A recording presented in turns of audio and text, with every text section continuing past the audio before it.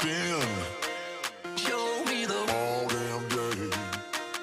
Staying home all damn day.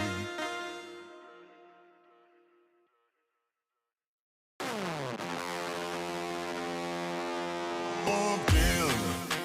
Show me the all damn day.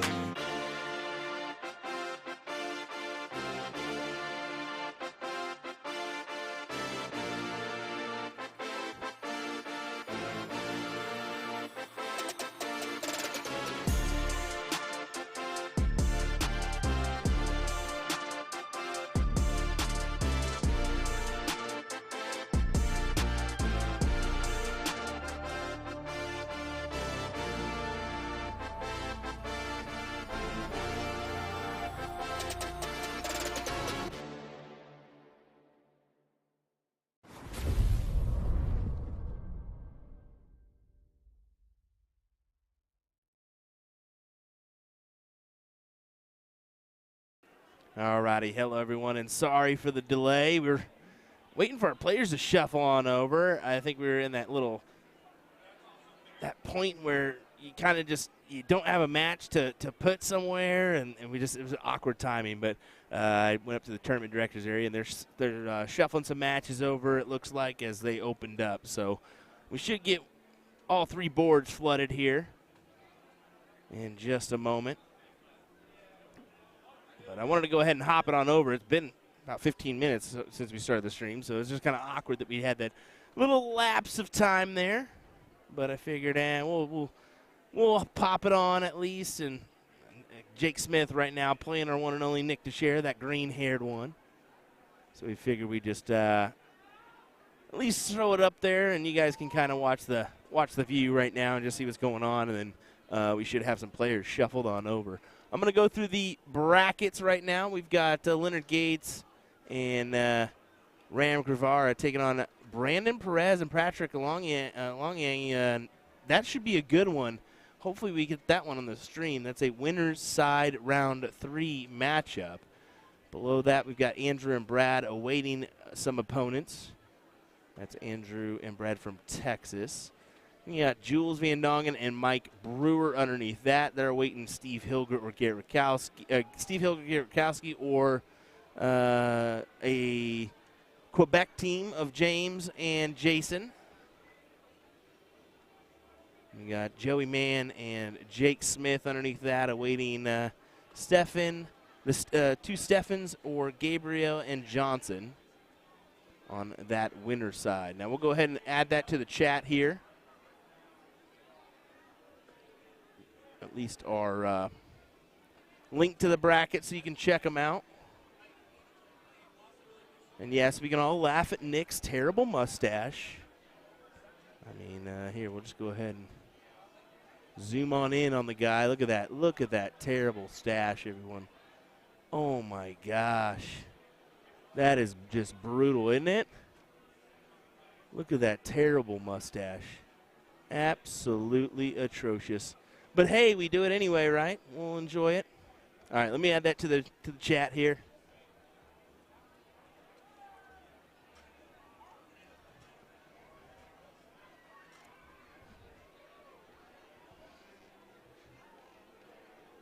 We should get underway here in a moment. I did see some matches get called. Let me check on the loser side, see if they did shuffle one over.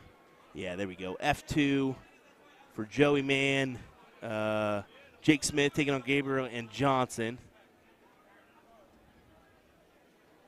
And then, yeah, F1 for Gates, Ram, Brandon, and Patrick. We'll probably just keep it on F1 for our matchup to start. We'll be right back with Gates and Ram, Longian and Brandon next.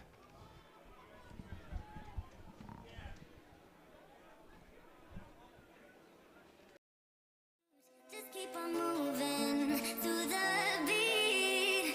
Don't let them get the best of you. When you are under the weather, getting caught in the storm. Do you remember? I told you if we dance in the blizzard, we are not getting cold. So keep on dancing, baby. Baby.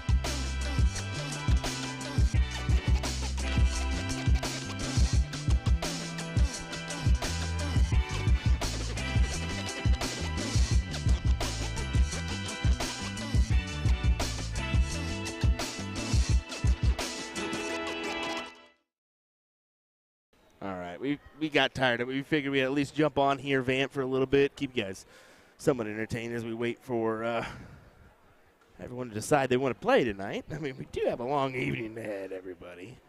No, we do apologize. I mean, some of that stuff is out of our control. Just awkward timing. We kind of base our schedule on last year's events and just the flow of things from last year and trying to get that 10 to 12 hours in a day on streaming. Well, I mean, let's be honest here.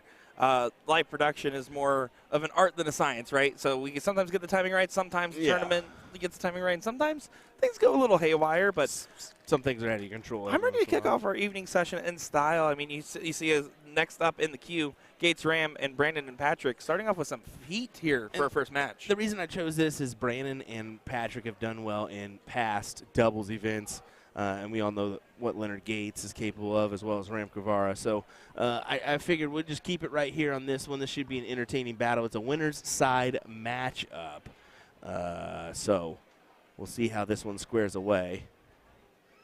But looking forward to a great evening, early morning of coverage for us here on USA Darts. Yeah, good morning, good night, good evening, good tomorrow, whatever time it is. We're excited to be having you here with us. We're excited for some great darts, a great start to the evening session. And really, let's be honest, the final moments before tomorrow, the International Challenge, which is always my favorite event out of all of them here. For sure. Oh, you were zooming in on me in the camera earlier? I don't know what you're talking about. I can see it on our replay. I don't know what you're talking about. Cartman, how do you think about us, buddy? We got to be here the rest of the evening. So, yeah, it's a little bit difficult on us, but the reason we did that is because we knew that most of these finals happen later in the morning / evening. So we figured we'd at least try to capture those finals so we can put those out later for you all to enjoy, even if you can't catch them live. Now, you can, granted, you can always go back to the previous live streams and kind of figure out what happened and whatnot, but well, the way we that's also the did our reason why. schedule is also designed around being able to give you guys the highest energy, highest quality finals coverage for as many as we can. And then, unfortunately, if it's too late in the evening or morning sometimes, the best thing you can do is that we will actually work on clipping them out, getting them out on all the platforms. That way you guys can watch along. Even if it wasn't live, you can still see your favorite players in some high-octane action. And I'm sure we're going to have a bunch more of it tonight. Game number one, match number one of our evening session here. Leonard Gates to start off. And time to look at some cricket here. A little break from the 0-1.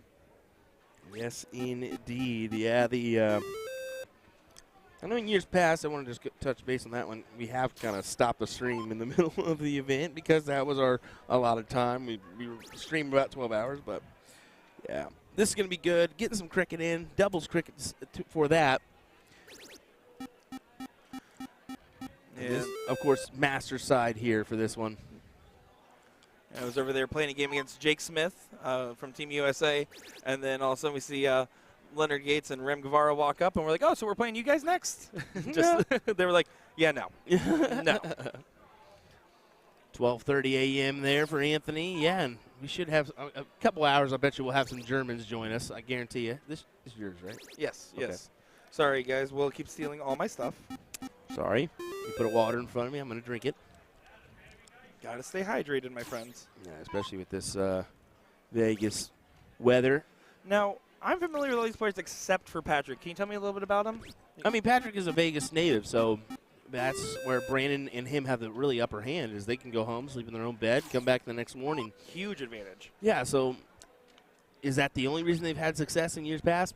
Absolutely not. They're a great shot, so we're going to see how this one goes. But yeah, it's Patrick Longyang. I think it is Longyang. Well, yeah, that sounds great. Yeah. Of course, Brandon Perez, one of those guys that just has been doing a lot of damage on the dartboard. Last year, I felt like he was such a stand-up performer, and I was thoroughly impressed with everything he had to do with darts. And going against a very, very tough Houstonian team. Just zoom in just a touch. I like that earlier, how we were able to do that. So I figured we'll try to keep the trend going. Just provide you a little bit better view of the player. You can see a lot of Vegas support there. They're rocking the Sin City jerseys as well as the Vegas Knights hat. It is playoff time for NHL, so.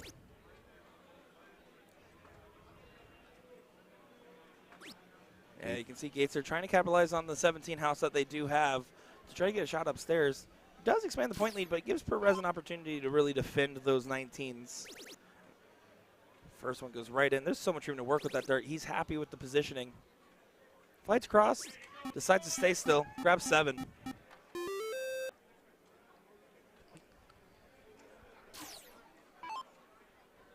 And now Ram and his 17s are something to be seen normally. That is normally a honey hole for him and then some.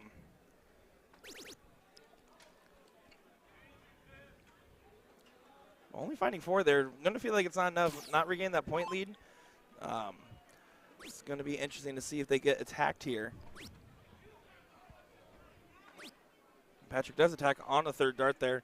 You'll see a lot of that at this level, too, at the point want to close. Pretty standard laissez-faire stuff at this point in the bracket.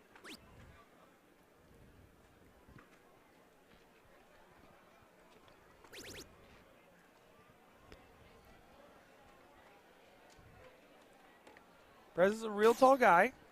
Very tall individual. Yes, he is. I'm 6'1", and I have to look up to him.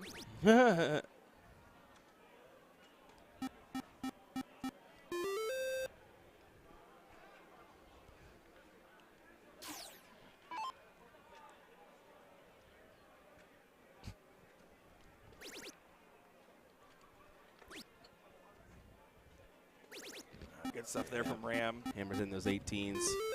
Good 7 mark there for him. Even the 19s open for punishment for Patrick. Will he take a shot at the 18s here? He will, and just outside. That was a good look. Yeah, that was a pretty good time to do so, because the only time you're going to see the inverse is if Gates is on the a 9 mark here. Oh, he's going to have to work his way in from that. It's a good marker dart. You're expecting 6 now from Gates.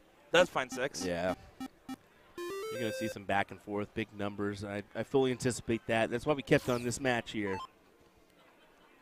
Yeah, we know we made you guys wait a little bit, but we made you wait for some quality stuff.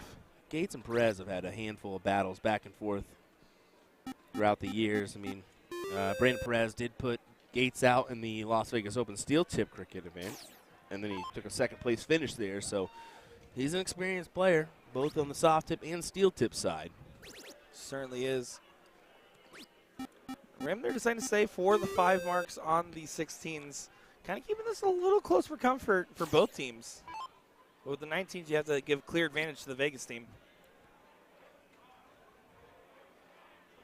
See if Gates can take advantage here and let Ram finish this up for the first leg.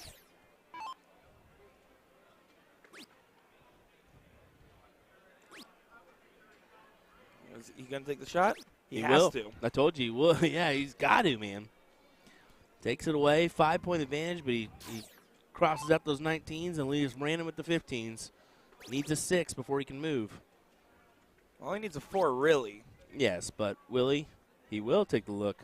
He will. He's got to take the look. Yeah, when you get that dagger shot like that in 16-15 battle, you're probably only going to get 1 or 2 good attempts, especially at this high level. He's going to gamble. He's still leaving an outshot for the other team, though. Not going to happen here, but puts all the pressure on both partners to finish out the game strong. Good stuff there from Ram. This will force Patrick now to have to hit on the 15s and probably stay on the 15s, trying to expand that cushion, knowing that 4 bulls were found. Eric saying Gates must be a little bit tired with his arm not falling through as much sometimes. Well, I will tell you, he's probably pretty exhausted because he travels so much, but he's also getting over a sickness, so that can kind of drag you down at certain aspects and make things difficult. He says, come on, Gates. Oh, and he got handed a golden opportunity there from Patrick and wasn't able to capitalize. 1 bowl and a trip 15. Normally you would expect him to hit that about 8 times out of 10 at least. Yes, definitely. Here we go. 4. Oh, he's got to stay now, or Yeah. I don't Go expect for him the to. bull. I don't Yeah. expect him to move too much there until they get an opportunity where they're up 2 bowls, I would imagine. Yep. Force the battle for a little bit here. They're not going to get fatigued on him. Gets the double. Catches the wrong way on the dart, though. So now Patrick here has a couple more options. So you go 15 first. It looks like he wants the bull. Now he has to switch off. And the huge 6 mark after the misstart, though. Getting themselves just out of range of an outshot. And that's what they're thinking about the entire time. Make sure they never get a game shot on them. Back-to-back double bowls. Not enough to gain that lead, though, so Brandon Perez can attack the bowl. 1, 2, 3 for the win.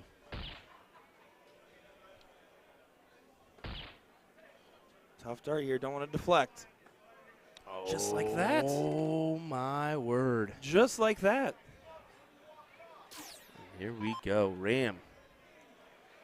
Each just a single bowl to take your shot at the win. Trip 15. Needs this. Yeah, it goes for the conservative shot. Back to the bowl. Grabs a double. I don't know if I'd like the last start going back to a double it's there. very damned if you do, damned if you don't. Because if you go for that trip 15. Well, it just shows the confidence, right? Yeah. In this case, it might end up working out. The point lead is not going to get regained.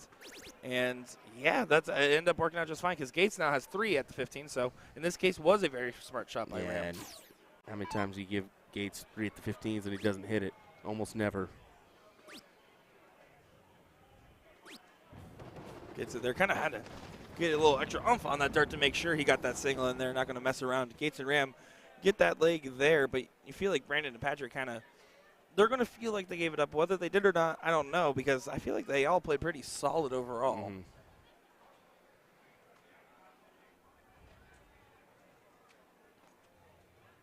People tuning in from Michigan, Wisconsin, New Jersey. Got a lot of you guys tuning in. Let us know where you're watching from, where you're tuning in, and who you are cheering for. Jeff McMahon in the chat. Wow, Jeff. You're still awake on this nearly 1 a.m. your time. What you doing, brother?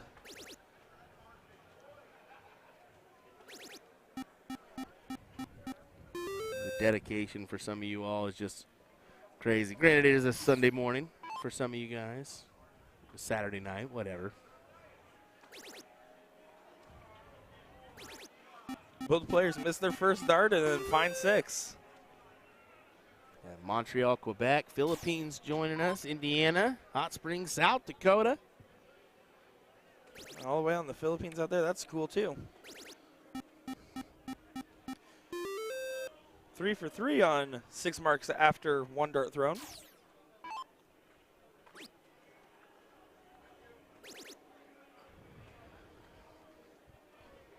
Ram there, kind of. That's a dart that got away from him, and that's what you can like when you see a dart like that from Ram. You know, okay, that's not his normal ability because when he gets those first 2 darts stacked like that, he can normally find that bed fairly easily. Perez is going to capitalize, and it's going to hurt fairly bad. They're getting a second house on the board and a mark on the 18s.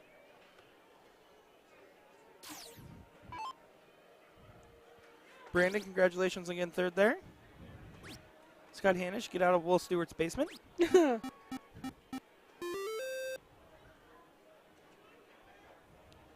He is wandering around here in Vegas somewhere. I guarantee that. He said that you guys did a big chest bump earlier. Yeah, you about caved in my chest as well. Well, then he came up to me, but I guess shortly after, and found me, and then he's like, let's do it. And then I did it back to him, so don't worry. I hit it pretty good there. I haven't had a chest bump in ages. You don't mean we don't do a pre-stream? Like, that's not how we start off our broadcast? Absolutely not. No, Absolutely we not. do arm wrestling. We're respectable. Here we go. Brandon and Patrick kind of out in front here with the 2-house advantage. Just close out these 16s and move on. Try to make this 1-1. And this does say best of 5 legs. This is best of 3. Oh, it is. So my apologies on that one. Had me fooled. I'm almost certain it's best of 3. It should be best of 3. Gates' confidence on the bullseyes is something else there. Opting to leave the 15s wide open, going for the bulls there. And I actually don't mind that shot at all. I mean, you see that in steel tip a fair amount, too. The reason why he does that, he feels so confident, is in hitting the middle, the double bit, rather than the outside. So he chooses that 50 points is better than the 45 you're going to get on the triple 15. And that's a gutsy play. And unless you're an elite shot like Leonard Gates, I don't recommend taking that avenue. But well, it also could be on other signs of his confidence, too. Maybe he's just saying, hey, I want to resort to – because he's a great bull hitter. Yeah, and that's what I'm saying. Yeah, if unless you have the confidence in your bowls like him, like yeah, don't take that avenue. There's certain plays that when you see it being made by an upper-level player, you cannot implement that into your own game because you're not of the skill level of them. But I mean, it's like when people ask about Maloney's doubling strategy. If you're 2-2, I don't recommend it. this is exactly why. Look, double, double, And they can take a swing for a number. takes a swing for a number. So that's exactly what we were talking about. There's 100 points on the board, essentially. Yeah, no, and different strategies work at different levels. Oh, and they might leave a white horse. They will leave a pseudo white horse and 8 mark here. This would be a huge steal. Not even going to go for it. Going to try to get a little bit more ground and chip away. Back to I it, like yep. that. That's a proper move there. Double, close it out to 20s, back to the bull. Well, he's hedging his bets there, right? That's exactly what he's doing. He's basically saying instead of making one really hard shot, take a couple medium shots. And then here's Brandon to ruin the party. But again, now the game shot's still available for double, trip. So, I mean, there's still game shots available. Oh, and a rare missing on the bulls here. Gates does get a double in the last, and that's a very big dart because it gets the point lead back. But unfortunately, not going to be the round he wanted.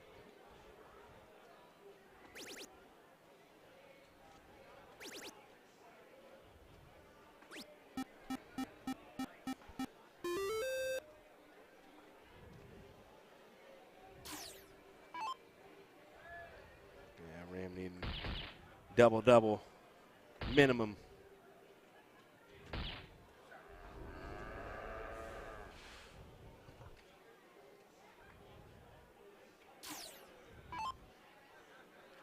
And Brandon should take this leg out for the 1-1. One more bull. Found. Gives a little pump on it. I like Just that. a little bit. I like that. Just a little bit. You can see Ram just got to give it some guff there. Oh, some respect between these players.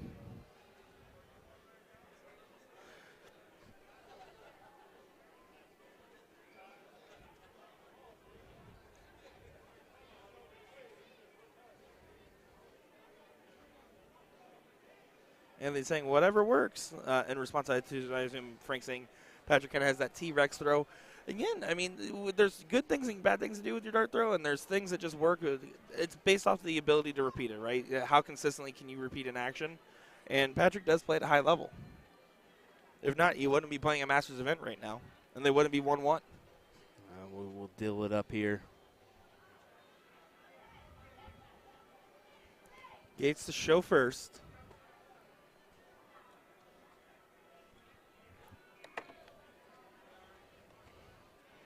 Perez can use that dart to his advantage. Not in a bad spot by any means. Doesn't really have to adjust off a normal throw line. Taking that moment, focusing in on the target, calculating, and executing. Think he might have got it by 1. He's leaving it in there so they can double check.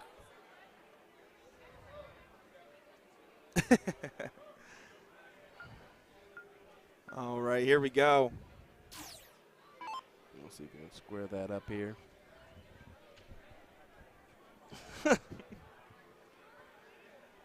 So Brandon Perez 1-1 gets to the start. Can he capitalize on this opportunity? Awkward position, unless you're Brandon. Because that boy good. Gets a 5 mark in there. The best worst opener is what I've always called that. Fun fact, Will just moved the dartboard out of Gates' way. That's why he went into the trip 7. That was really cool. Sorry, everybody. Very powerful. Trying to get our angle set up again. It looks like we lost, or somebody just nudged our camera a little bit. Yeah, that's actually what I spent the whole break doing, was nudging cameras. That's one of my favorite pastimes.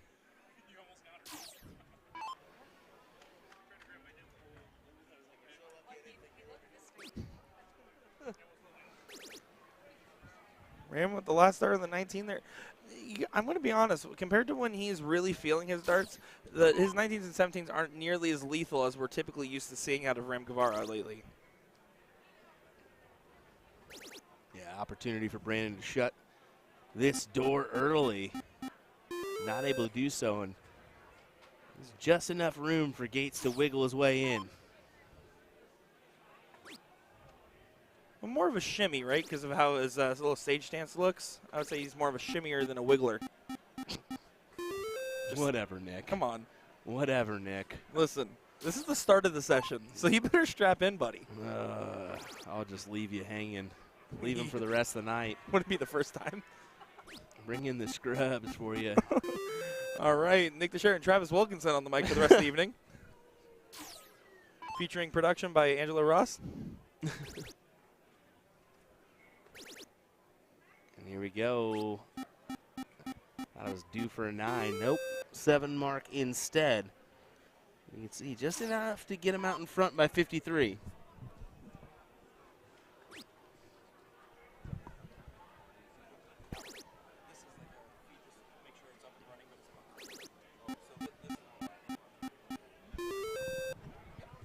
Brandon answers with a nice 7 of his own. Yep. Back and forth we go.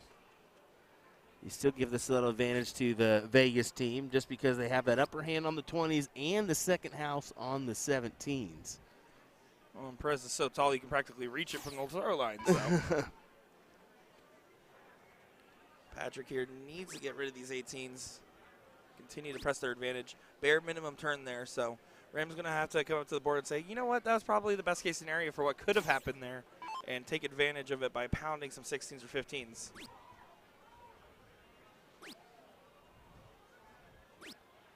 And that's not going to feel like it. If he's throwing up his hands, he's like, why? Why is this not going? Ram Guevara, fun fact, does wear different shoes for the morning and evening sessions, mostly because he likes to fly, shows fly shoes. He's a big shoe guy. This is real. This is not made up. You're looking at me like it's made up. Okay. He's a big shoe guy. Well, hey, to each their own. That's how it goes. If you're a shoe guy, I mean, I can't I feel like you're judging. fault you for feel changing. like you're judging a little bit here. This is something I don't do. I Shoes? change one time and during the day most of the time. Same thing throughout. Whatever you fancy, Ram. Well, 9 mark there from Leonard Gates in our first. Don't say it. All right.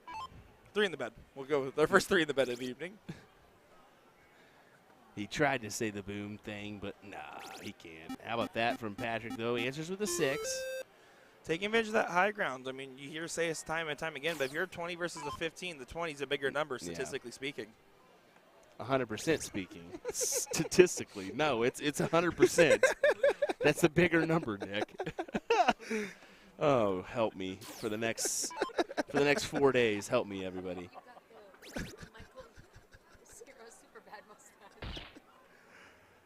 Perez here for the match.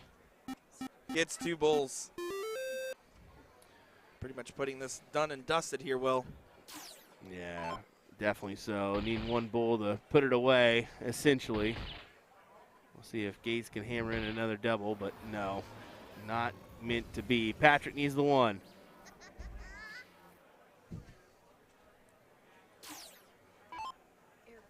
Here we go for the Vegas team.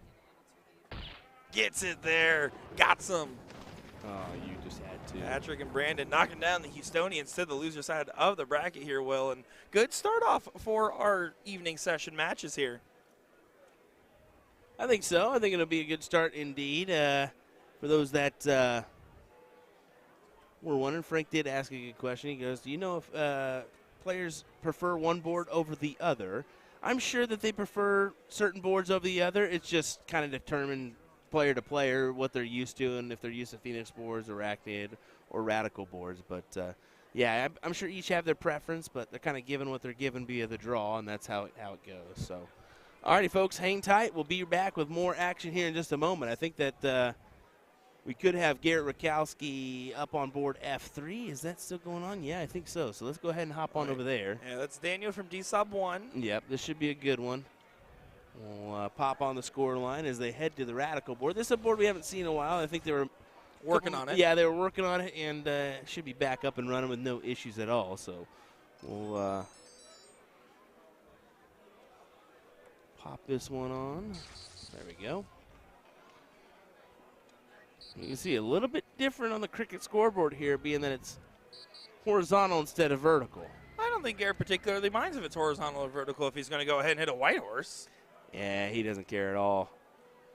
And you see, there's Marco from the sub 1 as well. He was also the guy peeping behind the curtains, doing his Mr. Oz impression during that final. Oh my, was that a great picture? I enjoyed showing that to the Germans. They all started as crying with laughter. They all just died laughing at that one. Mr. Ham Sandwich Porky coming up to the line here. Extra ham sandwich. What you talking about? Yeah, like maybe some spicy mustard. With his spectacles that now give us a big old glare. Thanks for that one, Steve. You can tell it must be a pretty big prescription there. Those glasses are thick. Does get the close on those 15s, though. So some advantage going into the Bulls here.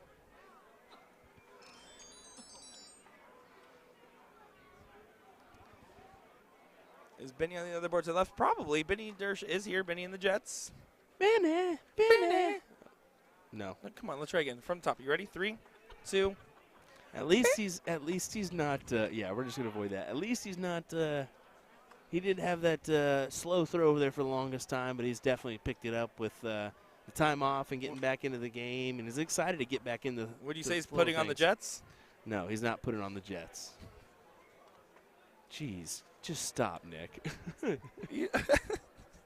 What? What did you expect? You hired me again. This is the same last year.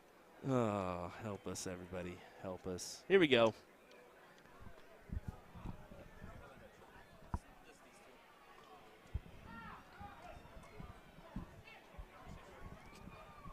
Here we go, Danielle. Going Bulls here. He knows that's pretty much his only option with everything else X'd out and gone for Porky and Rakowski. With 4 numbers down, it doesn't matter if you're down in a few points here.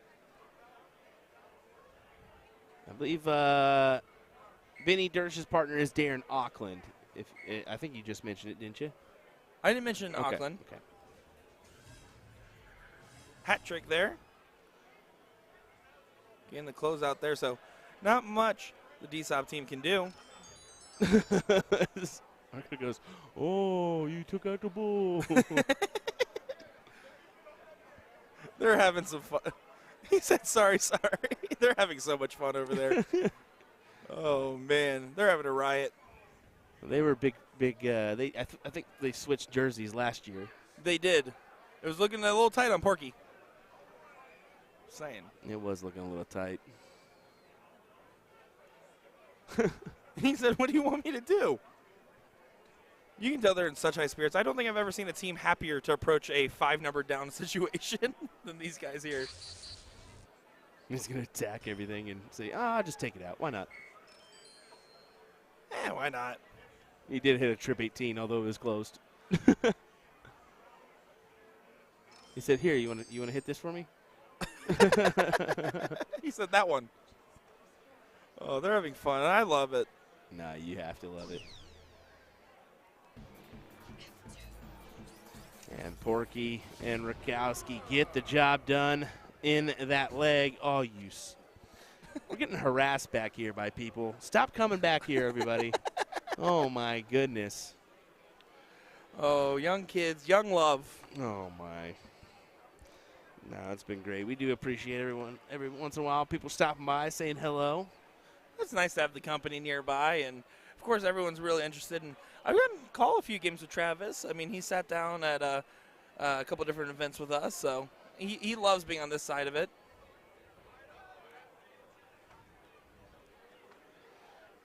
We're 1-1 here, potentially. We'll see if they diddle it up. You can see Marco and Garrett just laughing and hanging on each other. Daniel to try to show.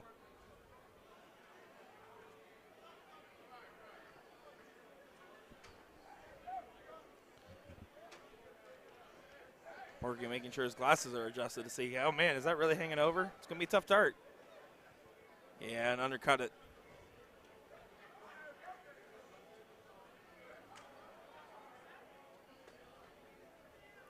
Cole saying, I got to get out to Vegas next year and meet everyone that I've been watching for years.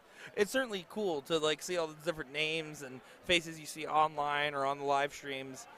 And let me tell you, most of these guys, if not all of them, very gracious to meet anybody, shake hands and take some pictures, and give pointers too. I see that. I mean, Garrett and Porky in particular are known for that, right? They'll go and sit down and talk with anybody and help them through, ask questions, answer questions, whatever it may be. It's about the sportsmanship of it all. The Germans get the start here in this one. Needs a triple at the last, gets a triple at the last. T-Dubs, how you doing?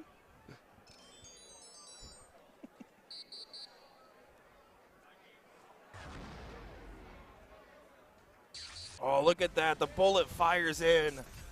9 mark to start off there. Good stuff from Rakowski.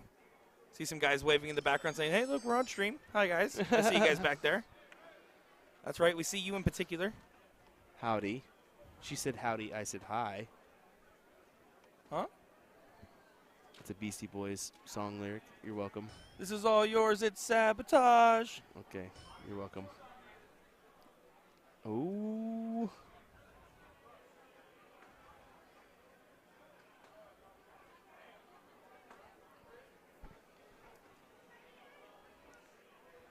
And Daniel trying to readjust. Just gets a single 18 there. So an opening after Garrett's massive start here. I mean, you kind of expect Porky with the point advantage. You kind of just run away with it, grab a couple extra houses.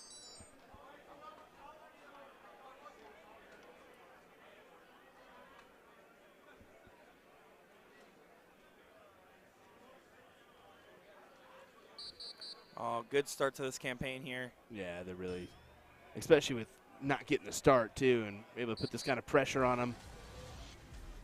Going second. Yeah, 9 mark, 6 mark there. Great opener. Do see a couple questions in here for people tuning in to our evening sessions asking why they're writing down averages. Again, 3 different board manufacturers here, lots of different players, and a lot of different international players as well.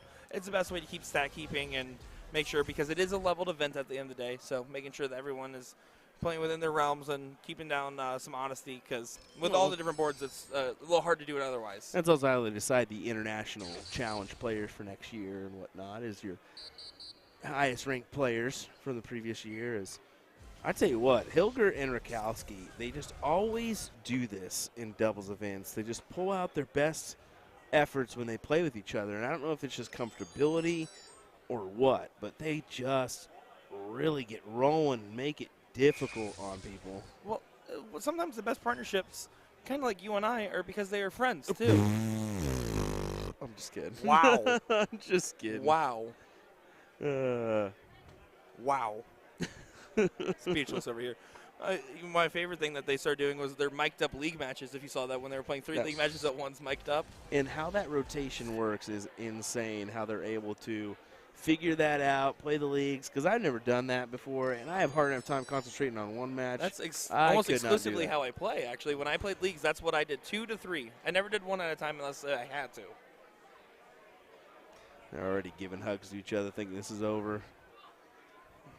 Porky's like, well, I better hit it then. Porky needs 3 bulls.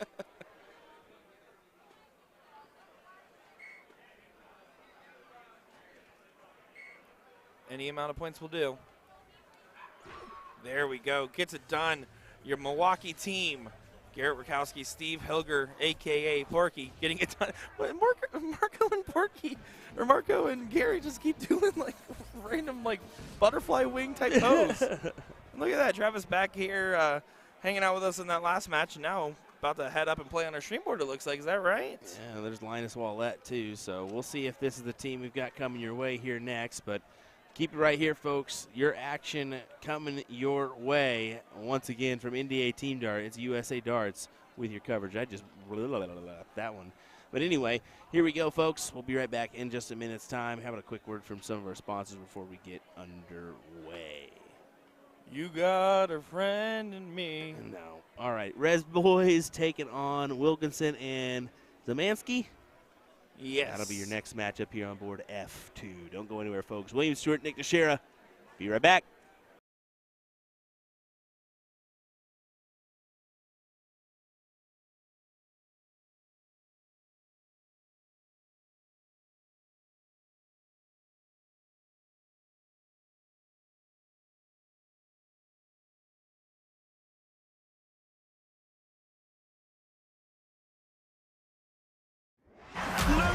Jeffries is the greatest darting force on the planet.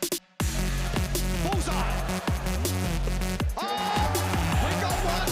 A fish has been landed. We know he's too good. The world number 1, world champion. Incredible stuff.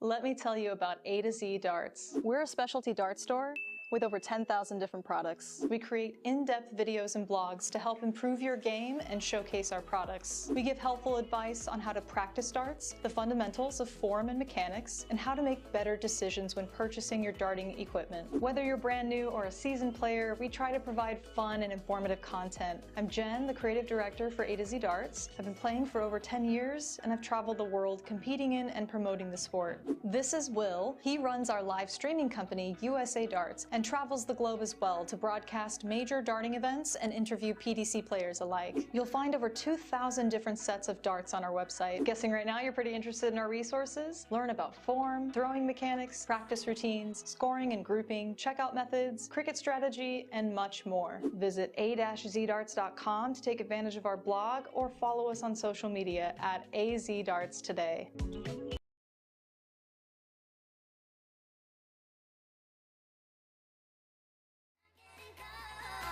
So keep on dancing, baby.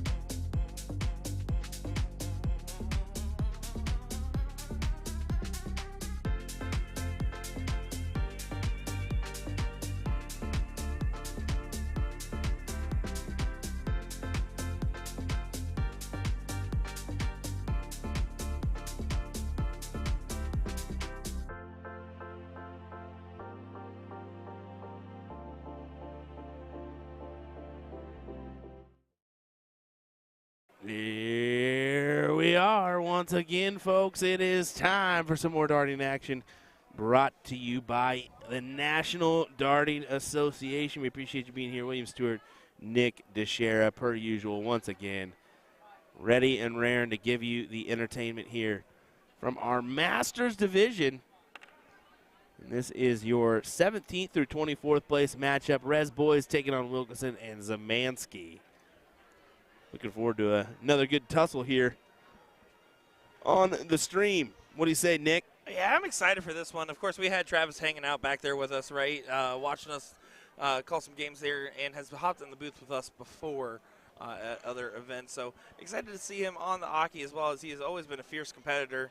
And then Jordan Zemansky, his partner, a.k.a. my Uber driver whenever I'm in Plover, Wisconsin. So always love to see it.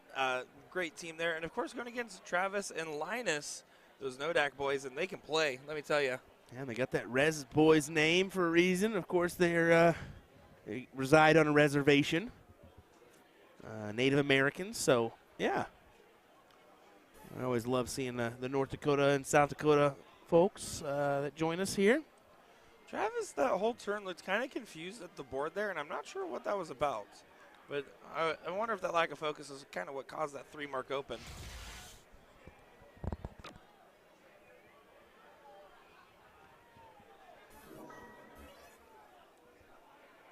We can see only 4-mark in return there, so now on the other end of things, Jordan Zemansky making a live stream appearance here.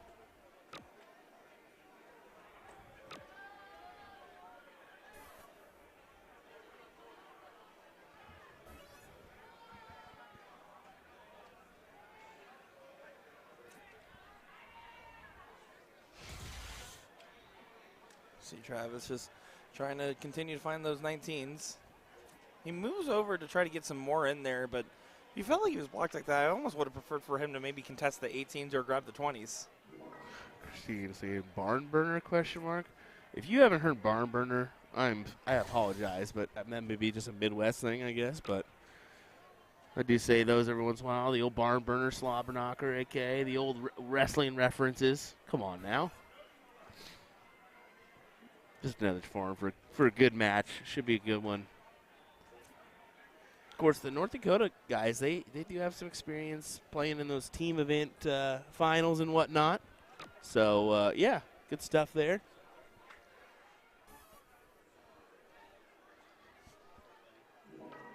Well, a big opening here for Jordan to be able to make this one hurt a little bit. He seems keen to do so. Oh, look at this. Yes, sir. That's a big one. A round of 9 for Zemansky. Yeah, good old-fashioned slobber knocker of a round there. Thanks, chat. Appreciate that, Frank. You gotta. Some of those are just etched in my memory forever. Just, I know a lot of you guys are thinking the same thing. Right, absolutely. That old Attitude Era.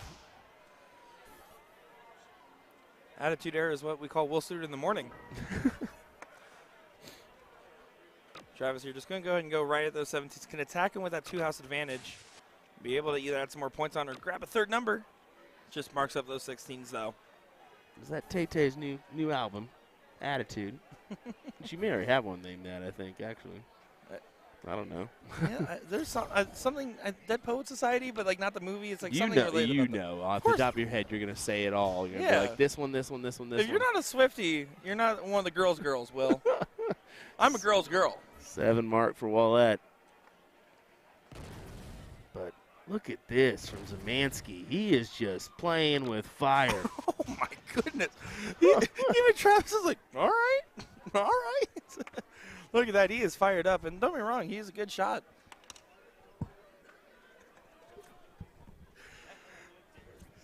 Sorry, guys. There's a lot of people that have been coming back just to compliment my mustache. It's been very, very hard to the process.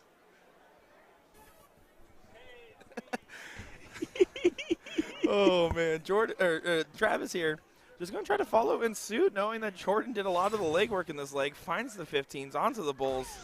They're just rushing through this leg here.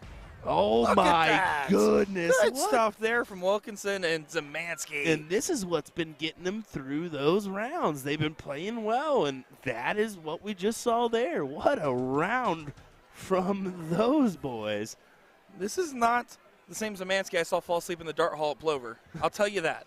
Well, he just showed what his worth is there. Holy moly. Put him in the Masters division for singles if he's not. No, yeah, they're doing really well right now, and it's kind of rattled the Res boys a little bit here. Travis going to punish the weak opening. Finding a 7 mark in there. Some class act stuff from the Wisconsin boys.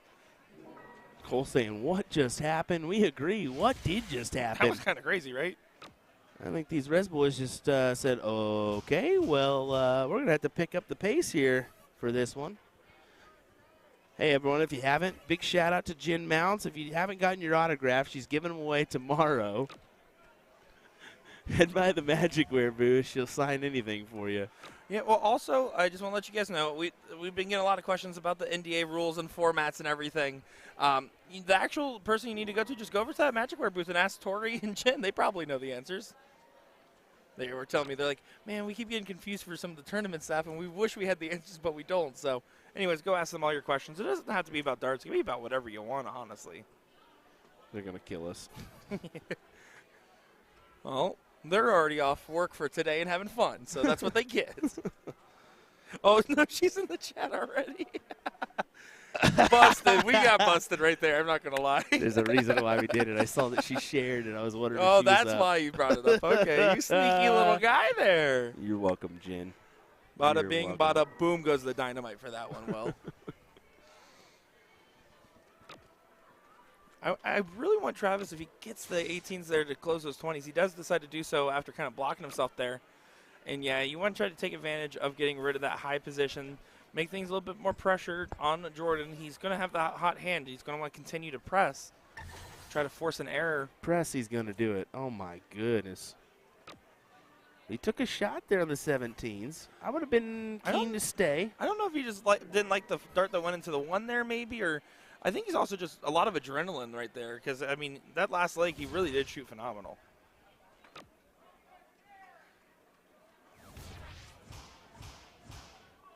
Great answer from Wallette. The Lion. He's a funny dude. Let me the tell whole, I'll fill you in. The whole North Dakota crew is hilarious. Oh, Don absolutely. Gunville, Chip Anderson. I mean, you get Linus, all those fellas in the mix. I'm telling you, it gets nuts. Oh, Almost, absolutely. Almost as good as these Germans are treating us right now. They're El having Abbas is such a good time. El Abbas is giving us some stuff left and right. They're all peeking their head in and out of the curve. They're coming around, hanging out. And a big pump there.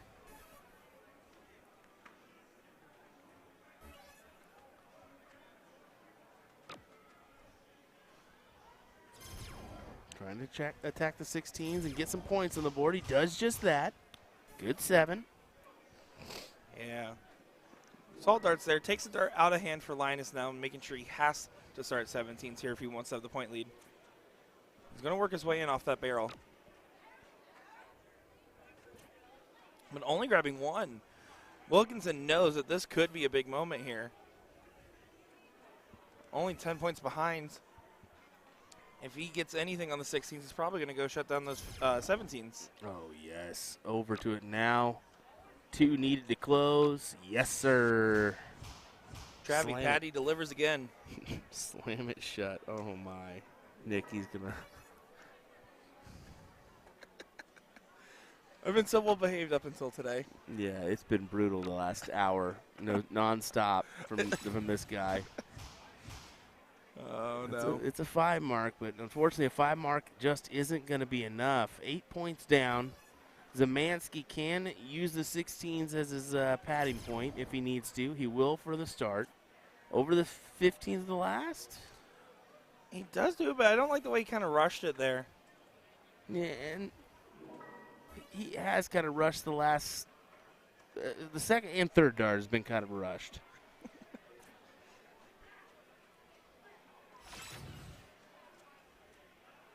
Eric, thanks for pointing out the obvious, brother. That's what I'm scared about, is that I was tired we still got yesterday. 5 of these days left, I and was I got to tired. deal with this guy. Yeah, we got a long day tomorrow. Some great Yeah. stuff, too. Yeah, tomorrow's going to be a fantastic day of coverage. We'll begin at 10 o'clock. We'll start with the walk-ons, and maybe it's just some kind of walk-around coverage for the first part of our day. And then 11 o'clock, that International Challenge kicks off, and then singles 01 at 5 p.m. So it's going to be a long day of coverage tomorrow. We'll take a short break in between our sessions, but it should be a 12 to 14-hour streaming day, I believe. Yeah, certainly a long one.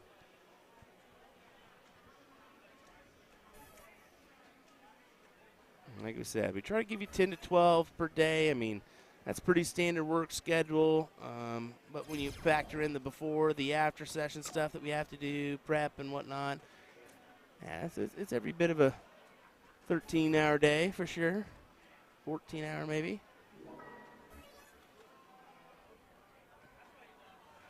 One of these guys is going to get a shot here before the close, and we've seen a couple of attempts and a couple of misses. They really don't want the 16-15 battle to continue for much longer because they know it can just go topsy-turvy at any point here. Travis needs to hammer in at least one trip 16 to start us off.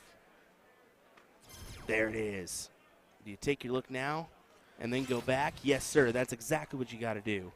Great shots from Travis as he does capitalize on the 7 and closes the door on the 15s. Yeah, needed a trip on that last start. It's only 21 points difference, so that last 16 didn't add too much, but it was still an excellent shot, all things considered there. Cole saying what countries are there this year. I believe we've got Spain, Germany, Canada, and then the US of A. I think the addition is Spain this year. In years past, we've had Italy, France, Hong Kong, I think, join us. So Yep, Sweden as well. Hopefully we can get those back in the mix someday. Absolutely. The more international representation, the better. Oh, look at that from Jordan. Just going ahead and say, you know what, that bull felt weird. I'm just going to grab some more 16s. Pressing the advantage, and the Res boys are feeling it here. They know the back's against the wall, but they're not out of the count yet. See, a lot of head shakes, a lot of reaction. Linus really wanted to get a little bit more here.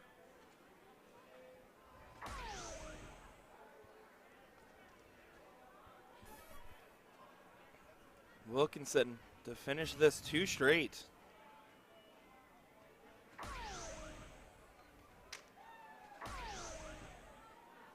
Needs the last dart. What a display. Wow. Bam. Did not see that one ending 2-0. I'm going to have to admit. Well, that first leg was just Jordan really rising to the occasion. You saw that second leg is more of a standard level of play. That was a good performance there. Well, here we go, folks. Oh, my That's why he was goodness. peeking his head in the curtain. Oh, 100%. He was poking his head in the curtain for a reason, and we're just getting underway here, folks. Garrett Rakowski, Steve Hilger taking on Nico Kurz and El Abbas El Amir, I believe it is. Nailed it. Alavis going to be starting at these 20s here, trying to grab a little bit of real estate. Does do so. Is he going to? It looks like he wants to stay. He does decide to stay there for 7. A little bit more of a conservative approach. Forcing Porky to basically stay down and bed the 19s here. And work his way in. I think I actually distracted Porky there a little bit. He kind of had to do a little bit of a full turn. Yeah, a little bit of a concentration break there.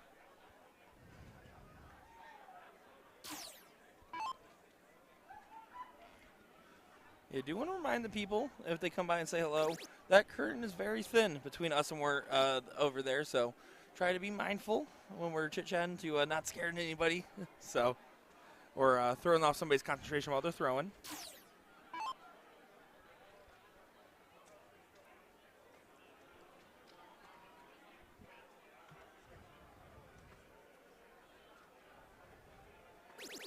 Rakowski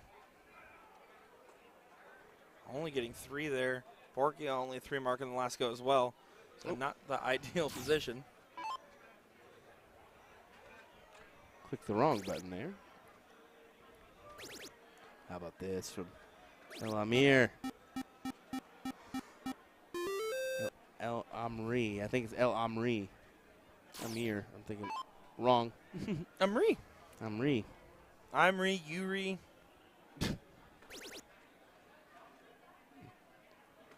Look at this differential, 340.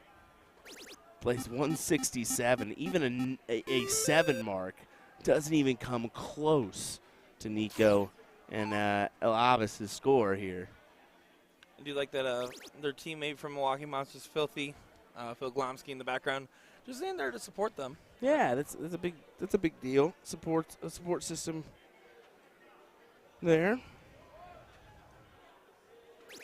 Yeah, good job there from Kurz. Last start, just go ahead and grab some extra points on it. Why not? Past that 200-point margin, because this is not Cricket 200 they're playing. So, significant point lead here. 237. 9 mark there from Garrett Rakowski, having that never say die mentality. But you still have to imagine the German team is heavily favored here. Amri, what do you have for us here?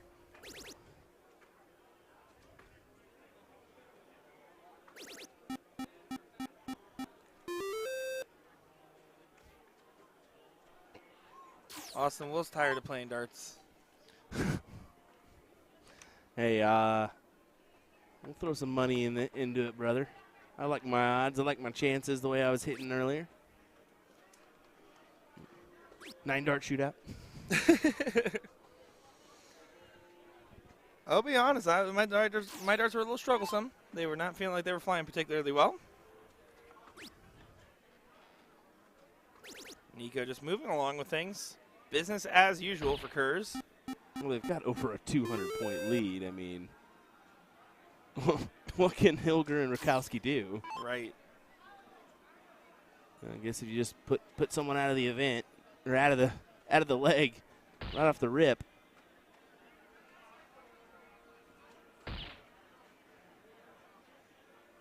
Cole saying, do they miss it all? My Lord.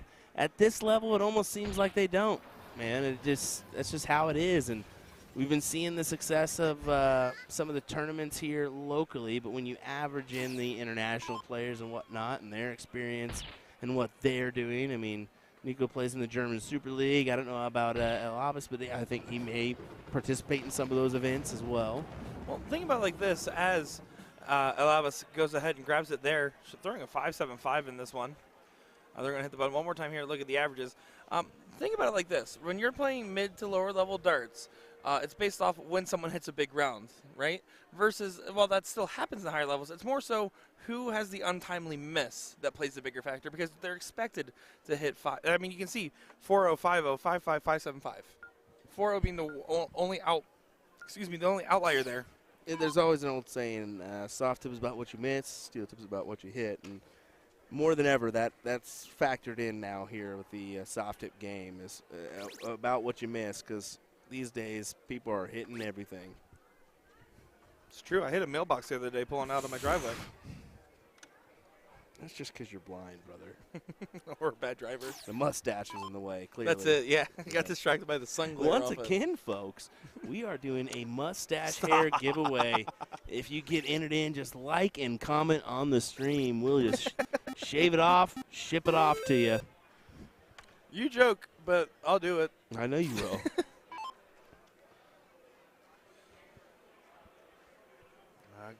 Let's see what Porky does with this scenario. Wants to find at least a trip before considering any moves. He's going to have to stay there.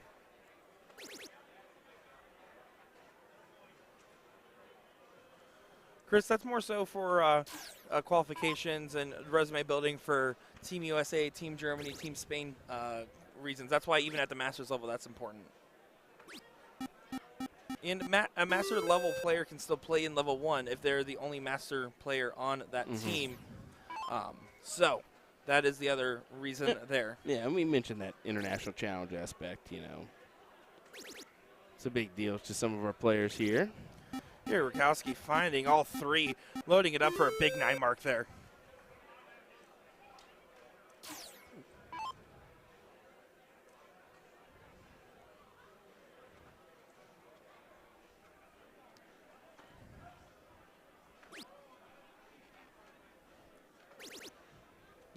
determination on Nico's face here. Big shot. Gets him out in front by just a little bit of a margin. And let's see what Porky's able to do. He wasn't happy with this previous visit here. Good placement on that dart. And then hits that big close there. You can get a yes sir out of Garrett Rakowski.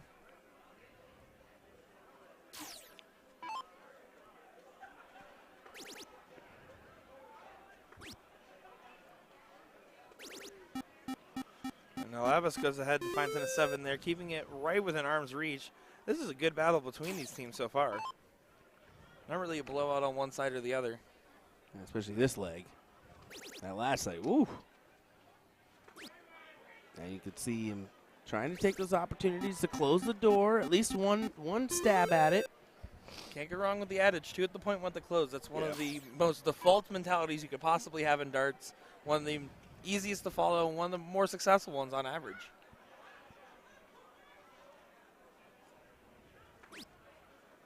That forces Nico to stay on those 18s. Not going to be enough no matter what. So he takes the shot at the 20s to close the door. And that forces Porky to take a shot at the 17s before going to the 18s.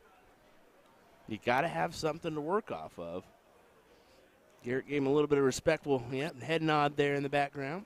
Yeah, you're absolutely right. Well, and that's a good analysis, but it only matters if Porky doesn't close, and he doesn't. So that's why it's a smart dart, because now you're setting yourself up with a 9-mark opportunity.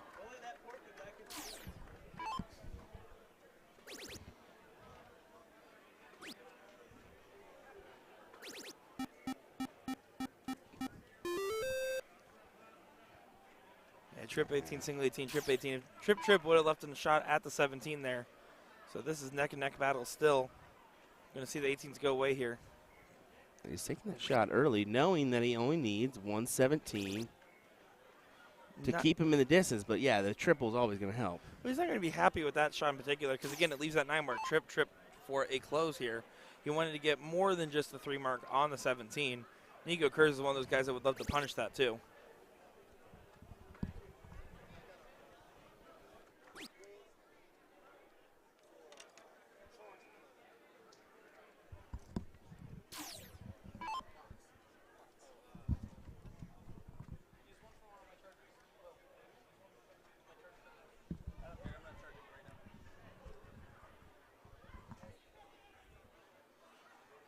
So Porky here approaching with the point advantage. Goes ahead and just tries to continue on his foundational 17s here. And only grabs 2.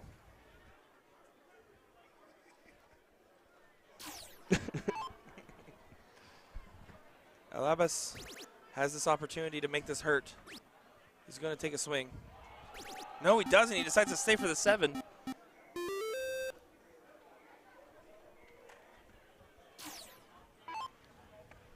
Rakowski now is going to have to hit a big round to get themselves back in, as they started to slip with that advantage. Good marker.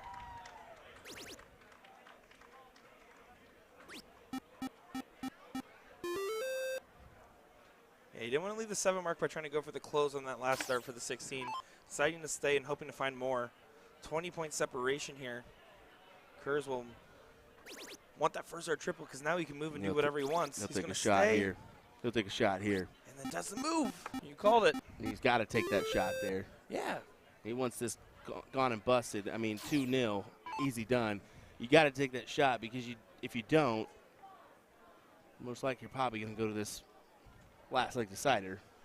Well, I mean, one of the most enticing parts about cricket is the ability to force your opponent's hand, right? By directing their shots. There's of course, steel tip player, but played on the PDC World Championship stage and whatnot. Steve Brown. He always told me cricket, and it kind of just woke up to me when he said, "You know what I'm trying to do, right?" And I was like, "Trying to do, right?" And I was like, "What?" And he's like, "I'm trying to make you throw what I want you to throw." And once he said that, like, you never really got it until he said that, and he's like, "Yeah, the best shot in darts is going to be trip 20, bullseye." And I said, "What?" And he goes, "Because now I got you thinking." And it's like, "Ooh, yeah, you're right." There's absolutely You're merit. right. There's absolutely merit to that. I am a big fan of that line of thinking when it comes to darts.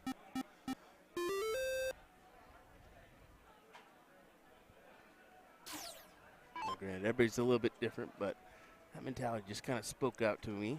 Well, and you have to be a highly confident player to have that type of thinking. Yeah. That's Look like at Leonard. this from Kurz. Oh, my. And that's like Leonard. You see him every once in a while. He'll start off with a white horse. Go trip 20, trip 19, trip 18. Well, you look at Tony Payne's thermonuclear cricket, and the foundational testament is basically the reason why it works is because you're forcing, if you start off by closing everything else out, you're kind of tricking the opponent almost to chasing into you instead of actually doing something on their own. Oh, and look at those darts here. One on the outside. He really wanted that one back. And he's thinking, do I take the shot? Do I stay with it? The look back there, and you see that smile from Nico. I think you got to take the 17 here. Because if you take the shot at the 16s and hit, your opponent still has an opportunity. If he hits a 6 mark, he's going to close you out. One dart. You also have the X on the 17s there, so they know that they might as well maximize the points before it will inevitably go away. And this turn, it is going away. Except if there's a miss like that. That is uncharacteristic from El Abbas. And, yeah, Rakowski gives a little chuckle knowing he's like, what the heck? And he almost shakes Nico's hand like, oh, well, we're going to another leg here. Oh, no, but Garrett catching on the right side of the wire there doesn't regain the point lead. My goodness, Garrett. Back-to-back errors. And immediately goes the other way. Once you think, oh, this is going to go Hilger and Rakowski's way, you think again. And he goes, now I got the triple. You can see Porky clapping back there, too. Oh, I love it. Nico trying to attack. If he grabs the 15s, it would have basically cemented a 2-0 situation there. But instead, he goes back there, not finding the trip 15s, basically saying, hey, here's one more chance to kind of get your foothold on these. Going to need to stay on there for all three. You're not going to get a shot at the 16s with point advantage.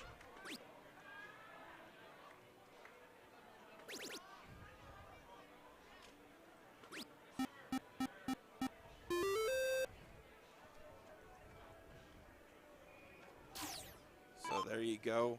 You can see 27 points is all that separates these teams. Alavis has been finding that first start 16 almost every time. But see, in that scenario there, he stayed for another one because he liked it, but he only needed 2 singles close to 15. Instead, he kind of had the opportunity that left Garrett a big shot here, a big chance.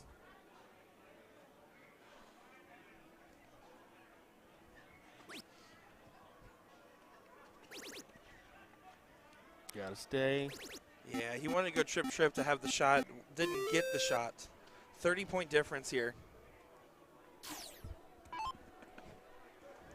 I don't know what that was, but okay.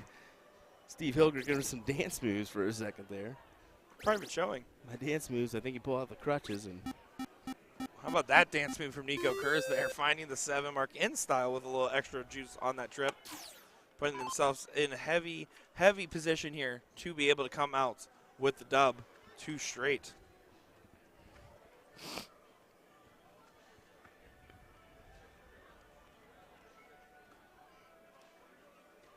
oh, Porky. Yeah, you can see the frustrations.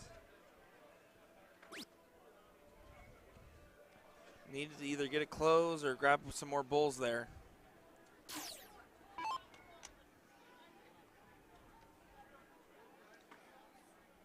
Once again, folks, this is your 13th through 16th place matchup. Abbas did not get it done there, but unfortunately, Porky did not leave Garrett winning darts. If he closed the 16s there, would have potentially left winning darts here. Garrett just double-checking the math on it. He's going to need to hit a 3 in the black here. That is the only option. It'll get you the close plus the point lead and force a, granted, slim chance, but a chance for the win. Anything less than 6 is not going to feel like enough. Garrett's going to try for more, and he's shaking the head already, even though he's hitting the bull. He kind of laughs it off there, knowing that was only half of the full amount required. Nico Kurz, 1 bull.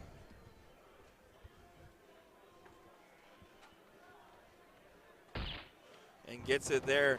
Kurz and Ella Marie get it done in style there. Rakowski and Hilger, you can see the love, the hugs, and the respect between these guys. Yeah. I've never seen a team smile so much and still lose a match like that.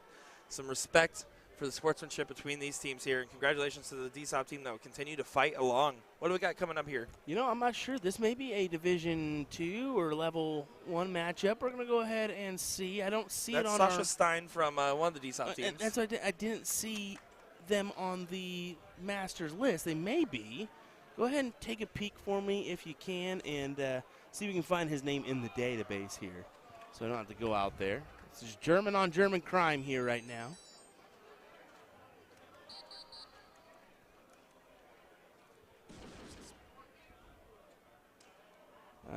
ST. Is it EIN or IEN? It's EIN. I before E, except after E. Or so a little bit. That was so long ago, I can't even remember now. You all can laugh at that one. There we go. There you 13th go. through 16th Masters matchup here. Okay, so I just missed over it then. Okay, and then the winner will move on to play James and Jason of Quebec. So there you go.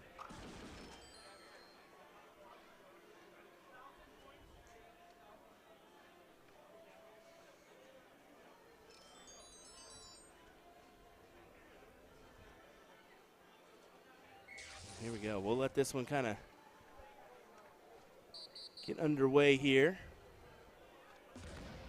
And then we should have our 2 matches to lead in to the King seat. Oh, there we next go. up. So, Scott, thank you. Appreciate it. Except after C. That's what it was.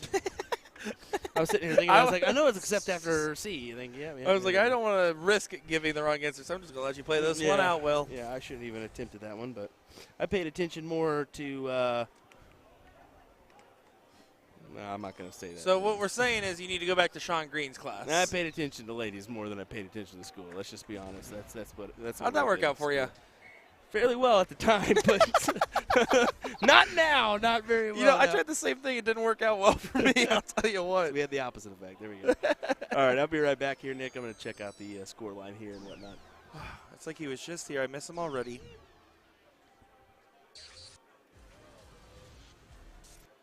Some good level play here as the back of the shirt says just luck. I love that. Love it here. So this is going to be Sasha stepping up here. Alexander Diaz saying Columbus, Ohio, taking a lot of plaques home. Yeah, of course, a lot of my friends from the 614 are doing some good work there. Great to see all the different levels, all the different players out here. And, man, we're telling you just one portion of what is a huge venue. Guys, there's so many people out here, so many familiar faces and new faces alike. It's been quite the experience to be able to see and meet and talk with everybody. Oh, what a big shot that was to get a 1-point lead there. Needed to find that round right there. That was beautiful, beautiful shot on that 7 mark. Alexander Diaz saying Revolution Darts putting in work right now. Yeah, Team Revolution. That's DSOP 3. It's a 1-1 scoreline here that we are looking at. Yeah, apologies, Sasha. I wanted to make sure of that one. He kind of looked at me like, what are you doing? That no clue I was.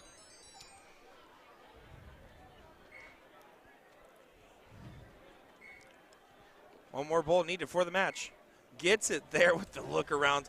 He said the back of the shirt says just luck, but I feel like that was some skill. So there we go. That will conclude that match there. And it looks like the team of Kai and Sasha are unfortunately going to be bidding adieu for tonight's evening's events. Mirko and Dennis will move on to play the team from Quebec, James and Jason. We're going to be taking a quick break here. We'll be getting back into the action in just a moment's time. We're going to be having so much more in our doubles cricket here. Of course, NDA Team Dart 2024. I'm Nick Teixeira, joined by Will Stewart. Don't go far, folks, and sorry that you have to see Scott Hanish.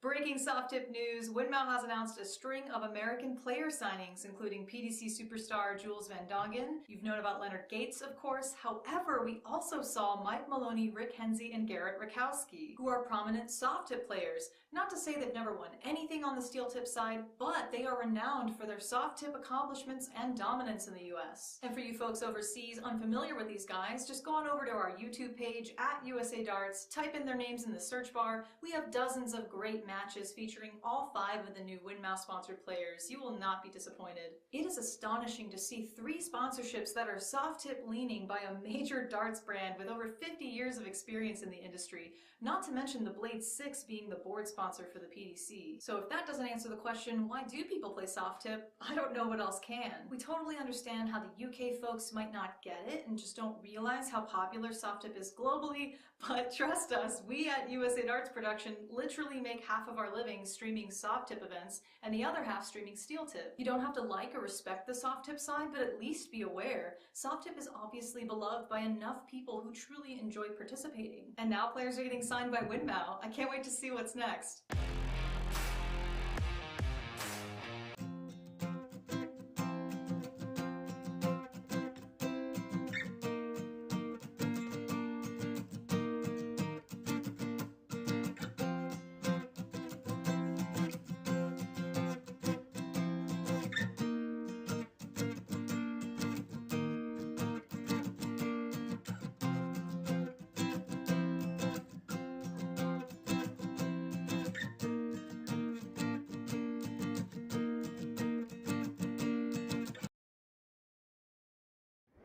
Luke Humphries is the greatest darting force on the planet. Bullseye. Oh, we got one. Fish has been landed. We know he's too good. The world number 1, world champion. Incredible stuff.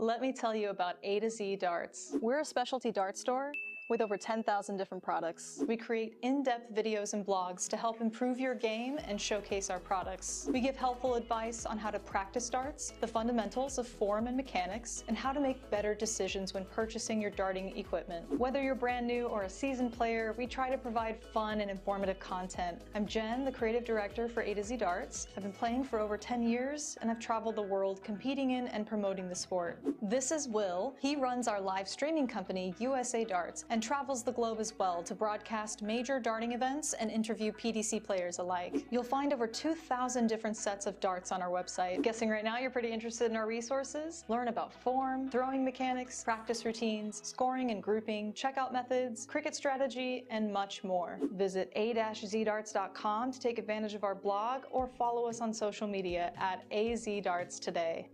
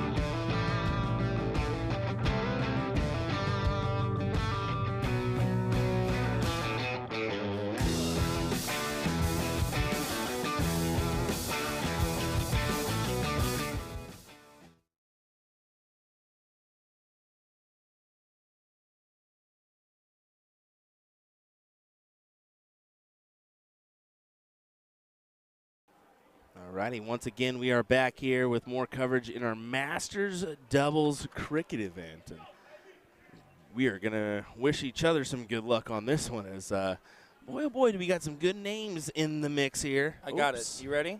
I've been practicing. Let's Dennis hear it. Huss and Mirko Melham and James Blas and Jason Cote-Roberge. Good stuff. Good stuff. So, good stuff. We got a Quebec team with the Les Gerbres de Pontes. Hopefully we said that right. And then the Mirko and Dennis team. So, looking forward to another good one here. Okay, so I've been doing a little research here, and I just found it interesting. We've been chatting with some individuals. Nico in particular was one of them. And he informed us that he showed us his father's name is on the 1995, the first ever NDA Team Dart. He won an event here. And then he pulls off a victory today. So that's pretty cool. And then also, he's only been playing for 9 years. What? Which is crazy because he's been beating me on the dartboards for 8 years. I did also, while I was talking with Nico, I was like, so, like, what about it? Like, why do you guys like this event? He's like, yeah, well, obviously the family, but then he also talked to me about how they just love the variety of boards, honestly. They think it's just really cool, and they think it's a good experience. Just the atmosphere is something that drives them to really come out to this event in full droves like they have been every year, for year after year, for 30 years. Out of sewer says, what did you try to say? You tried French? Well, when they were given a French name, we got to at least attempt and give it our best. Valkyrie's effort. watching from Quebec, so if you could type in some pronunciations, we would greatly appreciate it for our French Canadians here. And that is the deal. We do have numerous French Canadians joining us. I actually had the pleasure of streaming a French Canadian during the World Virtual Cup that we Ooh. did, and that was unique because she needed a translator because she didn't speak any English. It was French. That was her first known language, so kind of cool.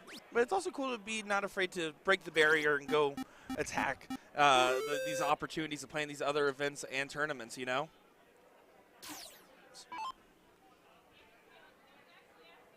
You said it before it goes on the screen. Not easy to say. Yeah, you are right, brother.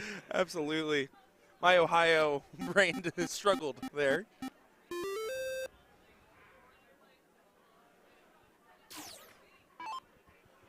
Here we go. Let's see how this one delves up. What I do love about the Quebec team that we've seen a couple of different players, but we've seen this team before. Very incognito. They're just in casual clothes. They're undercover, and they're going to sneak up on you.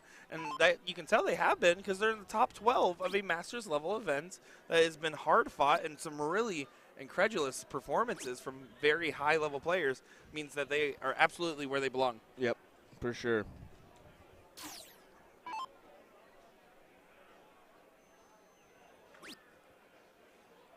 Attacking those 16s, trying to get some more points on the board. He had to stay because even if he attacked a number there was still an open wedge. Yeah, but getting themselves back into the mix a little bit here.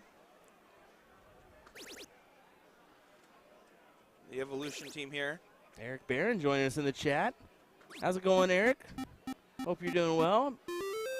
I'm not mistaken. The White Buffalo is his name on some of the Grand Board and whatnot. Good shot. Good shot. Had the pleasure of playing him a couple times. Isn't a White Buffalo when you go for a white horse and miss one? I couldn't tell you on that one, brother. I made it up. Okay, that's what I was saying. I really couldn't tell you on that one, brother. I don't know where you pulled that one out, but okay. Now we kind of had to double check this bracket a little bit because we're kind of cruising along here. For you folks at home that want to check out the bracket, you can do so on CompuSport. We'll drop a link in the chat for you. Yeah, well, I think one of the things, too, is I remember last year some of our holdups were some international players and some locals were taking a long time to get to their boards. We're not really seeing that this year. Everybody's been pretty steady about it for the most part, and a lot of taking it serious, you know, about getting to the board timely, reporting your matches, and everything else. 100%. They're really cruising. I mean, last night we did have more teams in the bracket last night. I think it was 53. I think it was 44, if I'm not mistaken, in the bracket this evening for Masters. A huge shot there. How about that? A 5-5 for Evolution.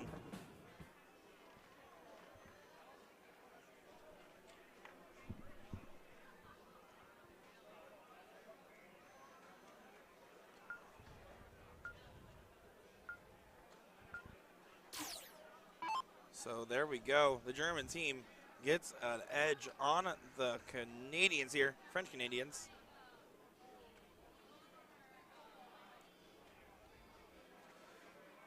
You see, not really with the way that Dart was drawn and pulled back by the player there. Very direct throw. There's not much arc. You can tell it's a lot of pushing that Dart through, which gives you that very sort of line, but also means you have to make sure you are lined up properly if you're going to execute a shot like that.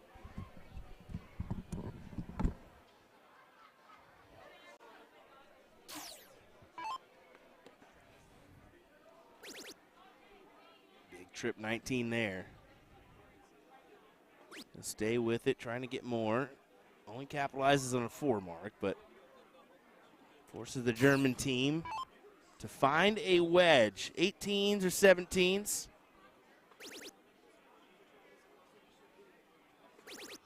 18s is the number, and look at him go.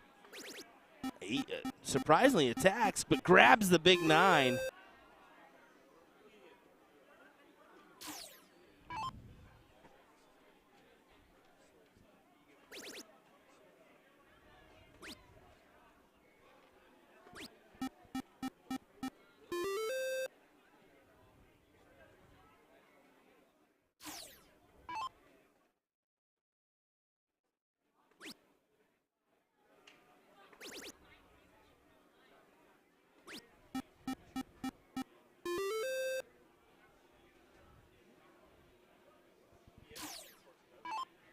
Back and forth we go here.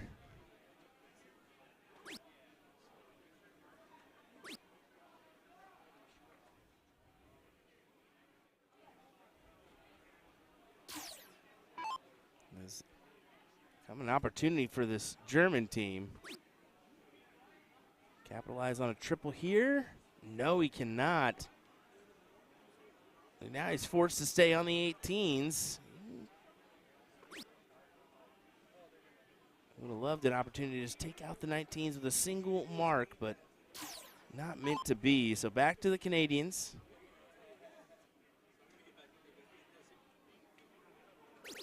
Yeah, hammers that triple. Take the look with your last dart.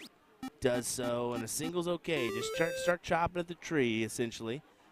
One swing at a time. It'll eventually conquer. At least that's the hope, right? But look at this effort. Oh my, what an effort from the German team. Good shots, man. Just got invited out to some breakfast there. He's like, hey, I got some comps. You know, you guys were nice to me on the stream. You guys want some free breakfast in the morning? I was like, oh, you never know. Jordan Zamansky came by and stopped and said hello. That's great. That's great. Getting free breakfast thrown our way. By the way, if you haven't went to Tacos El Gordo, you need to. El Gordo is muy bueno. Those tacos were phenomenal. Oh, man. It was delicious. Can I just say real quick here before we get back into the darts, as we're going to see a 9 mark here, guaranteed. No more kids meal for Will Stewart. He can eat now. I've been seeing him, and he is crushing it. There's no more kids. People think you can't eat. No, you can eat now. I can put it away when I want to. I taught you my ways. When I want to. Anyway, back to the darts here as the German team is looking really promising to take this leg for a 2-0 win. Going to try to make a final stand on these 15s. That's a good shot. 9 mark followed by a 6. But it just might be too little too late for the Evolution team here.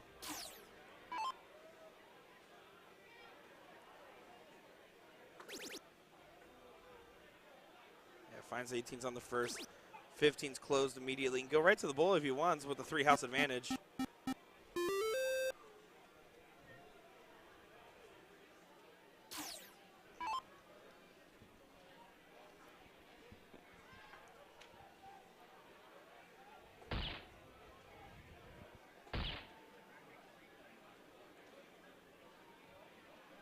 And German team needs just the bulls here to take the 2-0 win.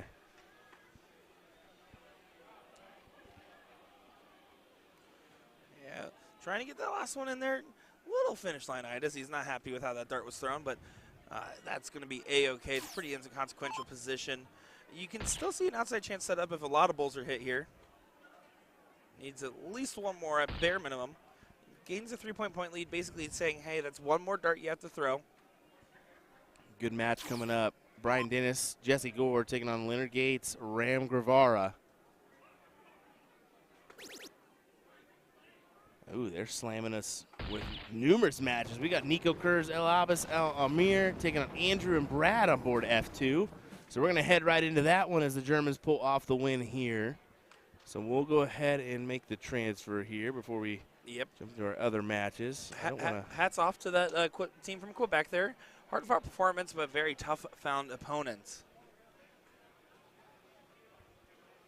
Getting into it here, some Texas versus Germany action, something we've seen a couple times. Brad Bryce and Andrew Honeycutt going up against Nico Kurz and El Abbas El Amri.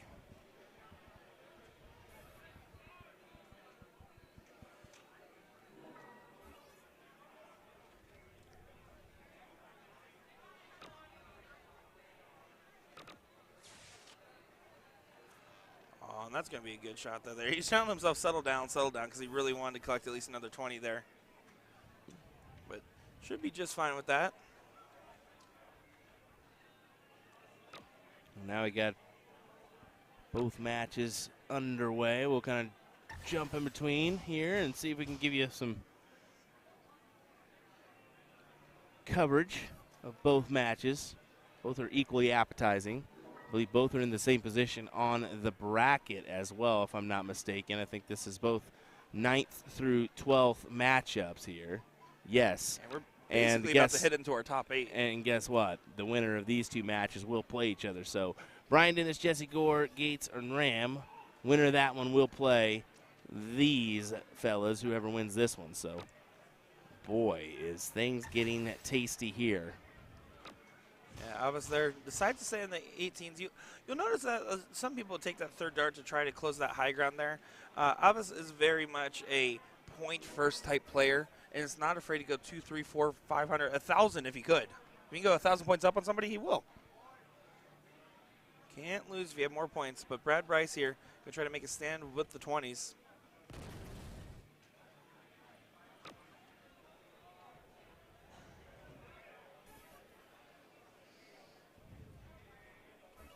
Kurz is going to be happy about the sports. They approaching with the point lead.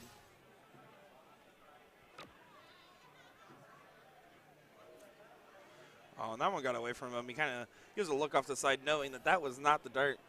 It's so funny, right? If you watch Nico Kurz, when he throws, he is the most serious, stoic individual when he's at the board. That, as someone put in the chat earlier, I mean, that is truly some discipline of how serious they are.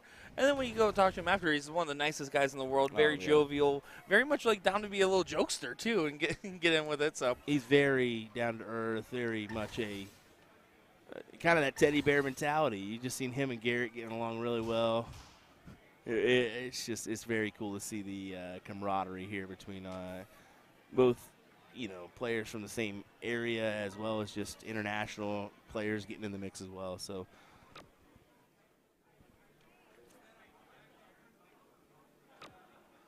You can see that's going to be a huge let-off there. The Star City team needed to find a little bit more than that.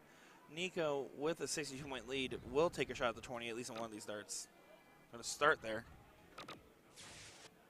And pad a little bit of points on the last. It goes low. Yeah, he tried to pad up on that last, indeed. It leaves a 7-mark opportunity here to kind of flip the script back. But Not going to happen here. Action Jackson finds 6. Cole asking, I wonder how many hours of practice these guys put in every day. You'll notice that you can ask different high-level pros, and some will say they practice a lot, some say they never do, as Alavis loads it up for a 3 in the bed there. But some spend a lot more time doing it, some don't. So it really is so person-by-person dependent, like most everything is with darts. And some people don't put in the practice, but they're always playing the game, and they don't consider that practice. I mean, there's so many different factors. And Yeah. to each their own. I would say if you're at least touching the board for 15 minutes to an hour a day, you're doing well. And there is such a thing as too much practicing as well. Yep. Oh, yeah. Oh, yeah. I mean, if I find myself practicing too much, I get too much in my head, and my stroke just doesn't Well, you also feel start right. getting lazier with your art throw if you're starting to, especially if you do a really long practice session. There's not much benefit. You should practice in smaller spurts several times rather than one long session. That's more similar to how you would play in a tournament.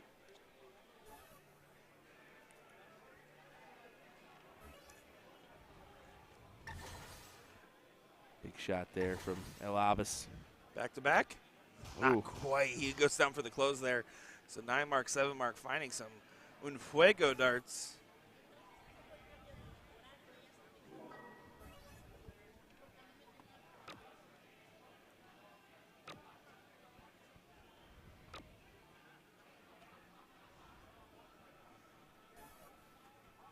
He gives himself a little pep talk there.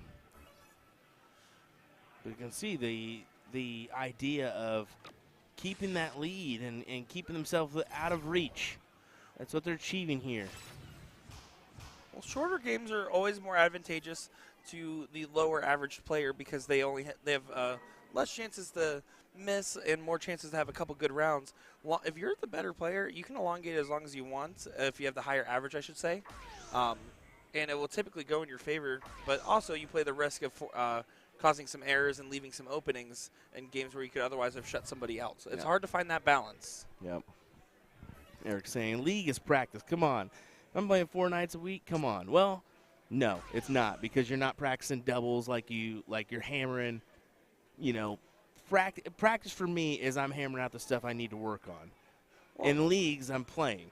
Does that make sense? Well, and it depends on what kind of leagues, too. Exactly. I mean, there is different kinds of leagues that are less payout focused, which would incentivize more of that practice mentality. But, you know, to each their own. Yeah, some people consider that their only form of practice, and they do consider that. But a lot of those upper-level players don't. They say, no, I'm playing. Yeah. And some have strict routines. You'll see some people say, I'm going to go throw 100 bulls, as right there Kurz gets it done, getting that leg on the board. Yeah, that's good stuff for sure. I think there's a 1-0 advantage for them.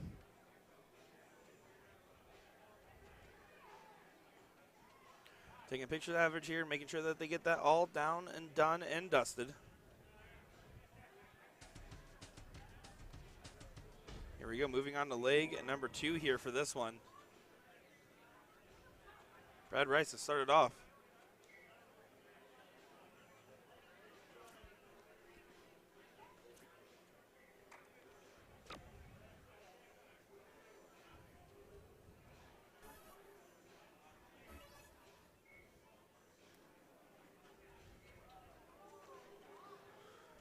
Huge opening. Nico knows that he can just take full advantage of the 1 mark, basically relinquishing the throw for the Texans.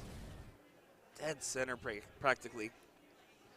We should be getting some of the German and Europeans joining us here, as it's early morning on a Sunday for them. So good morning. Thanks for joining us if you've so chosen to.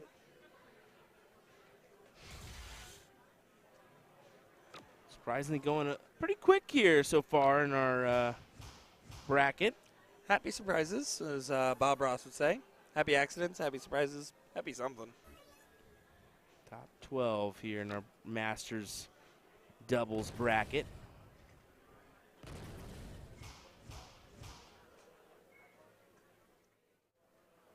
Seven mark there will more than suffice for Alavis.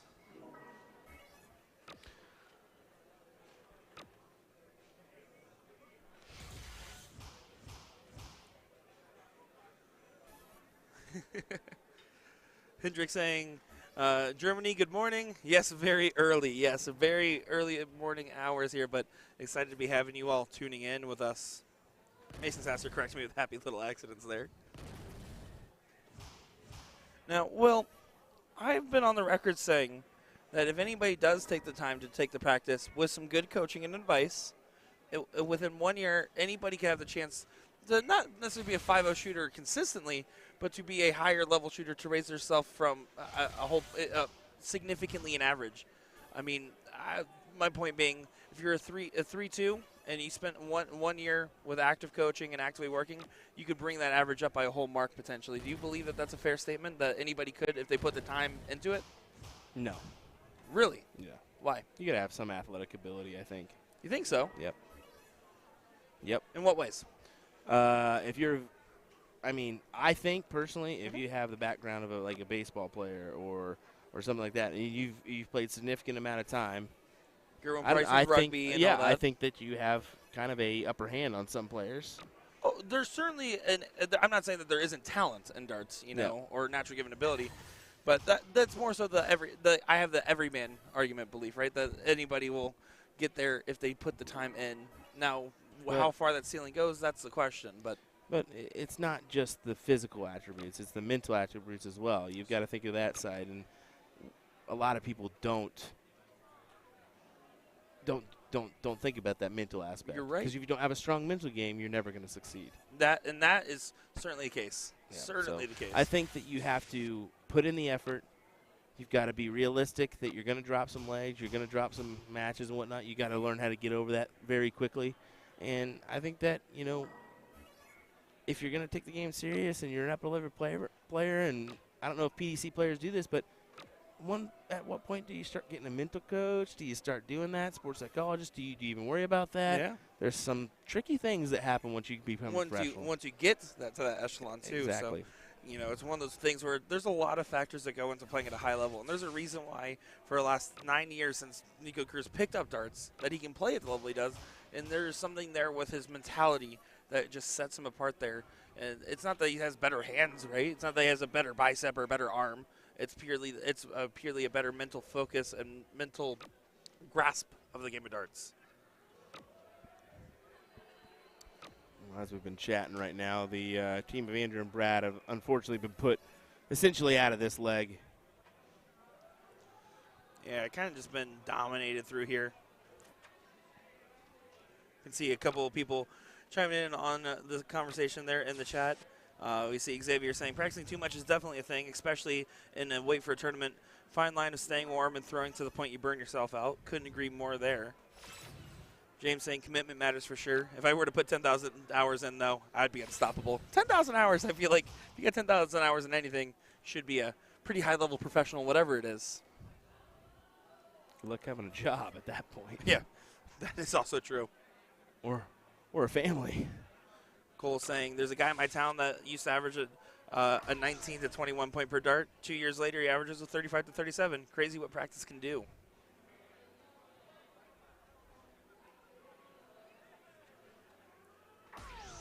And Eric, they're saying 4.0 isn't a benchmark. I say it's not a benchmark to define if you're a professional or not.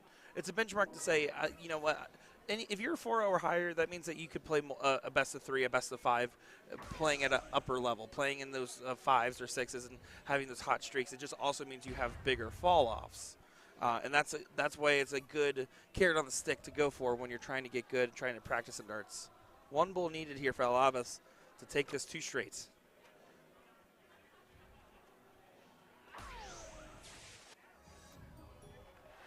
Get it done there, and Star City team unfortunately eliminated there. Andrew and Brad bidding adieu. Heading on over to our other board here to see who plays Kurz and Alavas will be the Florida boys going on against another Star City team. Jesse Gore and Brian Dennis going up against Ram Guevara Jr. and Leonard Gates. And it looks like this is our last leg decider here. So they're tied up at 1-1.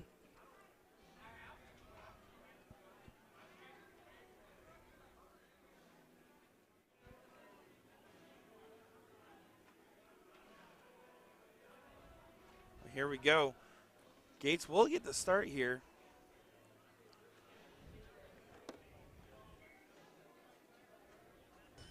And just the one mark, you can tell that he's going left and right more than you would typically expect from him.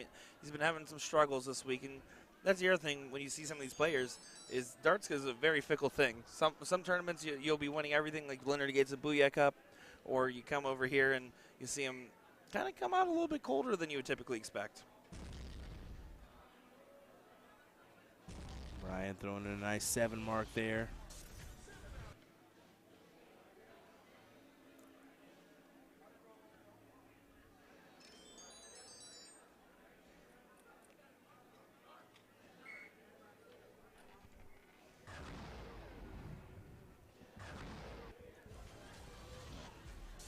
Pretty good answer from Ram, but still behind.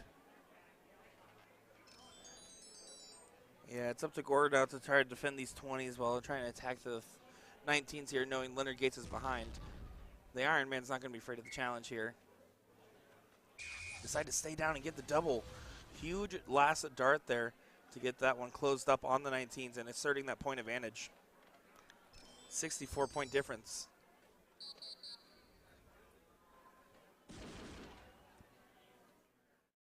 And Gates finds an 8 mark there. What a good shot.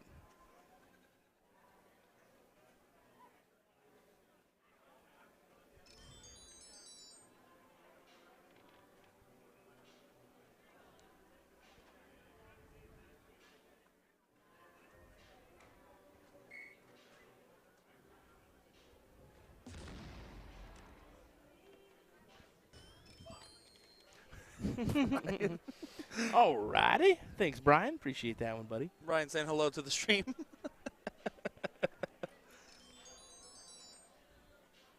That was from the furthest board from us that we were streaming from.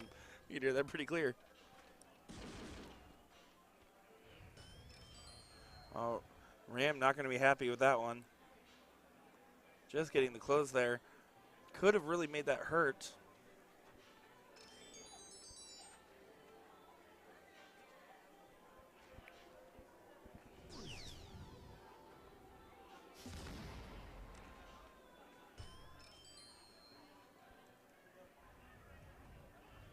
Four mark there for Jesse Gore doesn't really get enough.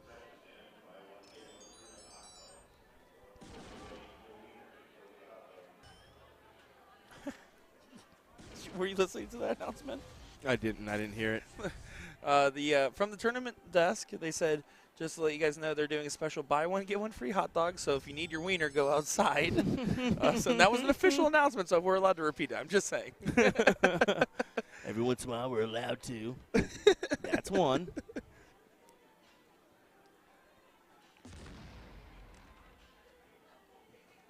Ryan making friends, Dennis. How about loaded up?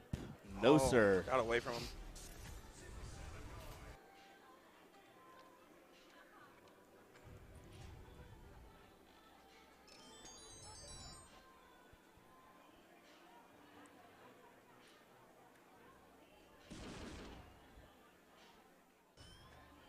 Want to take a shot here? Yes.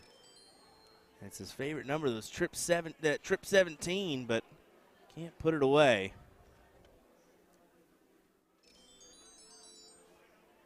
So Jesse Gore can really make this one hurt. He likes to play a little bit more aggressive, and Brian Dennis likes to play more conservative, which is why their styles typically pair pretty well together. They kind of meet in the middle there. See, not afraid to take that shot up there. And he also just knows, again, it's that law of averages. He wants to kind of shorten the length of the game a little bit, knowing that if Leonard Gates wakes up and throws what he's capable of, they're going to be in some serious trouble.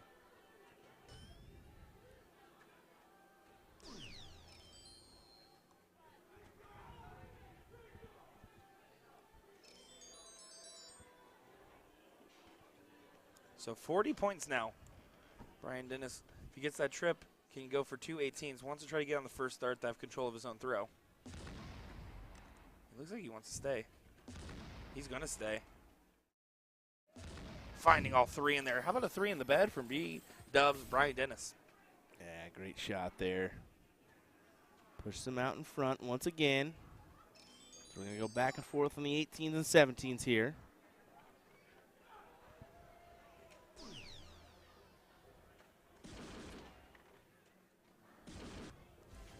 Ram does fire back with a 6 mark there. So regains the point lead. So it's a close shot. Again, Brian likes to play conservative. Jesse likes to play aggressive. So that's kind of a good way to go about it. Hey, if I have an opportunity kind of loaded up and I'm feeling a bed, I'm going to stay here. Jesse, you go up there. If you're feeling it close, shoot it. 4-point lead. Gets the close. Back down to 17s there. And gets another one on there. So 21-point difference is the separation here.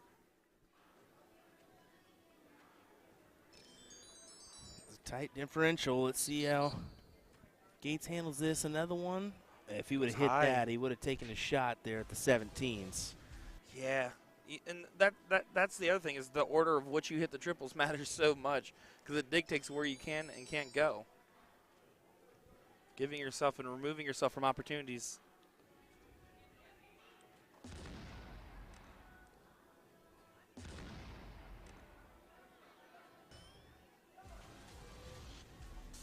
Brian just stares right into the heart of the camera there. After that, he was upset with that and looked right in the camera. This is a tiebreaker here, so winner will move on, loser will go to the casino. Has to work around that dart.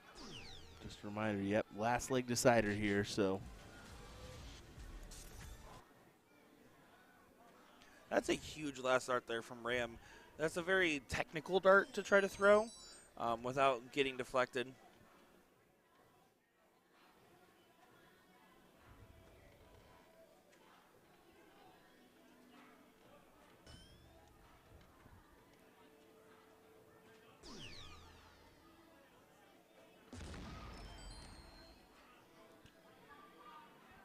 Gates helps him out here. Got a little bit of a task on his hands. Looks like the board's not auto-changing here. So Jesse gonna go up there, Ram, hit the button. There we go. And they did work on this board, it looks like. It has been doing better. That's It's the first been time doing we've a lot seen it better. happen. Yep. Oh boy. Take the shot. He stays. That's a very interesting shot from Leonard Gates. Usually he'll take his chances there and take his shot. He trusts his darts, but Well, you and I were both looking at the 17s. We were not looking at the 16 for that third dart. 100%. I mean, I figured he'll fully go with this. But instead he'll give Brian the option. Brian fires back in with the 7. I mean, again, we're kind of seeing the same consistency of Brian's only going for closes if it really makes sense in that moment, and otherwise having Jesse go for a lot of those shots there. Thing is, Ram feels like he can pop a 17 just about any dart. And that's it. He'll go for this for sure. And even just the 2 darts, he'll go ahead and do it. And maybe that was what Gates was thinking there is if I lay in this 9 and they don't put in the 9, we have an opportunity. Yeah. Well, now they basically said, can you hit this timely 7 mark here? That's what the challenge now has become. Jesse Gordon knows this is a big shot. Good marker for another one. Doesn't get in. It goes into the trip 10. He thought it was in.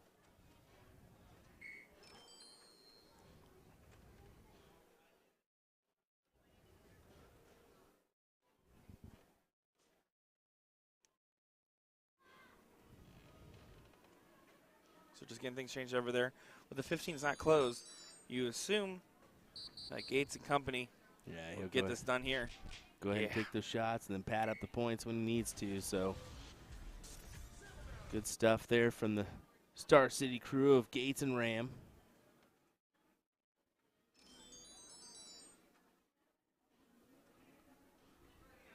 And unfortunately, Brian Dennis knows that there's not much left to do to be able to save this back against the wall. That gas tank is a little empty. Getting the hat trick in there.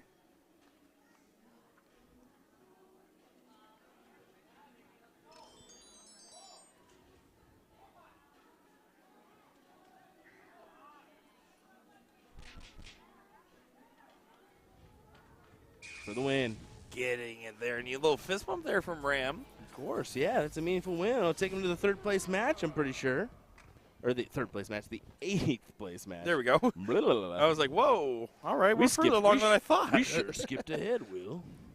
Yeah, so we're going to be getting our first of the 7/8 matches more than likely, and they're going to be starting to call some of the winner side here hopefully soon as well. We got the top 4 on the winner side as well. Alrighty, folks, hang tight. We'll have more action coming your way here from our coverage here at the NDA Team Dart 2024 from the Westgate Resort and Casino. Don't go anywhere. William Stewart, Nick DeShare will be right back with more coverage. Hit a dance, Leonard. Hit a dance.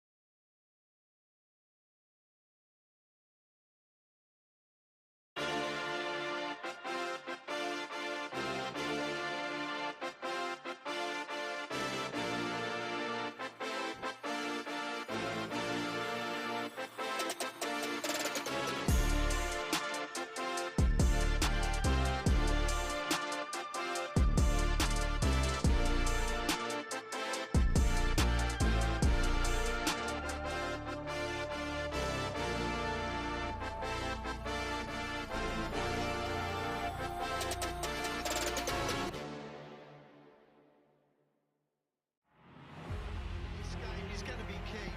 You can tell by the way they're scoring. There may be nothing in it. One man misses, does the other man get?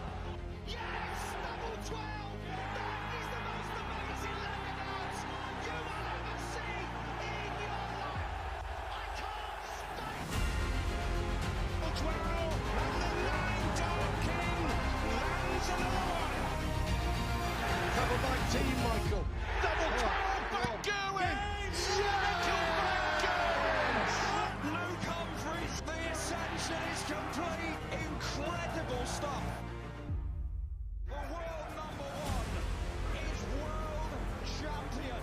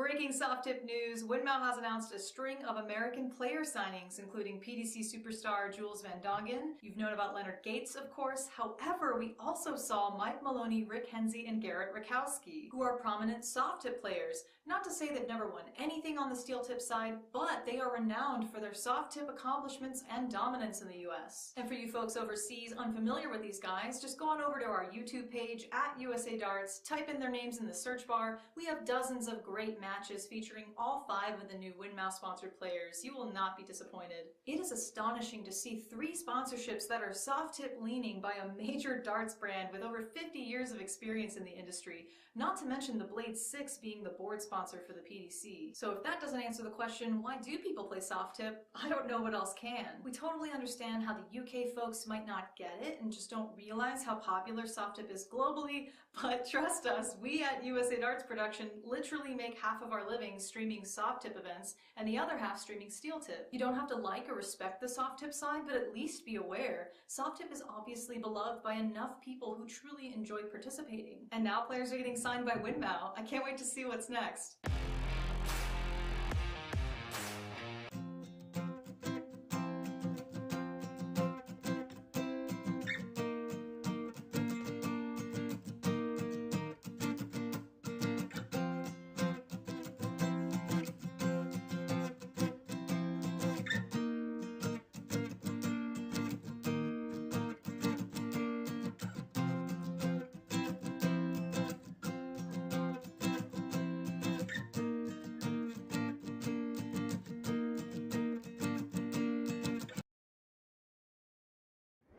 Luke Humphries is the greatest darting force on the planet.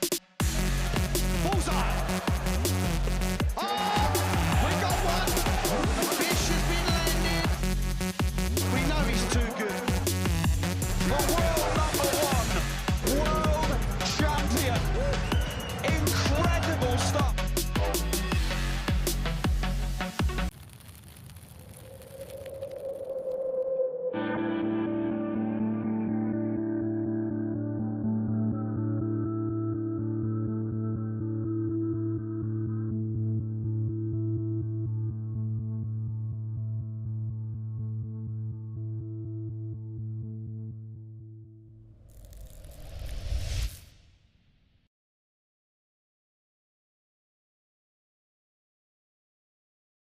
Let me tell you about A to Z Darts. We're a specialty dart store with over 10,000 different products. We create in-depth videos and blogs to help improve your game and showcase our products. We give helpful advice on how to practice darts, the fundamentals of form and mechanics, and how to make better decisions when purchasing your darting equipment. Whether you're brand new or a seasoned player, we try to provide fun and informative content. I'm Jen, the creative director for A to Z Darts. I've been playing for over 10 years, and I've traveled the world competing in and promoting the sport. This is Will. He runs our live streaming company, USA Darts, and travels the globe as well to broadcast major darting events and interview PDC players alike. You'll find over 2,000 different sets of darts on our website. Guessing right now you're pretty interested in our resources? Learn about form, throwing mechanics, practice routines, scoring and grouping, checkout methods, cricket strategy, and much more. Visit a-zdarts.com to take advantage of our blog or follow us on social media at AZDarts today.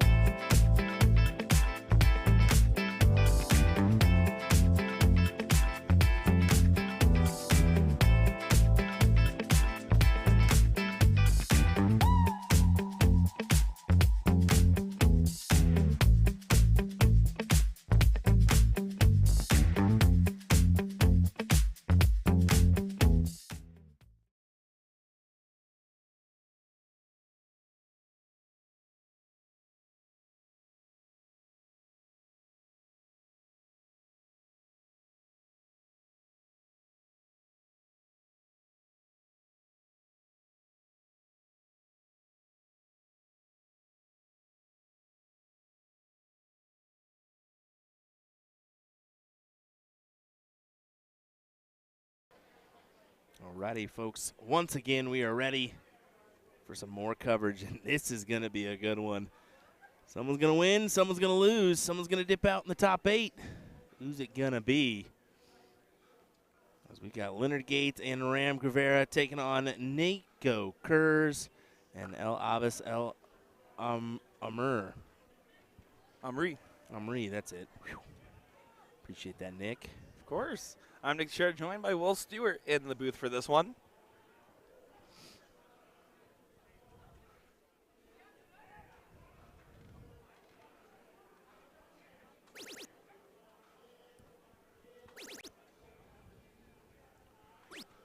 Oh, how about a 7 mark there for Nico to get things kicked off, finding the 20s with ease.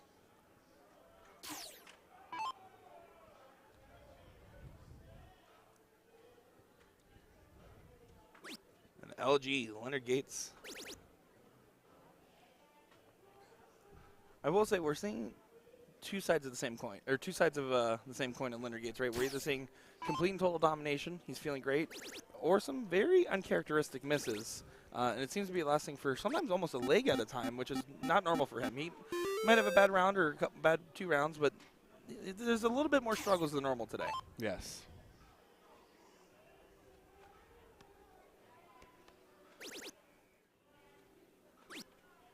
We got this match is going to be good. You think? You think? Maybe. I mean, it could be. Oh, no. Harry in the chat. I didn't know the camera was pointed there. I knew you were going to get called there, brother. And did you see me point him out and say, Nick, the camera's on you, brother? You're glad I didn't fully commit to what I was about to do. Well, it's getting clipped. I'm glad that you 2 hours, 45 minutes. Let's go ahead and mark that Harry down. doing God's work in the chat there, clipping that for Will. Oh, it's going to get clipped. Because that was an absolutely atrocious dance move, and it's no surprise to me that high school prom didn't really go well for you. I'm just kidding. Prom went well. Homecoming was the problem. Well, this is a pretty straightforward game right here. Kind of blinking you miss it. They're clearly kind of powering through. The Germans are. El Abbas and Nico, yeah, they're definitely putting in a dominant display here in this first leg.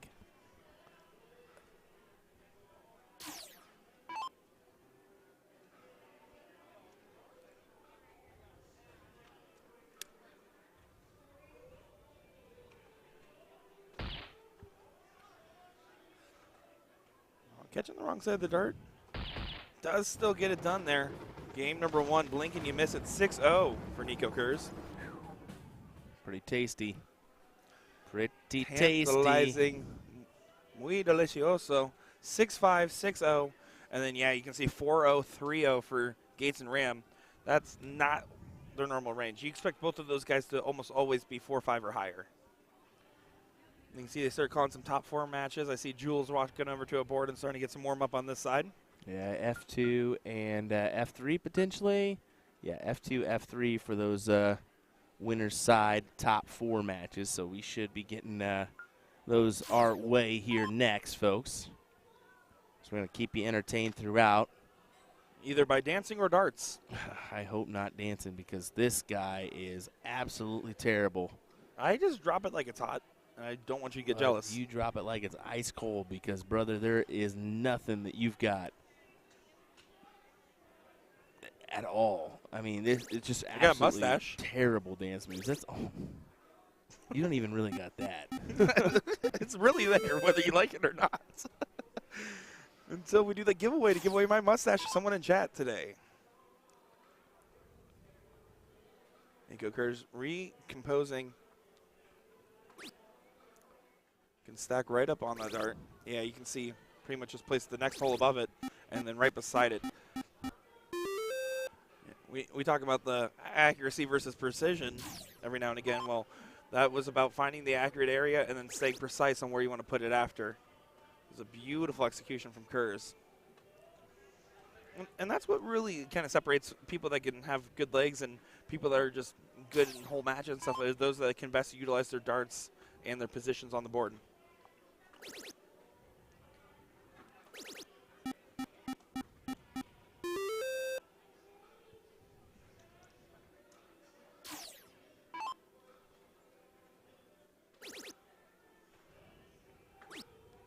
Gates took an early shot at those 19s there and then went back up because he needed to hit at least one more 20 to regain the point lead. Failed to do so. And you can see him from the big visceral reaction. He was not happy with that.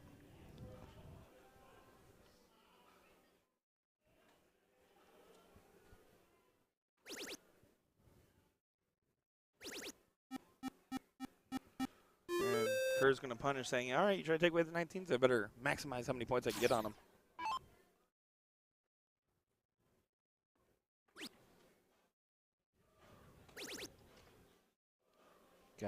Gotta have another. He gets another. Good shot there for Ram.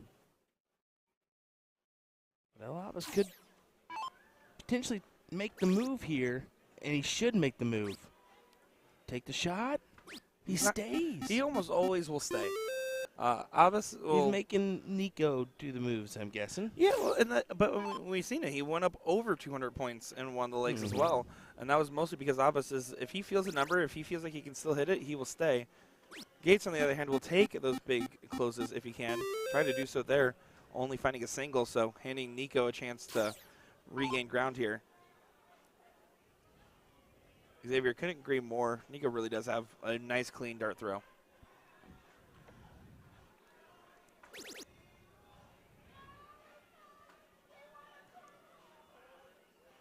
And taking the shot and collects. It's kind of, again, like the Jesse Gore-Brian Dennis dynamic that we saw. Brian was mostly on point duty and mostly on point and close duty for Jesse Gore. And that's what's interesting when you get switched from a singles format to like a pairs format and stuff like that. Good shot there from Guevara.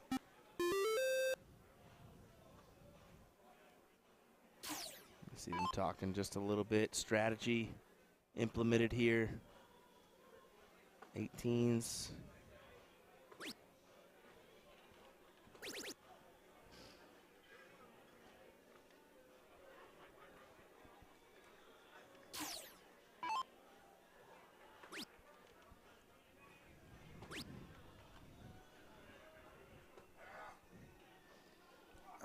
Gates wants that one back. Certainly does. He knows this could be punished.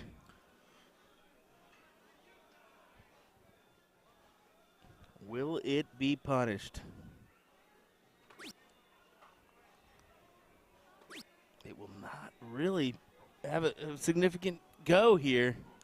Yeah, Get him out in front. He was fully blocked out. He had to go to the side and did not collect there. So opening after opening, handed back and forth like a teeter-totter.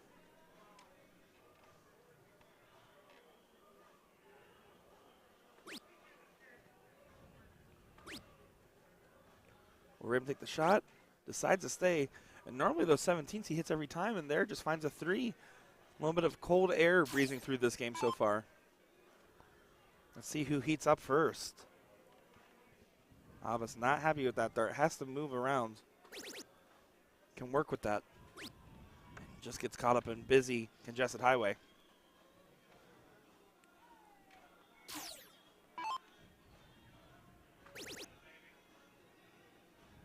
Yeah, he took his look there. It was just a matter of time before you eventually got to try to swoop in.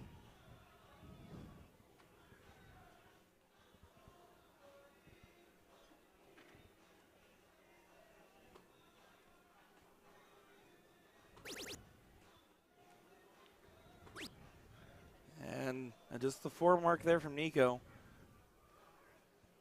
I don't think Ram is going to move off these 17s. I mean, if he hits the first start trip, he should go for this close, but I really feel like he needs the confidence builder. I don't expect him to take a big move off here, especially if he doesn't trip the first start. It's his favorite number. I mean, go ahead and pound a couple of them. And that's a good confidence building round, and that's why I was thinking that. Because technically, after the first start trip, you should probably close those 18s there, get the 5 mark, and try to grab a couple extra points if you can. But that 3 in the bed there is an excellent shot from Guevara and a good confidence builder. But, of course, when one throws good, the other falls in suit. 6 mark from Abbas.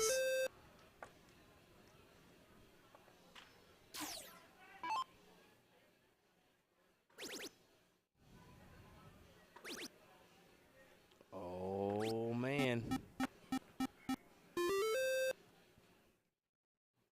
LG doing what needs to get done there. So Nico analyzing the data. 86-point difference here. Eric, this is a top 4 winner side. So no, we're only at the top 8 teams left in the bracket, basically. So only 8 teams left. It's not going to take too much longer as they kind of cruise You through. said this is loser side. This is loser. Oh, I'm sorry. Yeah, this is Sorry, the other matches are starting there on the Yeah, winner side. this is- Excuse me, my mistake. this But this should- is a top 8 match regardless. My bad.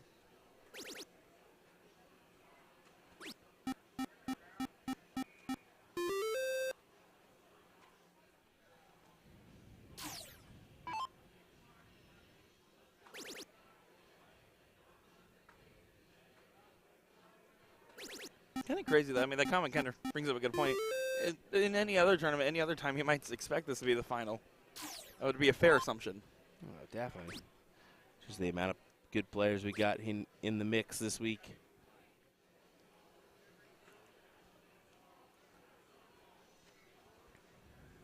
Needed to grab one more 15 because this does leave game shot. Nico just thinking about how he wants to attack this situation.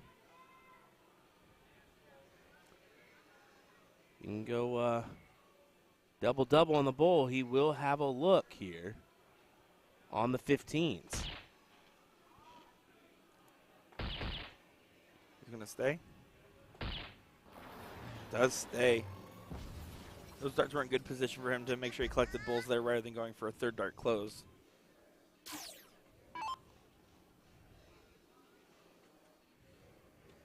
Oh, Ram has to be careful. Good dart.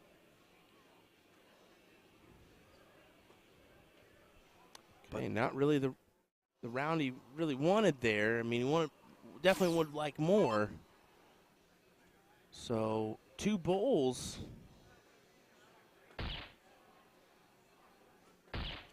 Not punished. Yeah, he could have capitalized with that first dart. He may have had the opportunity to take a look at that trip 15. So then we'll go back to Gates. We'll try to end this here. May just stay it out for the 9. Yep. It does do the switch on the last dart there. I just want to make sure that they're ahead. But they're not out of reach. Again, a double-double will still get there. Mm-hmm. They don't even need to go animal style. But it's still tough shot there to go double-double. Oh, easier said than done.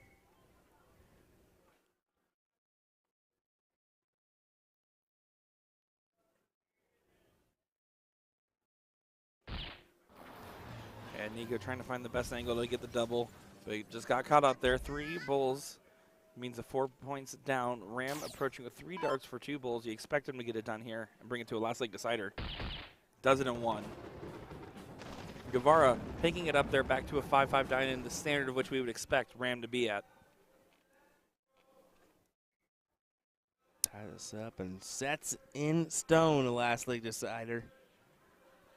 Absolutely what you love to see here if you're a darts fan. More darts. And heavy hitting darts at that. These 2 teams are giving it a go. They certainly are, and that was a really fun battle there. Just kind of almost an interesting thought experiment, seeing their different approaches to the situations on the dartboard.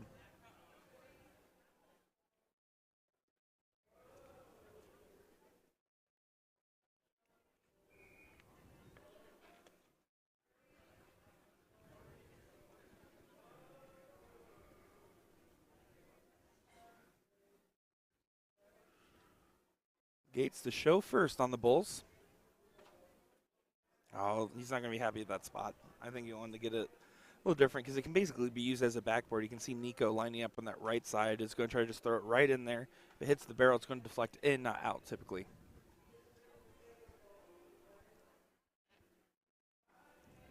Oh. How about going the way of Gates and Ram? Yeah, not a well-thrown dart from Nico, and he knows that this could be very, very dicey.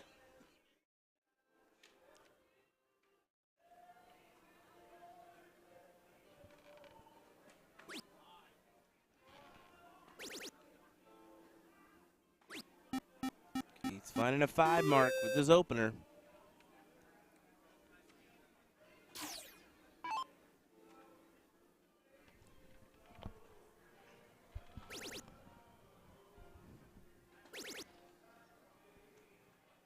Yes, sir. And you see a little fist pump there from Nico.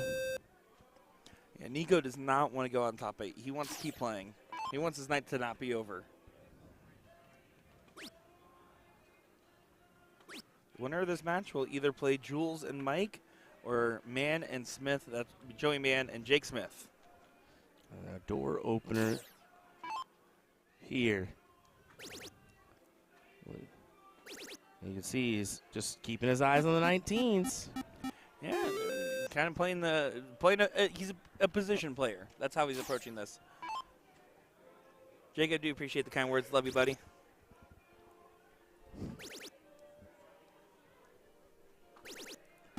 And Gates going for the aggressive close, down 28.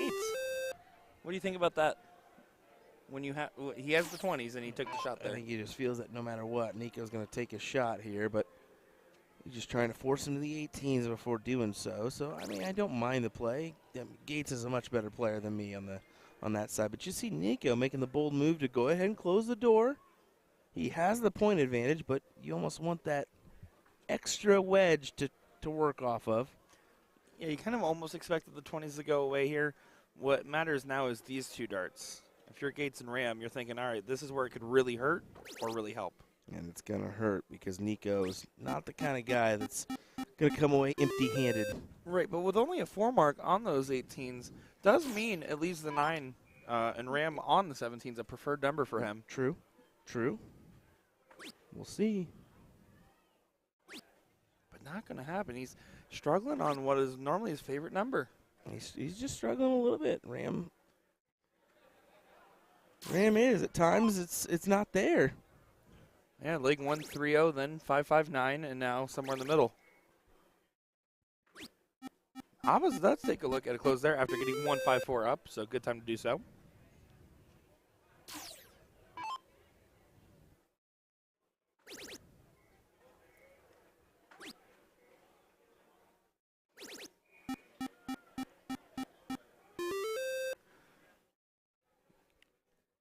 Good shots there, but not enough.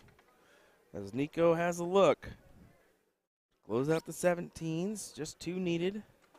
Now points or 16s, I think it'll be points. What's crazy is if you're playing against Alavis and Nico, right? It kind of almost feels like you're treading water with their style of play with those very heavy points. You feel like you're constantly just trying to dig yourself out, even when you're ahead. So the Houstonians are not out of the mix by any means in this leg.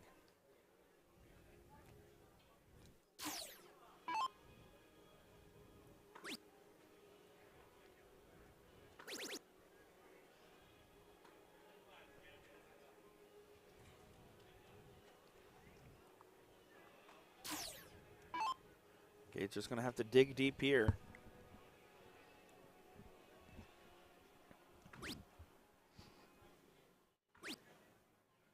Ooh. Even if he finds a triple,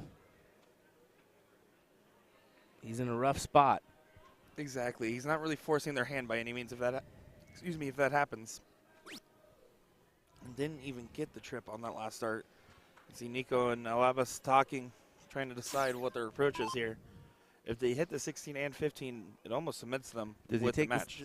Does he take the same approach going for the 16s early here or in the latter stages? We'll see. Potentially 18s first and then the 16s. I think his strategy was, I'm going to stay here until I hit his He's trip. taking the shot. Now he is, takes the look, and hits a fist pump and says yes. And I like the switch there, going for the 16s last. Just go ahead and pad the points and know if you don't collect, you could just stay there, but opts in, closes the door. Keeping the dream alive, though. Ram staying with the fight. Only down 5, but the problem is the way that they're down right now is just in a hard position to get out of. Abbas just continuing to point.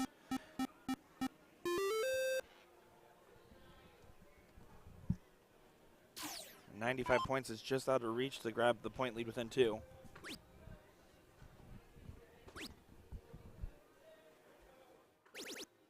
Does go for the last start close there. I don't particularly love that shot because you're leaving yourself a 6-3 on the bulls. I think you need to get one more in. Asking yourself to hit 6 bulls and giving yourself one shot really to hit 6 bulls is tough. Unless Nico doesn't close. Of course he closes. What am I talking about?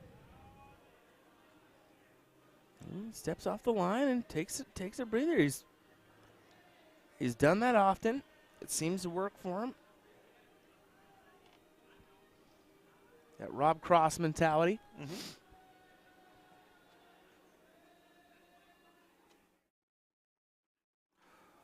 Doesn't find the bull. So 6-3.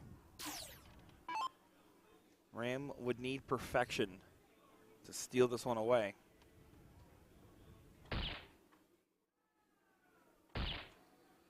At least one more.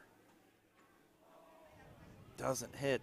So now 4-3. Alabas for the match win here and to keep their tournament dream alive. Oh, recovers with the double and then the single to take the leg. You can see Nico with the celebration there and a big sigh because they knew that that was down to the wire there. And good fight from the Texans and great resilience from the Germans once again here. As you can see big hugs, they're loving it. They're living and dying on every match. Not every dart, every match because they want to keep the run alive. We're taking a look here. That's Mike Brewer on the line here. This is going to be a top 4 match. Ooh. Whoa. Whoa. Whoa. Whoa. Whoa. What is happening? Sorry about that, guys. Our cameras had a lot to drink tonight. That was very strange how that happened.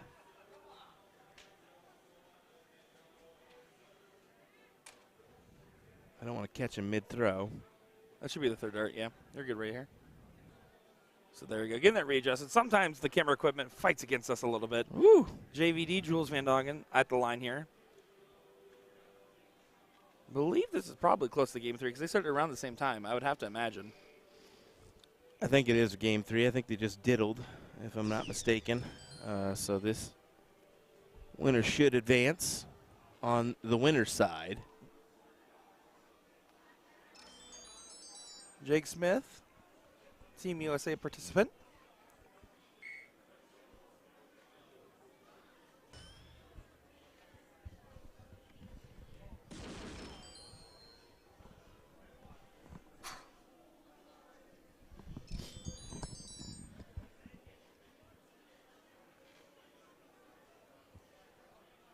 So Mike Brewer coming up with the point advantage. Kind of expect him to stay on the 20 until you get a trip. He stands really far to the side. He stands very far to the Yes. side. You can see Brewer doing a good job on the support roll there. And pretty much in that scenario, you want to stay there until you find at least a trip on the 20. If you get it early on, you can take that aggressive shot and force Joey Mann, not Jason Hawkinson, I found out, to have to hit a bunch of 18s. I don't even know where you said that because I immediately said Joey Mann yesterday, and you still came up with Jason Hawkins. Every time. I don't Every know time. why. I don't know why. Something broke in my brain in Omaha when I saw both of them at the same tournament. And the wires got crisscrossed a little bit. Big last. Closes the door, forces Jake to the 17s. Yeah, but 7-point difference. Kind of, he's just trying to give himself an opportunity to get rid of that high ground here.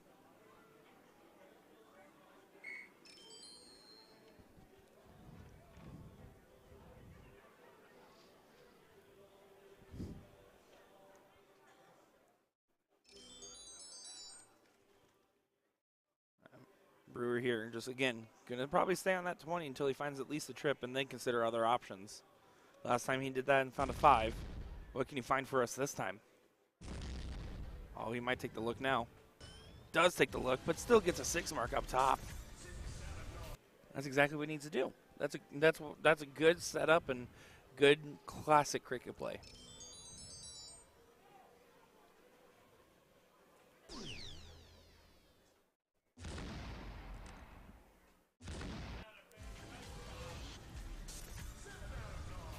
Joey Man finding a 7 on there.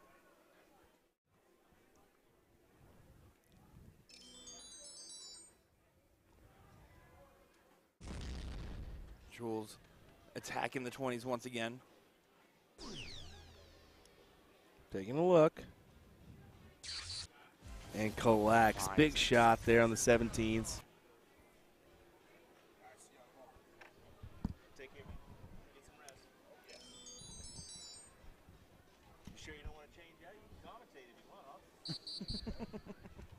Trying to see if old Leonard Gates would join us instead of Why'd you have to say Will. old Leonard Gates? That's kind of rude, Oh, dude. get Like, come outta on, here. man. Ouch. trying to get me in trouble. You're Get mean outta to here. everyone. You've been bullying me about the mustache the whole week. Well, that's just ugly, brother. Let me tell you what. UGLY, I don't have an alibi. All righty, Mike, what do you got for us? Oh, he's brewing up something good. Right after the 16s, and you can't blame him for doing so.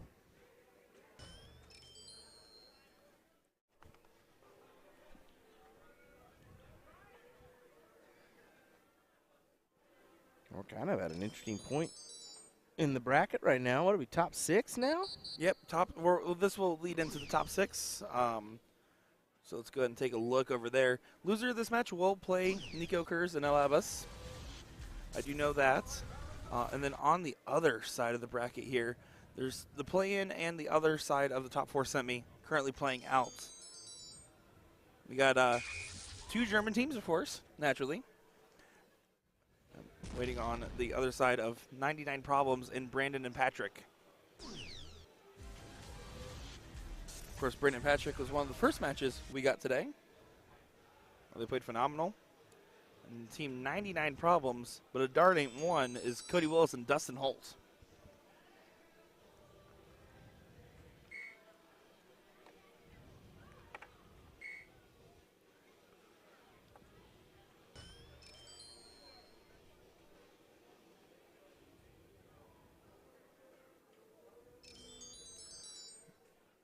Brewer here, going to be able to go right at the Bulls here, knowing that this one's pretty much all but done. Team from Missouri doing some good work.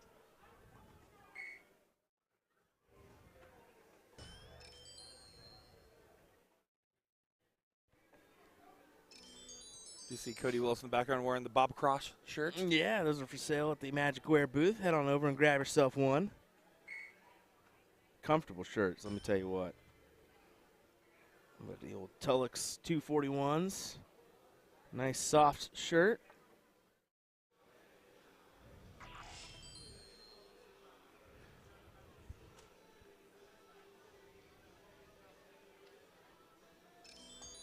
Two bulls needed for the win. It's almost guaranteed, right? They're struggling a little bit on the Bulls here. Yeah, some a little funky darts there, I'm not going to lie. Yeah. And if you're Jake and Joey, you're kind of mildly annoyed at yourself. So you're like, man, if we had a couple more Bulls right here, maybe we could contest this. But at the same time, the moment that those Bulls would start ringing in, I'm sure it would also spur the other team to get across that finish line, which you see time and time again.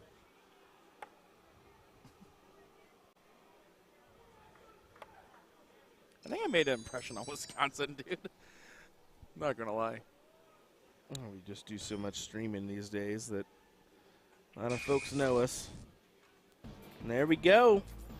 Big win for Mike and Jules as they will guarantee a shot at the King seed. We will see if they can produce the win or if they will have to come through that third place match. Hang on, folks. We'll be right back with more coverage here from NDA Team Dart 2024. We're going to splash some water on our face, make sure we're alive and ready for these next few matches coming your way. William Stewart, Nick Teixeira. We'll be back with more momentarily. Yeah.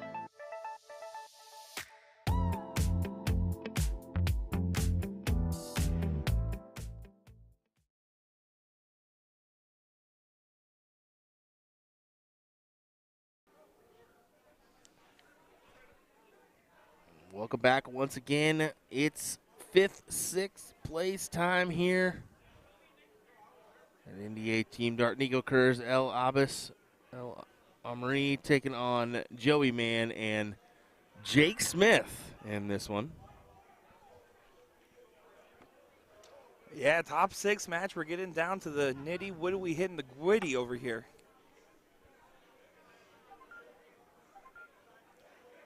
You want to shout out? I did get a chance to play against Demery Lawrence for a game there, and he's like, winner gets the other's jersey, and ended up taking that one, but I told him to do a little jersey swap. I always love it when the players are nice to us and let's come hang out, maybe get a couple of games in, because Will and I, although we don't play much tournaments anymore, we do love getting our feet wet and throwing some darts every now and again, huh?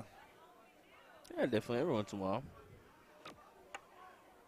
Kerr's getting the start here. Just hammering the 60-bit. 5-mark start for him.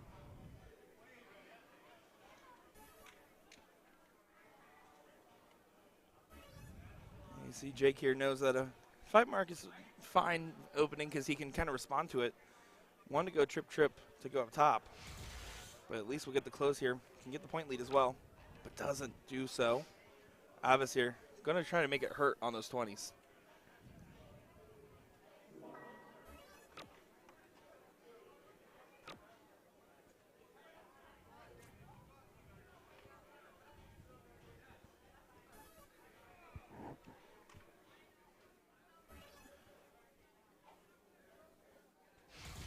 Do want to give a shout out to Geir Olav Hemsborg. I hope I didn't butcher that.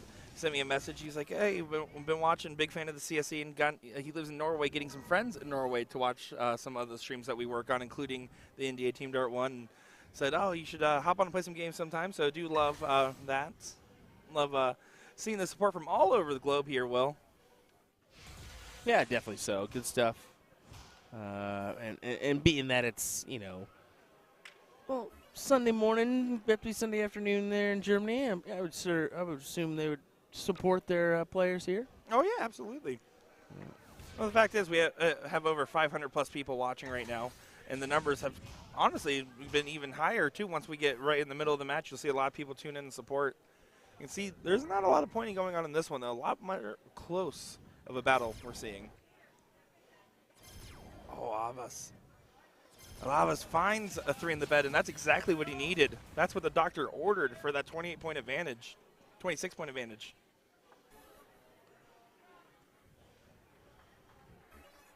See if Joey can give us an answer for another 9 in this leg.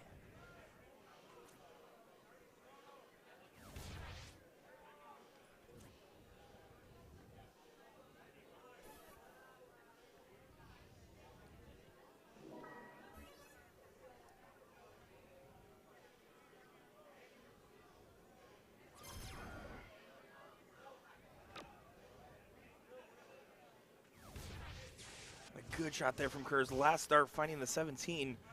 39-point lead. Does mean Jake Smith would have to go trip 15 to get a look at the 16s with advantage. That's the first dart in a great position. Oh, but he catches low on it. Really wanted that dart to go in.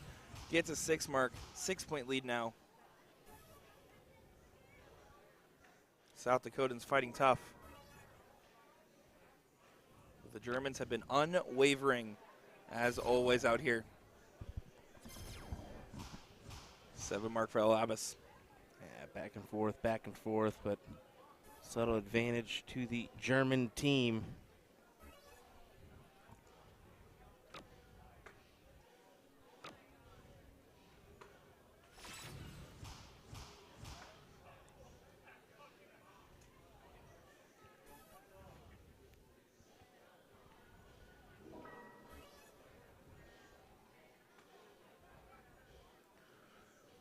Nika's going to be happy that these approaching at the point lead can go attack the close immediately and then expand on those points. He could take that first look at the 16, or first look at the close, but he's going to take that last look and succeeds. And another little fist pump there. And it's a confident way to shoot it and a safer way to shoot it as well at the same time, because it expands those points first and the confidence to know that, all right, I can hit 1 dart at it. I'm going to take 2 at the point, 1 at the close. Make sure you have that advantage with the points before taking the look. Oh, what a shot from Jake Smith this would be, though. Finding 2 bulls and closing the 16s there.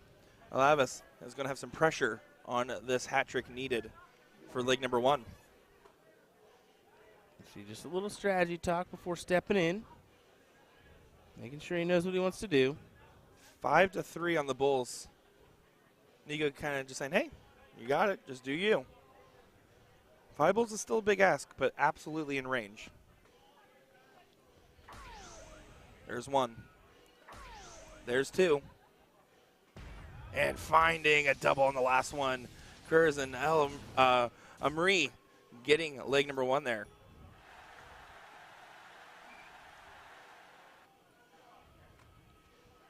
He's 6-0, 5-5, 5-5, 5-6-6. Some pretty good averages, I would say there.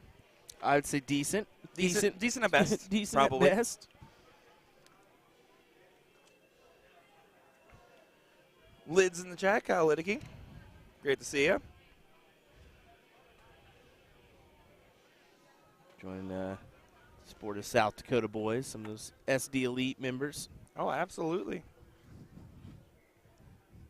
I love there's a sense of state pride, but then there's also a sense of national pride with a lot of the stuff that happens out here for NDA. Very true.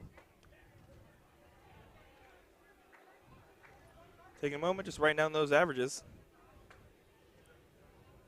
A lot of let's go Sodak, come on South Dakota, and everything else in the chat there. Absolutely in the mix. They were down, it was 5-3 on the Bulls. They got themselves to that scenario.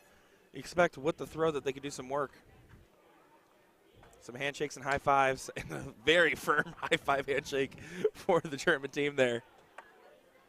Jake Smith, what do you got in store for us, bud? Anticipate this going the distance here. But we shall see. Really early in the leg to predict either way, but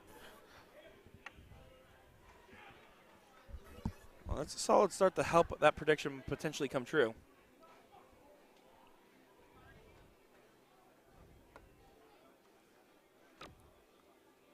Good marker there for Nico. Loves to stack on top of those darts.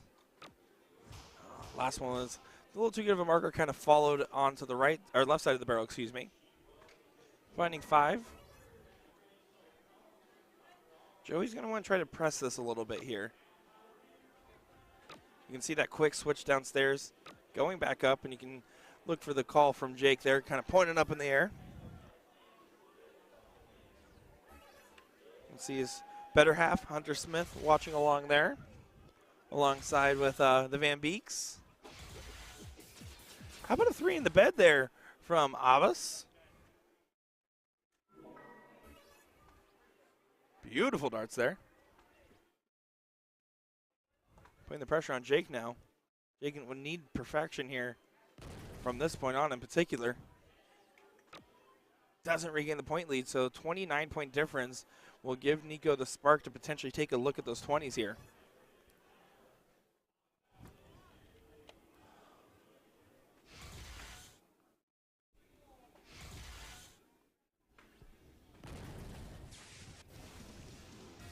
How about another 9 mark there?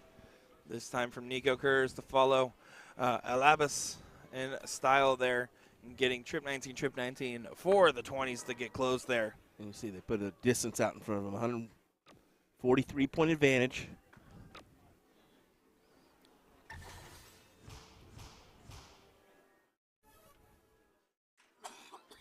You okay? Sorry, having a cough fit here. You don't have to get choked up. There's more Americans that could still play in. I think it's just this dry air that we got going on here. Been trying the throat lozenges, the water, everything, but oh man.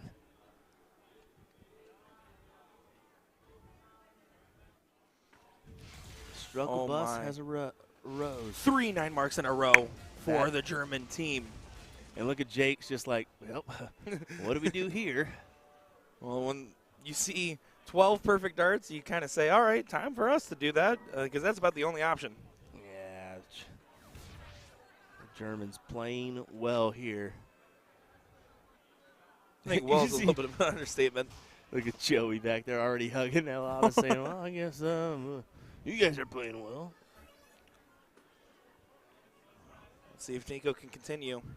5 mark, 9 mark, 9 mark, 9 mark. Oh, my. Oh. And then a 7 mark, a little bit of regression.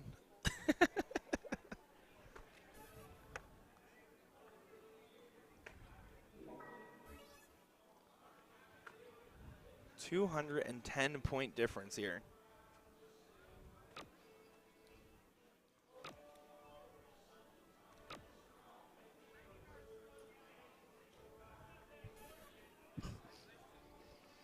Alavas going to try to just go ahead and potentially hit a coffin shot here. Even with the massive lead and the hugs and joking around in the background, he still takes that time to confirm with his partner what they do, because at the end of the day, this is business. Yeah, you just want to make sure you're making those right moves. Overkill. The overkill. The overkill. So they do have the 200-point limit on the board. Jake over there just giving him some guff.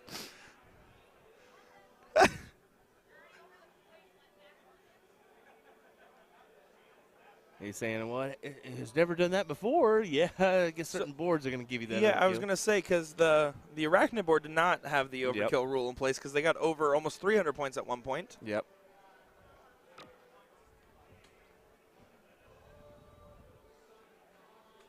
And for some of you that may be like, oh, that's not cool. That's the game. That's the reality of it. Any dart player that's playing at a high level should never take offense for someone just pounding it in. Yep. And if they put you out of it early by pointing you, I mean, that's part of the beast. Because it can happen. It can happen. It can happen to anybody, and you can do it to anybody. For the win. Getting it done there. Jeez Louise. Of course. And now they're having the laugh. They're having the handshakes. I'm really curious. I want them to what are these flip numbers it here? to the average. Yeah. Oh, 675, 666. Folks, what a display by Nico and El Amri there. And they're on the losers bracket. That is insane. The fact that they're the losers bracket is nuts. As we're going to go ahead and take you on over to, well, this matchup. As this is underway, this is your other 5th, 6th place matchup here, folks. As Dustin Holt and Cody Willis take on the German team of Mirko Mulheim and Dennis Huss. So, of course, this is Team Evolution that we have seen before. This is our 3rd time seeing them in this event. Making a first appearance for the stream is 99 Problems and a Dart Ain't One.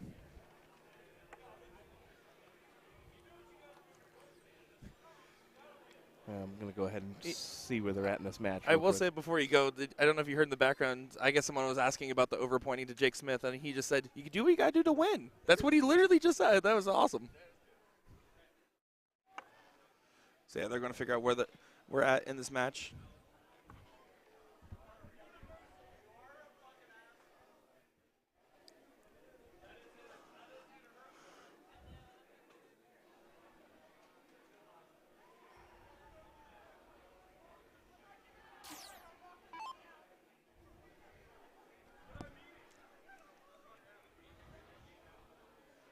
So here we go. Let's see what is going on. Will's going out there again to check on the spot of the bracket we're at here.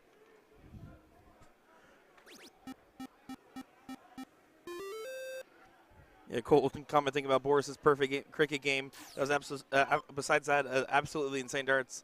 Yeah, there's some great stuff. Abby and Xavier also in there talking about how crazy that was. Yeah, that was certainly I wouldn't even say mechanical, almost maniacal, as it was like almost evil to play that good.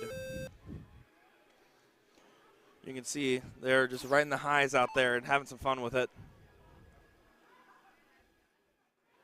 Oh, this would have been a big shot there on the 15 route. This is 1-0 in favor of the German team currently.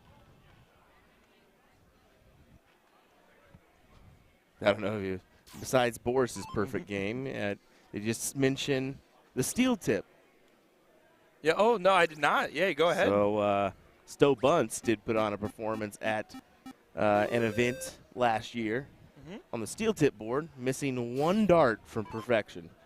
And that one dart was in the triple wire on the neighboring bed. Going against an opponent that was still shot a 4+. Yeah. And that leg was done in under 60 or 90 seconds. Yep. And then you turn around the next leg. I think he averaged a 5+. He averaged like a 7.4 for the match. Yeah, the whole match was under 5 minutes. That's just insane. So, yeah, we're starting to see some more fantastic legs, but the Boris one does definitely take the note there. And one of my favorite games we ever called, probably. Definitely. 1-1 here, so we're going to be going to a tiebreaker. Yep, last leg decider set in stone once again. Oh, look at that good focus on Dustin Holt. Ooh. Ooh, broke our camera. What do we do now? Just kidding, Dustin. Just kidding.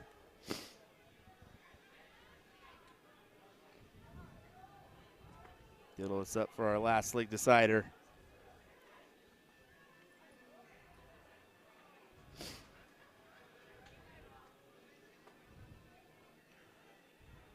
So it looks like Dustin Holt did get it here, so we'll be starting this one off. What do you have in store for us? Some handshakes, some respect amongst the players here. Dustin Holt, one of those top North American shots that we've seen time and time again.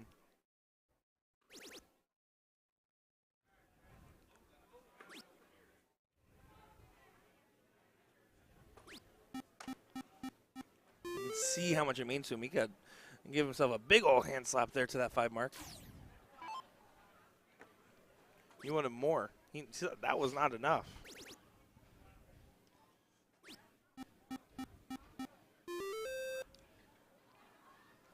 Once again, that beautiful Bob Ross, Rob Cross shirt available at the Magic Wear booth. You can see that nice little USA Darts patch on there, too. Oh, kind of cool. Yeah. Designed by Jeff McMahon, if I'm not mistaken. Yeah, and hopefully we can sell out and do some more. Haven't really taken off as much as we would love them to, but yeah, well, we want to experiment with some different designs and doing different stuff that isn't just Super Series Dart jerseys and stuff like that. So we see us play around with different stuff. I personally am a big fan. using like a comfortable shirt to rock every once in a while at a dart tournament. Better than an uncomfortable shirt.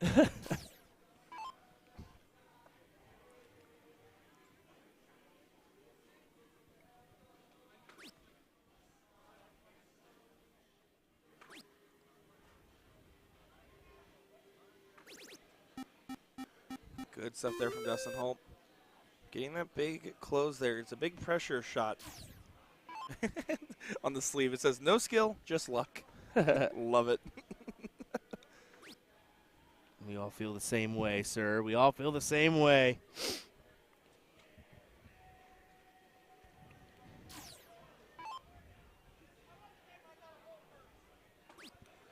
So Cody Wills here going to try to contest those 17s. Will contest them. And if he hit that 18, it would have been a massive shot. But still some hopes here for the German team.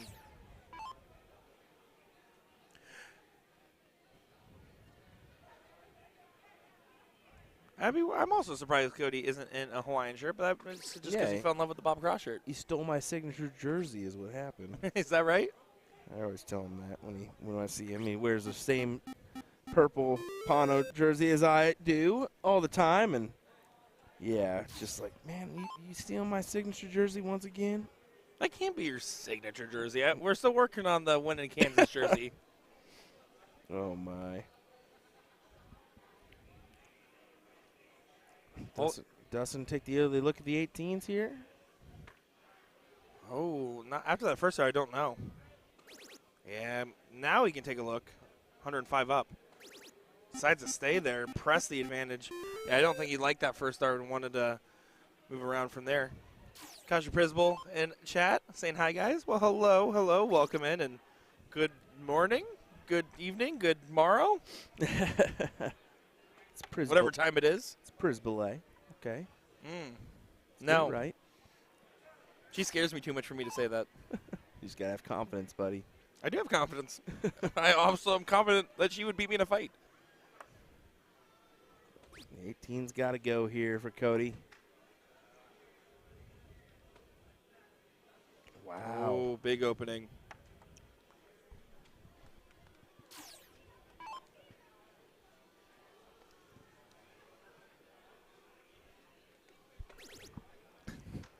Abby saying she would. Oh, look at this full capitalization here. And that's a huge last start there. Going down, getting it back up to only being down by 3 points after being down well over 100 to take away the high ground and punish the lax turn from Cody.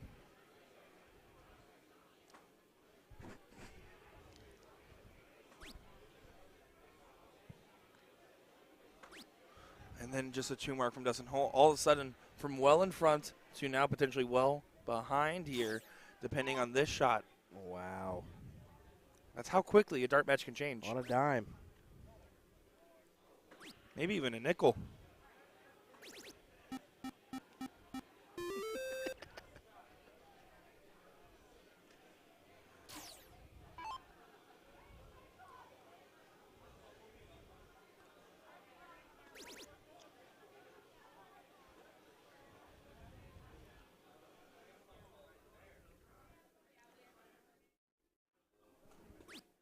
Willis couldn't find that last trip in there.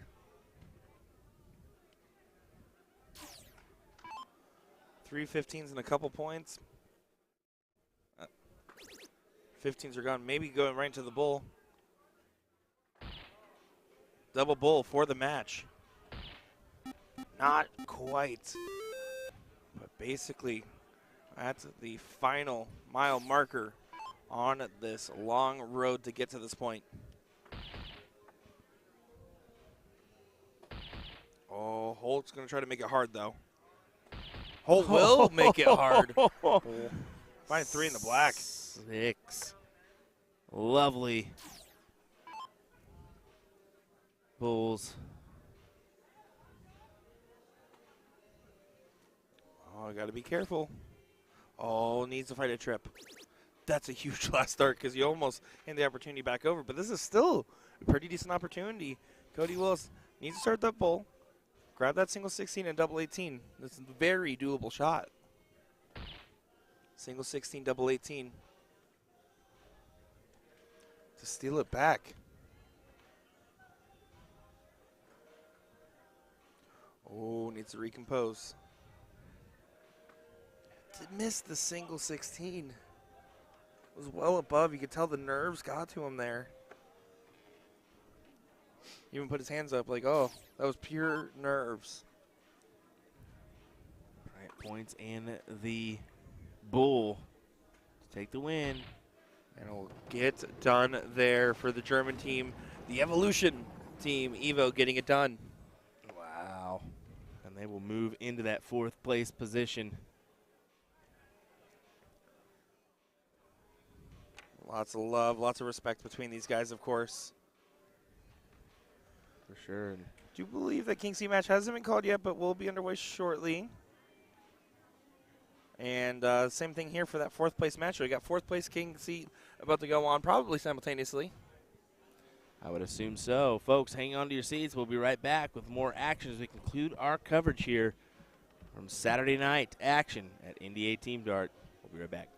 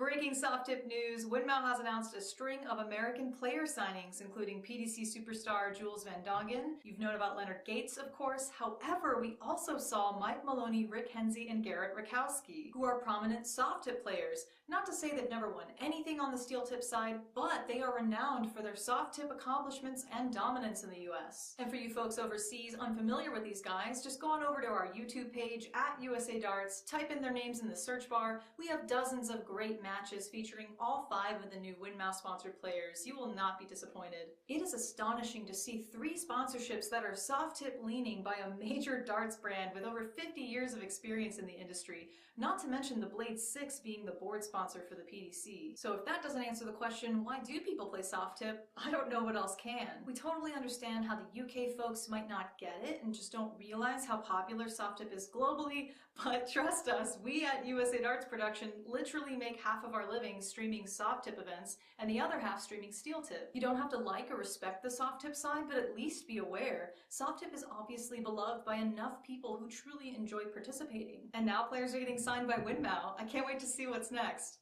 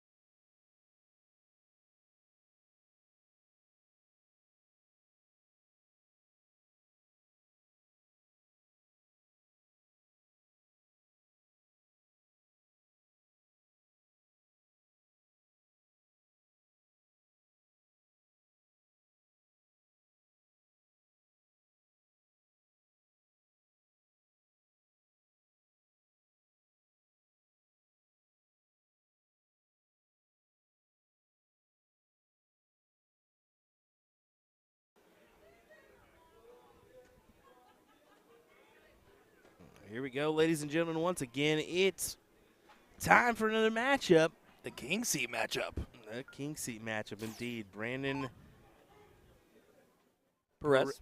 Yeah, that's what I was about to say. Brandon Perez. I was thinking if I wanted to go 2 first names or just go ahead and do the full thing. Yeah, Brandon Perez, Patrick Longaim versus Jules Van Dongen and Mike Brewer here in this one. Over on the Radical board, it'll be the German teams of Nico Kurz and El Amri and Dennis Huss and Milhelm? Milhelm, that's correct. Yeah, that's going to be Mirko Milhelm and Dennis Huss. There we go.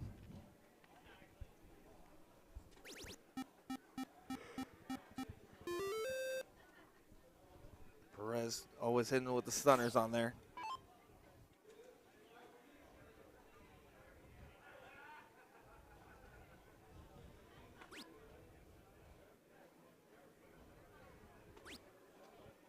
Ooh, boy. Sure gives us a go there. Just back that up a little bit. Yeah, that's Mike Brewer for you. All the way to the right-hand side.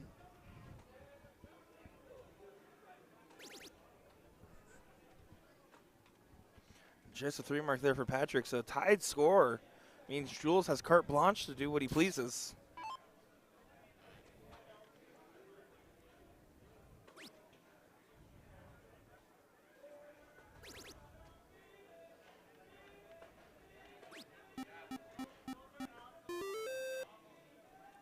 Just a 5 break there. Jules is going to feel like he wanted a little bit more on that one. Does still get the job done for what he was setting out to do for that turn. But he just wanted a little bit more oomph on it all. Perez just going to chase close behind. And that was an unlucky deflection on that dart there.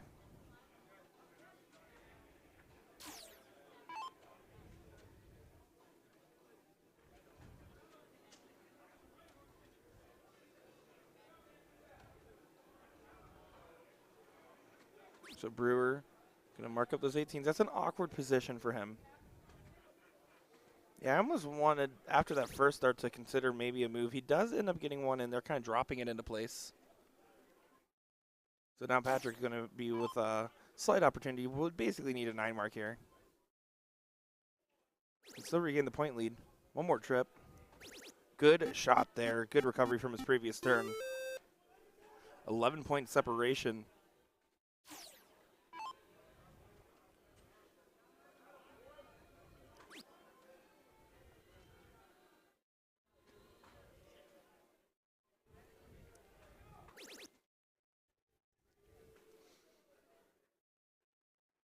Jules with a 4. You can see whenever he's not really lining it up, he just is hard on himself because he wants to push, and trying to find that energy and the extra gas in the tank to keep fighting on. Perez just seems indomitable with how he plays. Finding a 9 mark in there. Look at that. Yeah, great shot from Brandon there. Goes ahead and add some pressure to Mike's shot here as he'll go 16s first start. Oh, on the wire, hugging it. Hugging it again, the same spot. That's such a beautiful look. So they are about to get started there on the Radical boards. You heard that in the background. Yeah, so it's going to be your 4th place match. So the loser of this match will play the winner of that one. So obviously we'll follow along here, and if the other match is still continuing, we'll catch the tail into 4th place, then right into the 3rd and then final. Oh, they're just getting stuck in the 7s right now. Both of them are.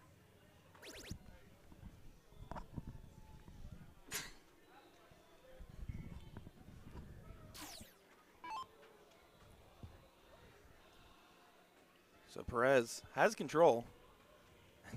There's a magnet on him right now. Just seems like it.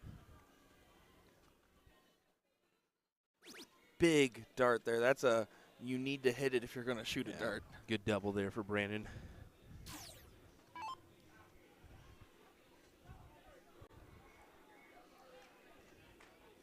Six mark on the 15s will regain that point lead. Macy May saying she's back. Yeah, sitting in the background right there. I can see you typing in our chat, hanging out. Welcome.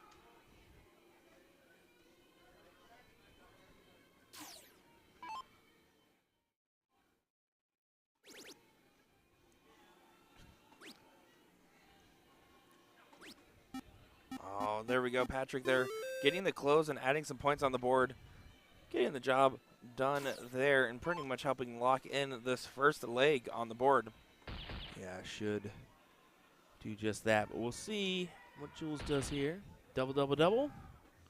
Be massive. Oh.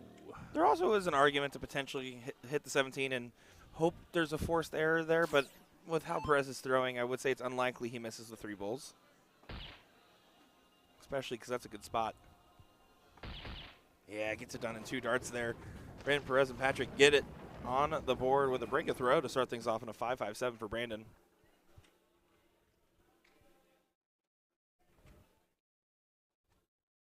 Now, you'd have to imagine, especially after that last match we saw with Nico and El Abbas, that if they put up those matching 6+ performances, they could double dip one of these teams, and you need that extra cushion. If I'm in this Kingsley match, I'm trying to get this so bad because I want that cushion. Yeah, I mean that's the facts here. Is the way Nico and El Abbas have been playing, putting up those performances, is they can very well double dip and it not be any like bad thought in our minds. We're gonna know that is easily capable of happening. They've just been playing so dang well.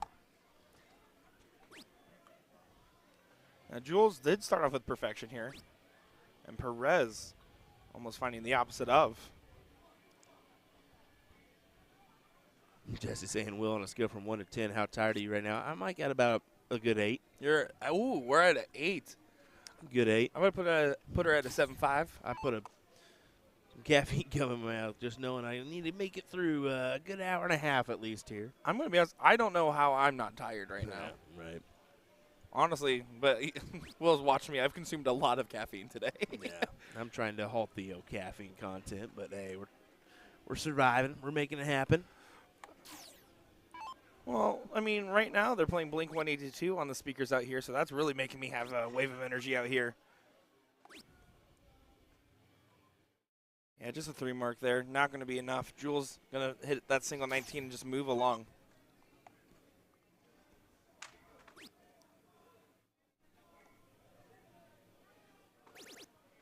Grabbing the 18s, just kind of moving along. And then grabbing the 19s on the last start there, saying, Perez, you have to go over to the 17s now. And you're going to need to hit a 9 mark to regain that point lead. By 19 points if that happens. It might happen. Oh, just catching high. Still appreciate all 500 plus of you guys tuning in right now with us in the wee hours of the morning over in the EU and the late hours of the night over here in the NA. I guess you could put it that way. Well, I'm just so used to, especially in esports, they refer to the different organizations as NA teams, EU teams. So that's kind of where that comes from. Sometimes I get caught up saying it like that.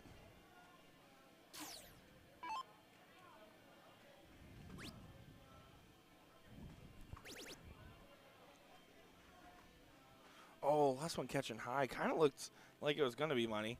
Kind of expected it to be money. And Jules trying to put a little distance before going for the 16s. Close those out. Onto the 15s or points. He's going points. Just trying to get a little bit more of a distance maker. Solidify that decider here. Yeah, right now, I mean, Jules and Mike, the Missouri team doing pretty good, all things considered, with their position in this leg. The Vegas boys are more than likely going to be seen in this last leg decider. This is where the direction is heading. This is where the momentum is flowing.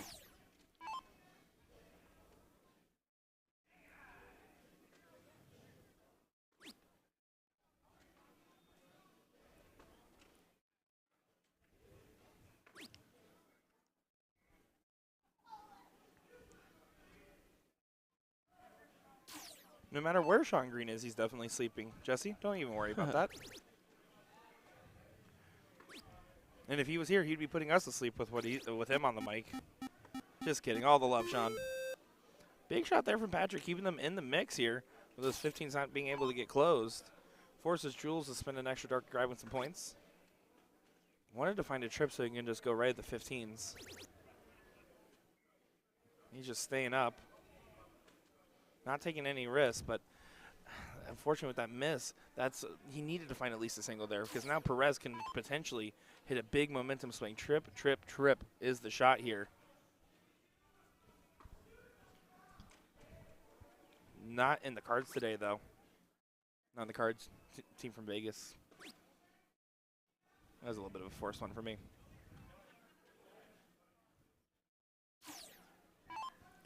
Brewer will step in here, close out these 15s, and advance to the Bulls.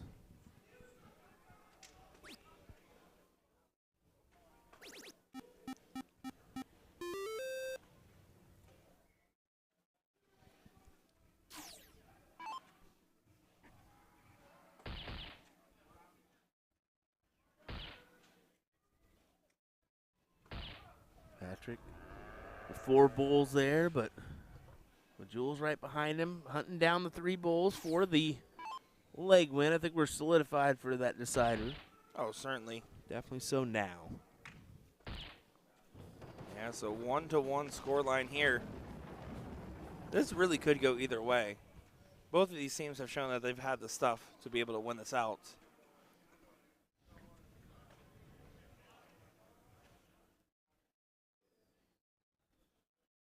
Marking averages down here before we click on over and diddle up for the decider.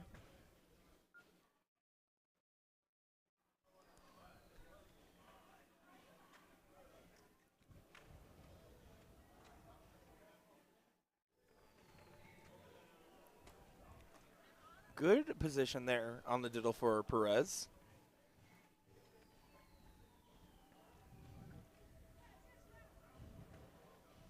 Jules not able to get it in. So there we go. The Vegas boys will get the start here. Kind of having a laugh and a smile, but they know that there is work to be done right here. Jules and Mike will be going against the throw. A task not too tall for them. Always a difficult one. But it's always a difficult one. Yeah, it really is. Especially when you got Brandon up first. Who's going to put in this?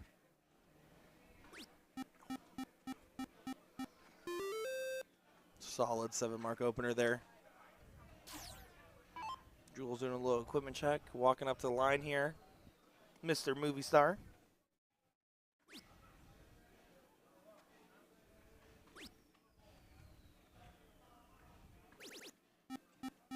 Finds them on the last start there. Needed trip for sure. Patrick might play this a little bit more aggressive here. Let's see his approach. Looking like he's starting up.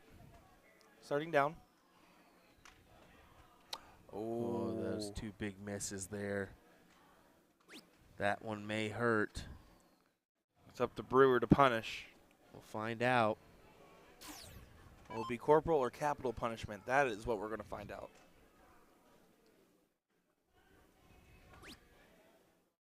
Has to find a triple. There's one. Yeah, stays down there. Doesn't take a shot at those 20s. That is A-okay. Yeah, and especially just knowing the position of the players. I think Jules kind of actually made a little motion there as if he said, you could have gone up. But I do think playing in that B position, knowing who has the hot hands on your team and playing a little bit more conservative at times, nothing wrong with that at all.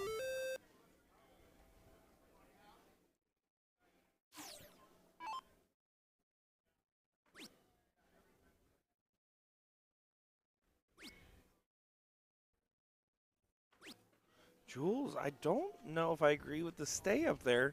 After only single 19, decide to go ahead and attack those 20s. Only hitting a 2 mark, not able to close them, and leaving themselves down in points. This could really hurt. You can see this time no messing around from Patrick. Just going to try to defend those 20s by adding some points on, and last one kind of snatched away from him. Kind of lunged a little bit on that one. You expect Brewer to probably grab the 20s at some point in this throw.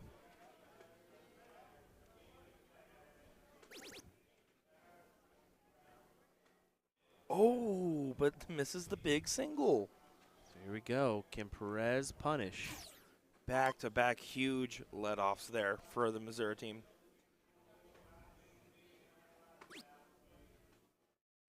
Oh, Perez got to be careful. Yeah, it just has to move back over there. Really want to try to keep moving this one forward.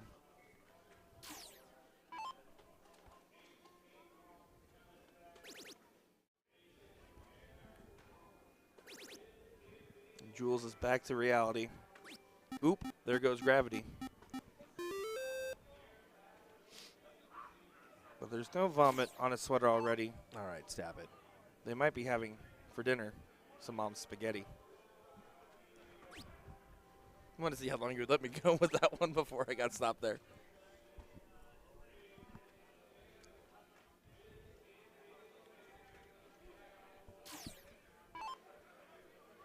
Brewer open board now. You can see both teams have handed opportunities over.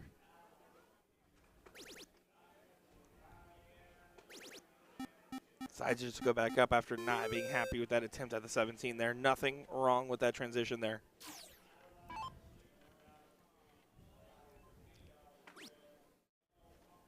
What do you fancy, Brandon? Would have loved a triple there, and outside looking in if you're Brandon and Patrick here. Jules gives it a come on.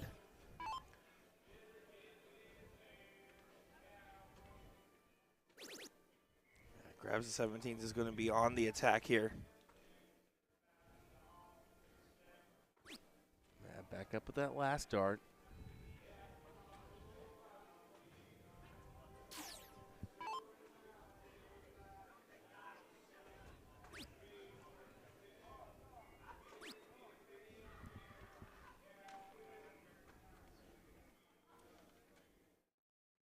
Patrick not happy. You can see just kind of grabs his darts, walks back. Perez still giving out his hand in support. No matter do or die, support your partner. These 7s were troublesome in the previous leg. They seem to be so in this one as well. 16's not firing on all cylinders for either team. Yeah, just to be honest, some struggles in this leg.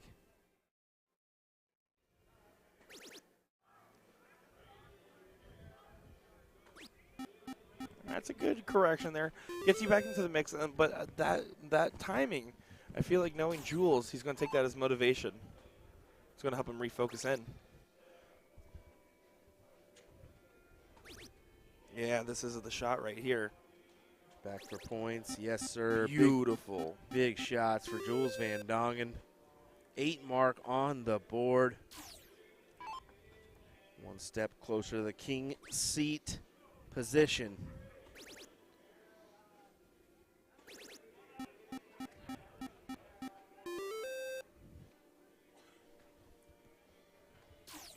The way this bracket is shaped up too, your king seat holders aren't really in that much of a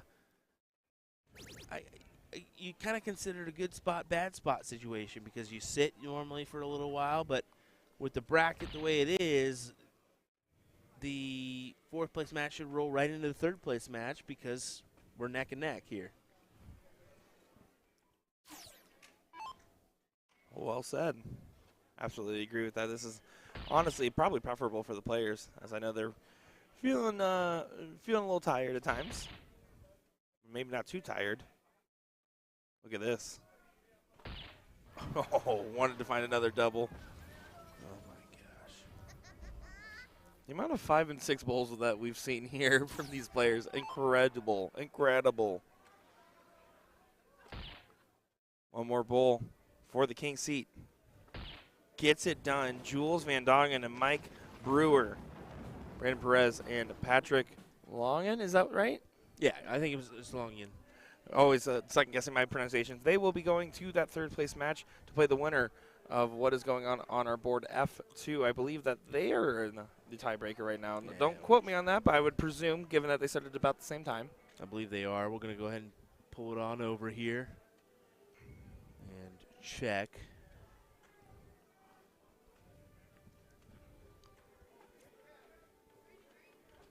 So we have it. Yeah, you can see Alavis there, finding 6. German on German match here in the 4th place. And I'm going to be honest, if you're Jules and Mike, or even Patrick and Brandon, you got to be thinking, I hope that Nico and El Abbas don't pull this off. Well, I would say the Team Evolution there is trying to put a good stop to it.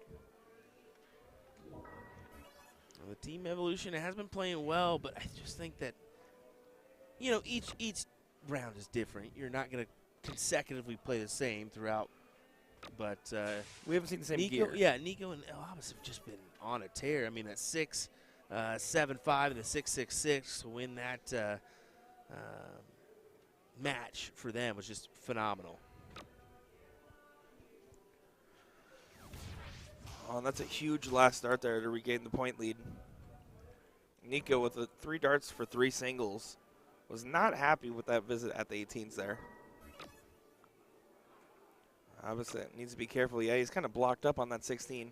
And you can see that last dart completely deflected. You need to find a different angle on it. And you're kind of in a spot here if you're Nico and El Abbas, as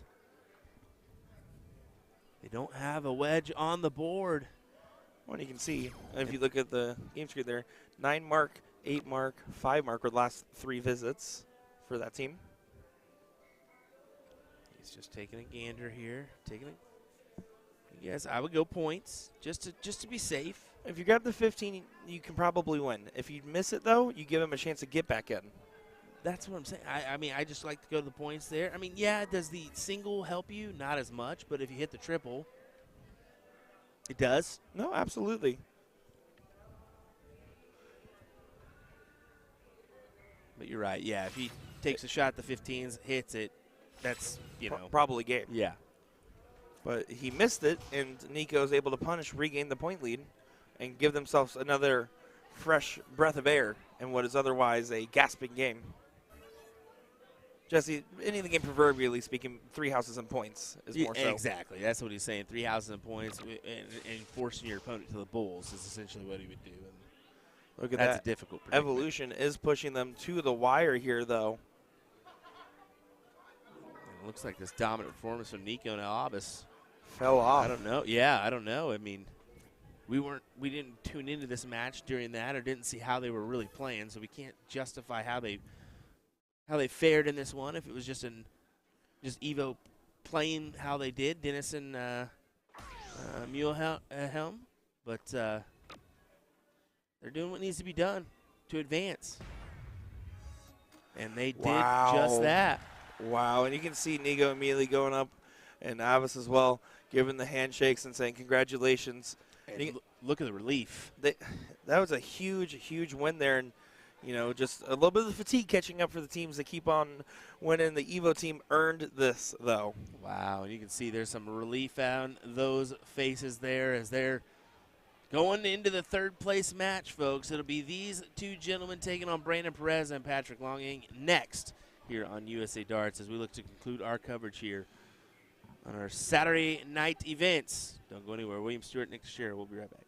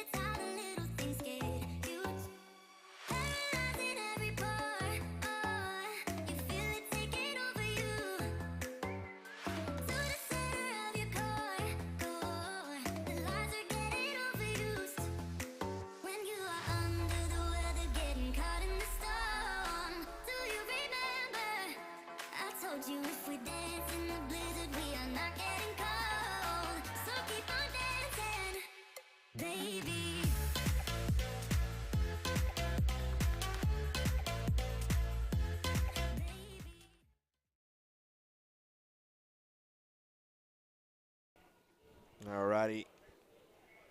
Well, third place match in our Masters event. I hope you all are ready once again as Brandon Perez and Patrick Longin will take on the team of Mulehound and what is it? Huss. Yes, yes, it's going to be Dennis Huss and Mirko Muleheim. There we go.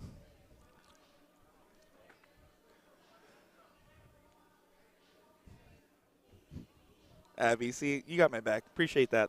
Thank you.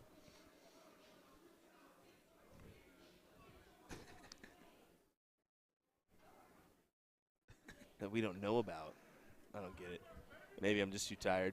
Because you said not even the best player in the booth, and they said, is there secret help that we don't know about? Because it can't be you. Yeah, That's Abby, right. Abby, That's right. Abby, you know better than that. You've seen me play. Get the hell out of here.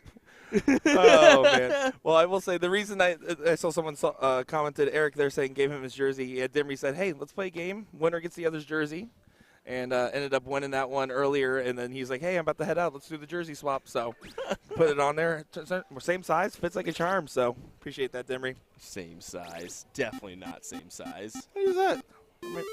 Something showing or something? Oh, buddy. Oh, buddy. Nah, still pretty cool that you did that. But here we go, folks. Your third place match, Masters Doubles Cricket. Winner of this one will take on Jules Van Dongen and Mike Brewer for the title.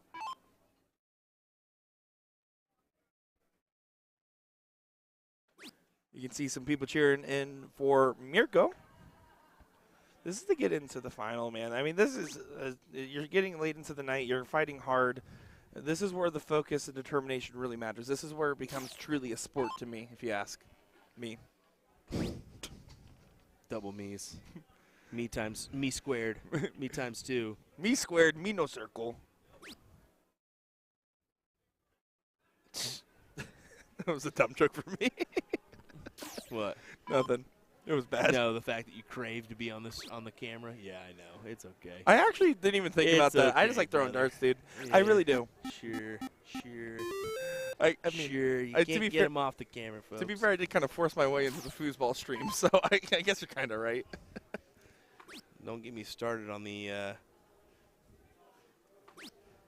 on us walking back from dinner. What Nick did this evening. Oh my goodness, embarrassing. Yeah, that's a story for Inside the Dart Hall, probably. Yeah, very embarrassing. Whatever. Here we go, folks. Brandon and Patrick. Unfortunately, outside looking in here in this leg so far, as Muleheim and Huss have, well, that will definitely lock one in for you. So I did go up to Masson and Hunter Van Beek because they were actively watching the Kerrs match against the Evo team, right? And I was just like, what's the center playing? They're like, Evo really just brought it there. And, of course, there was a fall-off from Elabas and Nico in that third leg that we caught. Okay. But they said that it was down to the wire up in those first two legs, just top-tier performance from Evo. They're really firing on all cylinders now, and it shows.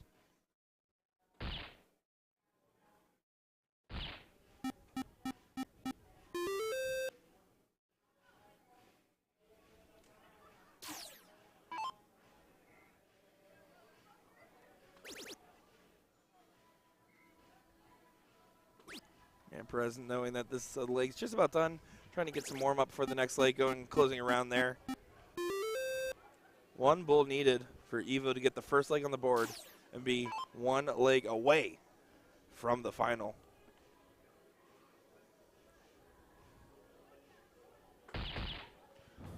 Beautiful dart there. 5.57.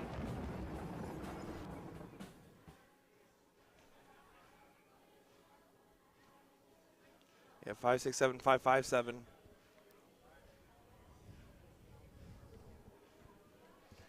taking a quick snap of that one. Really not the best of game there from Patrick and Brandon. But, I mean, they kind of knew after that white horse it was going to be a little bit difficult.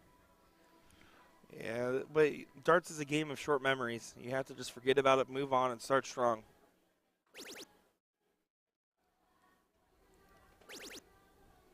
Well, he's starting strong here. Yes, sir. Loading up with a 9 mark to get things going here, saying, hey, we're going to keep fighting.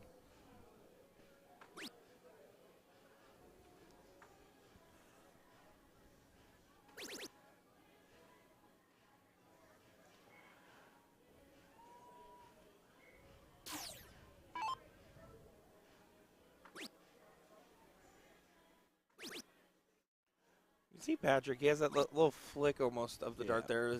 Kind of releases a little early, doesn't follow all the way through, but if you get that release point right, it shouldn't be inconsequential, but it's one of those things where it can get out of sorts very easily and can make your game vastly different between game to game.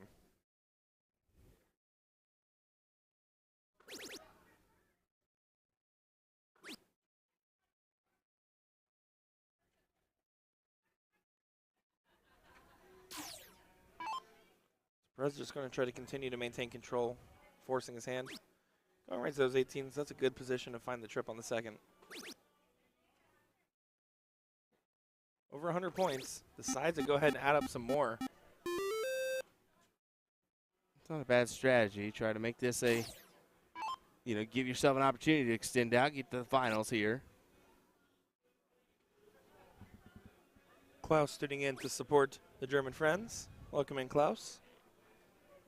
Been a big supporter of the streams here. Been seeing that name pop up on our comments and likes for some time now. Absolutely. Yeah, good last start there from Patrick. Perfectly getting that trip on the last start there. Not really a doubt in the mind that it was going in. And see how quickly the momentum changes leg to leg. The Germans were pretty much untouchable that first leg, and now it looks like well out of reach in the second leg for them. So we're pretty much set to go to a last leg decider to see who goes into the finals. Looks like it.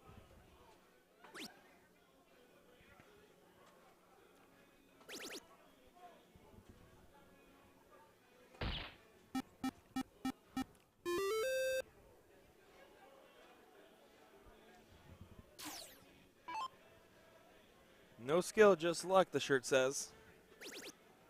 Still love that. Trying to get a 9 here, and he does. But still not enough. Patrick to close him out. Yeah, gonna get those 15s first. Oh, he's not happy with those darts. Yeah, just grabs a single. So not quite a door opener, but it does make things a little bit more interesting here if Evo can find some perfection.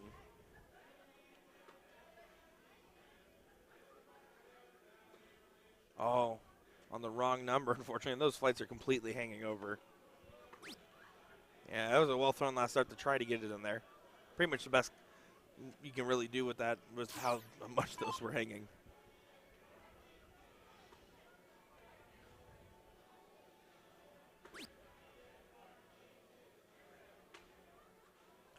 Missing the big single there. Wow. You wouldn't see that normally. You can tell that's some fatigue settling in. That's focusing attention to detail kind of falling short there. Wow, and they're trying to work their way back in it here, but all he needs is 3 darts in his hand right now, and he's can take this leg. 115, 2 bowls. 1. Oh. Not quite. So if you're Evo, the only play here with them having an X on the bulls, meaning they need to stay on here, grab as many as they can, and hope that they somehow return with a point lead. That's a great start to that. A good follow-up. And an excellent last start there. 5 bulls found. So put the 50 points on the board, 47-point advantage. What do you fancy, Perez? 1 triple, 1 bull, 1-1. Yeah, you can see got a little dicey towards the end, and I think for Brendan and Patrick, they really kind of wanted to lay it on heavy there to kind of maybe potentially try to break spirit for the Evo team. But instead, they kind of rallied at the end, and I feel like this could be any man's game here at the end. Team Evo to show first.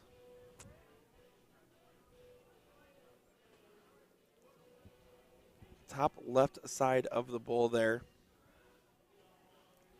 Brandon's going to try to get in. Did not stick, so he's going to rethrow. And I think it kicked one hole lower. It's hard to tell. But I think it did. Or no, it might be the same. Yeah, that's definitely going to redo. definitely the same. Yeah, you can't even really see it there either. Yeah, just kind of an awkward angle for that. But it looks like they're both on the outer ring there. Now this is where I would move to the right side and kind of try to throw into the darts almost with the way they're crossed like that. Because you can see if you throw from the other side, they'll flick out the other way.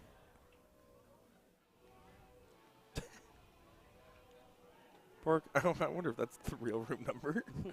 Could be. I couldn't tell you. I'm surprised he's not passed out. Is there 26 Sweeping. floors here? I couldn't tell you, buddy. I couldn't tell you what I had for lunch today, let alone. Yeah, you All- can't all I'm tacos El thinking- Gordo. all I'm thinking about is how good that bed's going to feel here in a little bit. I'm sure some of these players are as well. Here we go. Evo will get the start. Ooh. Needs to get that close and doesn't, so they don't capitalize on the start. Leg number 2, Perez loaded up all 3 in the 20 bed. Can he do it again here?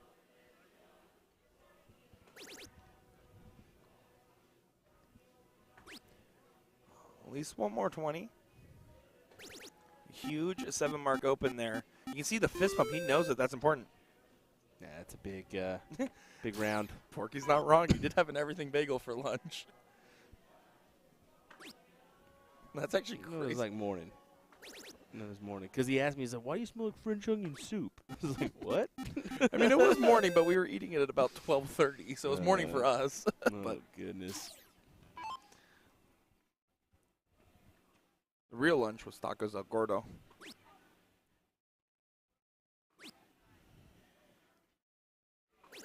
Big last start there. Not only closing, but it continuing to expand that point lead. 97-point difference between these teams.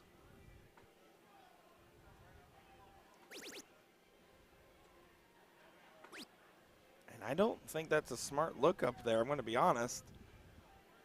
I don't know if that's the dart I would have done it on. Yeah, Brandon to take advantage here. 19s. Let him close him. More points. Yes, sir. Yeah, that's some textbook level play right there.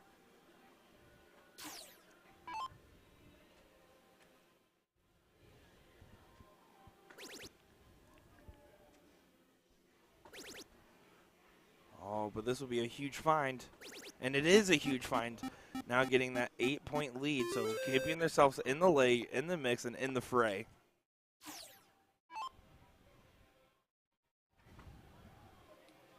That's a difficult dart for Patrick. Got to step over and work his way around. Does find the triple. Down to the 17s or stay. He stays. And there, because of the risk of deflection, I wouldn't have minded the look downstairs just because it ended up getting caught up in the highway traffic. Yeah, it's difficult to kind of puncture your way through that one, so now he's going Taking to a take the look. Yep. And back and forth. With minimum pressure, or with maximum pressure added.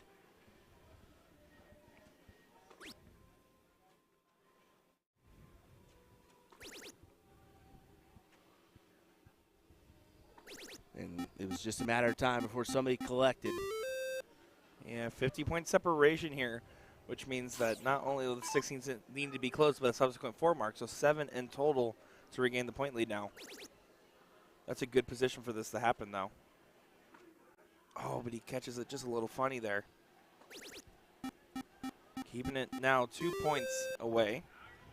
You can tell more of our European audience is waking up as we're getting some Guten Morgens. So good morning to you guys as well.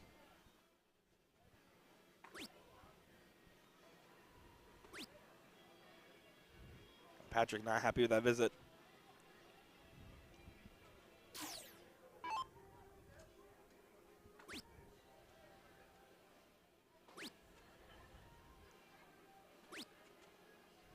That 3 mark right back.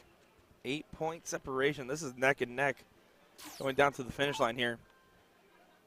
Brandon looking at the 16s early here. Oh, he's going to have to spend all 3. I think that's probably one of the worst case scenarios other than not closing it there for him. It really is, because now in the hands of this gentleman to open up and point on the 15s and take his shot at the 18s for the closure. Gets a swing if he wants it. He's going to take it. You got to take that. Oh, and it's just hugging the wire there. A well-thrown dart.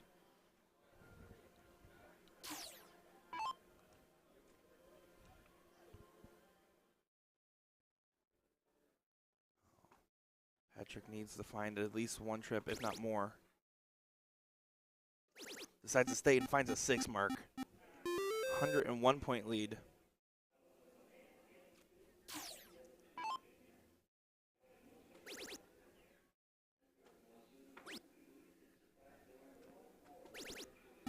And that's a huge answer there. 7 mark was needed to regain the point lead.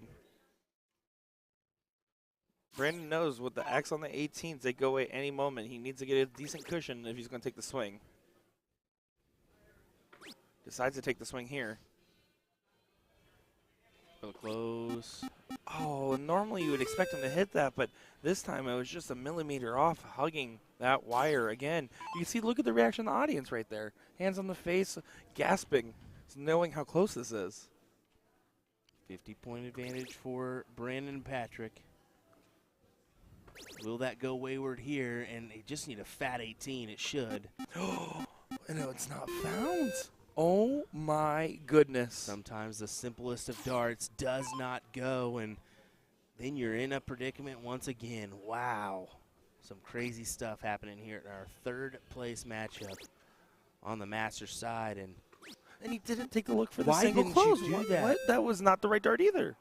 Why didn't you? Oh, my. What? Oh, my. You have to take that shot, Patrick. And it might get it is going to get rewarded here.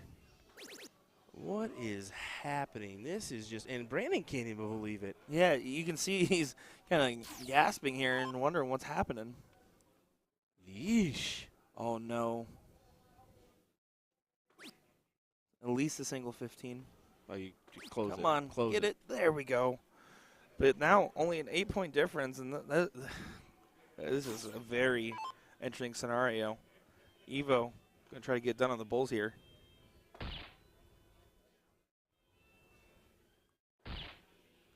Staying on? Yeah, it does stay on. All right, here we go. 3 for the win. I think Patrick's going to probably stay on the 18 till he trips. And he could. And he could. That's a very good strategy to do. Or Oh, take, he's going right at it. oh, no. This is the risk. my goodness. And right after that double start, you're like, oh, surely. You can't speak too fast. And now, 1 bull, 118. And they get it done. Evo's moving to the finals. Wow. That was a moment of forced and accidental errors and some beautiful moments of people rising to the occasion as well. Hard fought, tooth and nail to the end. And you can see the respect there. And you're going to feel like the Vegas boys feel like they kind of gave that one away. And Evo, their mind's exploding right now. You can see the grabbing the head, knowing that the finals is about to take underway here. That was just unreal what happened there. I mean, Yes. oh, I mean, wow. I know. That honestly speechless there. That's rough for a couple of these individuals, but someone's got to win, someone's got to lose, and we're going to have Jules Van Dongen and Mike Brewer take on Mulehelm and Huss next. Don't go anywhere, folks. We got another final coming your way here at NDA Team Dart 2024.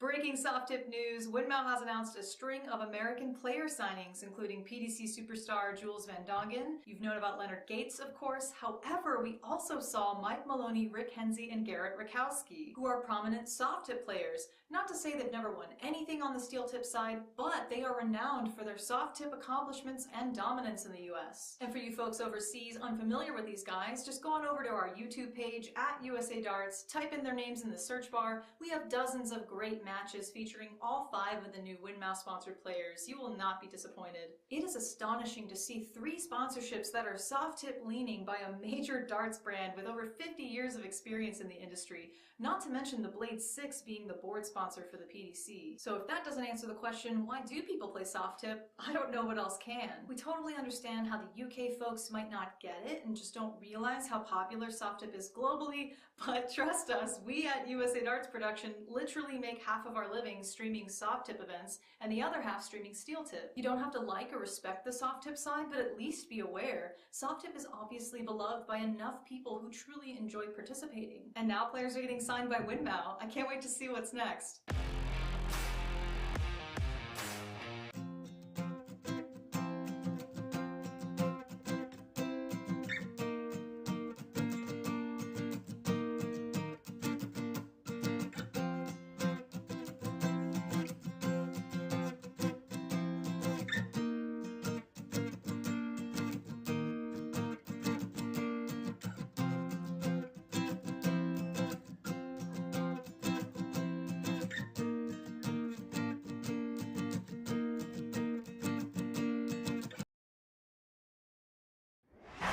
Humphries is the greatest darting force on the planet. Bullseye. Oh, we got one. The fish has been landed. We know he's too good. The world number 1, world champion. Incredible stuff.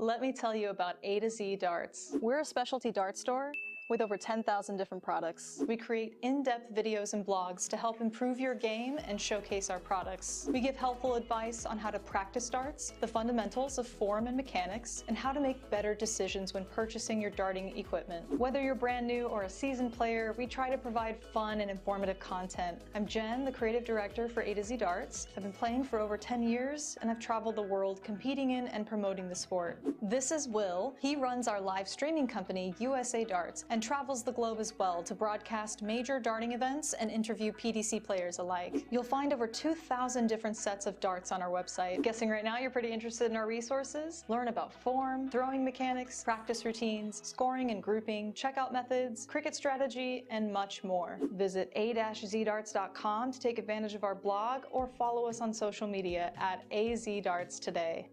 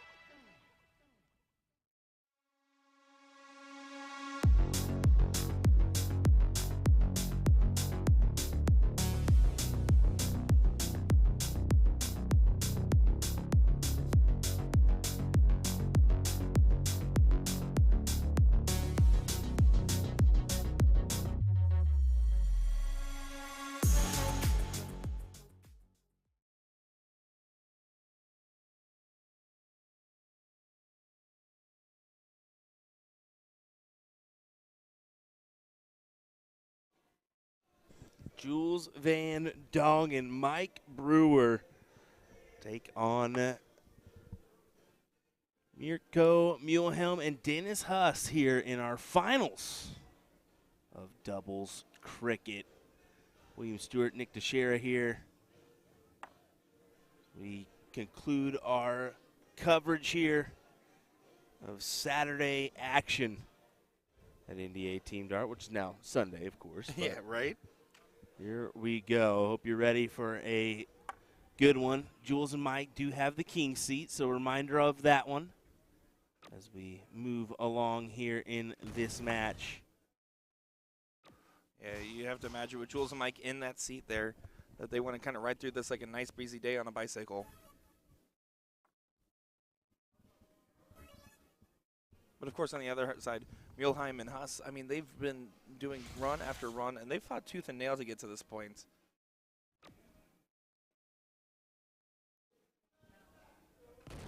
And that's a good, aggressive close there.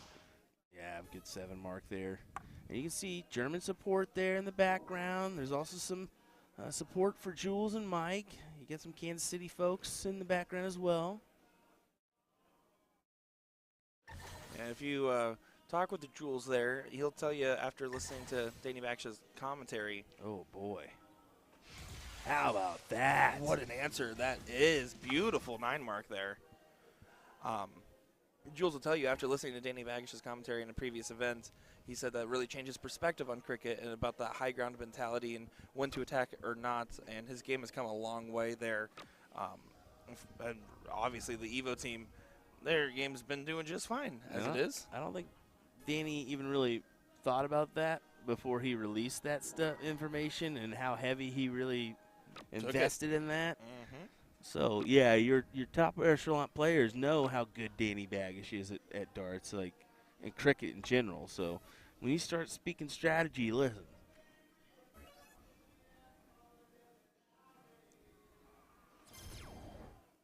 And look at Jules here. 9 mark would be nice, but he's taking that chance of the 15s. Yeah, he didn't like the position of where that trip fell in the 16s there.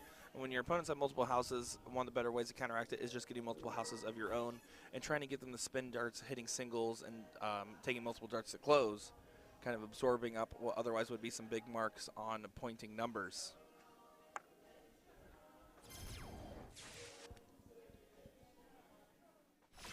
Well, these Germans are finding their groove, their stride at the right time here. They certainly are. I'll be honest. When we first saw them, I thought they played good.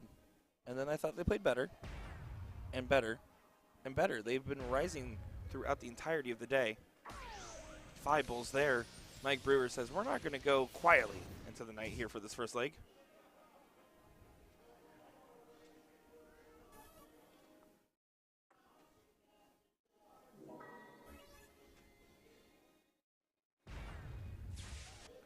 There we go, leg number 1 for Team Evo. Muleheim and Huss get one on the board.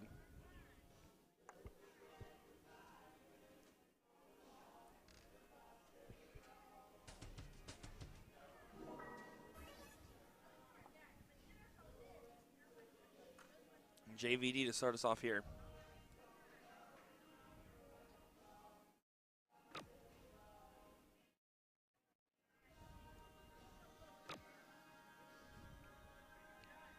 The best about those 2 darts, and yeah, unfortunate round, as he's not able to close the door on the 20s. This could hurt a lot.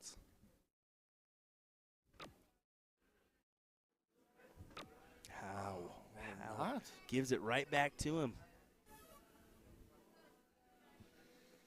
If you ask some of the top shots here when approaching against some of these European teams like the Germans out here, they'll tell you that a lot of the times the strategy involves going more aggressive at closing the 20s because a lot of them have more varying backgrounds and different forms of darts and utilize the 20s more than most compared to some people that play more exclusively on the soft tip side of things, I should say.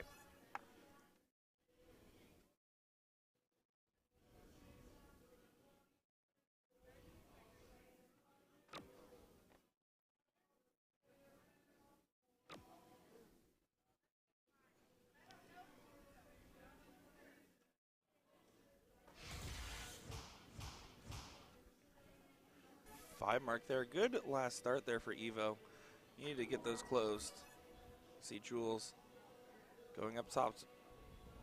Yeah, he's going to use that as his wedge. May open up another bet or go down. Yeah, I figured he'd take a look at that other wedge there. Yeah, you assume the 20s are going to go away on this turn.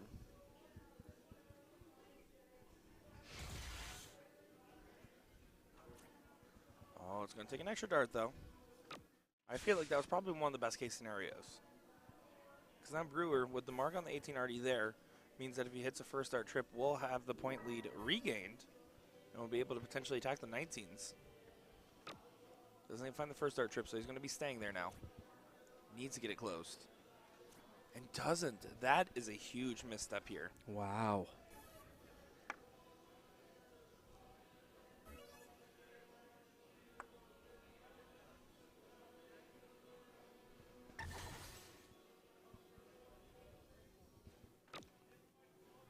Staying on that.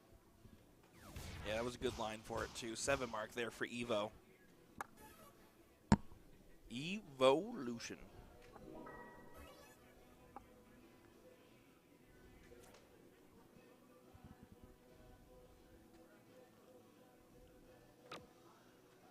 Yeah, Tyler, I don't know if I'd quite call it hesitation, if more so just fatigue causing said hesitation, or No, it's 100% hesitation. Oh, you think so? 100%. He's struggling with his grip. Huh. Well, there you go. That's 1,000% what it is. I can guarantee you that right now. Look at that.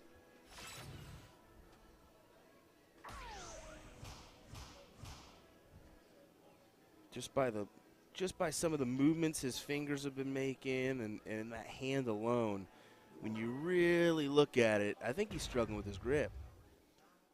Yeah, let's try to take a look at that on his next go here. Let's see.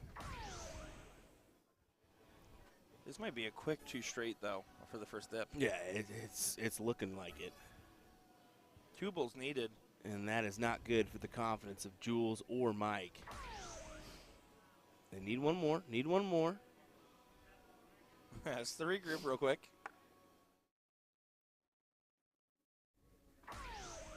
Gets it there. Muehlheim and Huss, 2 straight in that first set. Going to go on to the next one here. Yeah, 3-0 and a 2-6-6 from Brewer and Jules. Simply not going to cut it there. I don't know if they'll get another paper or not. I think they're going to play through.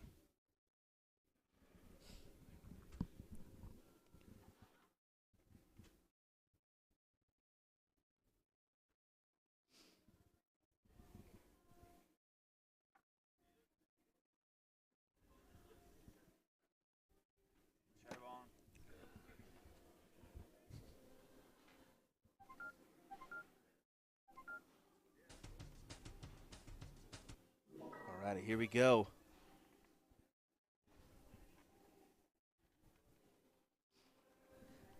Jules to start off. You can see his thumbs at the very bottom of the dart, holding by the tip, and right at the very end you can see that roll where it goes to a more traditional grip style. Look at where the dart is. I mean, that point is up in the air. And then it tilts down at the last second there. Yeah, see, that's A lot what's of getting variables. me. He normally doesn't have his point up in the air like that. But, hey, we'll see. Yeah, it's definitely a good point out from you and Tyler there. These Huss and Muehlheim are really making this tough, though. I mean, they're really laying it in on their opportunities. Well, I mean, like I said, they've just been improving throughout the day. They've really been showing a lot of good signs. Signs of life and signs of fervor.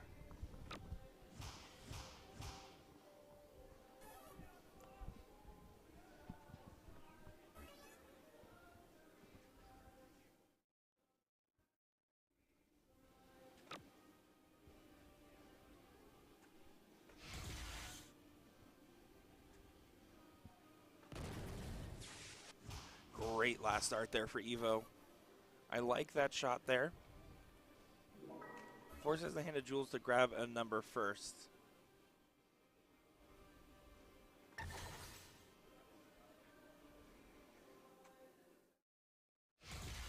There's some solid shots there for Jules. Back to it. Good 7.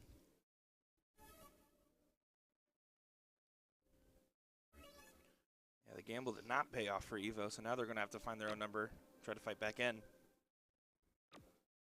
Needs to get this at least close, but wants to find that trip, does do so. 12-point difference is the separation here.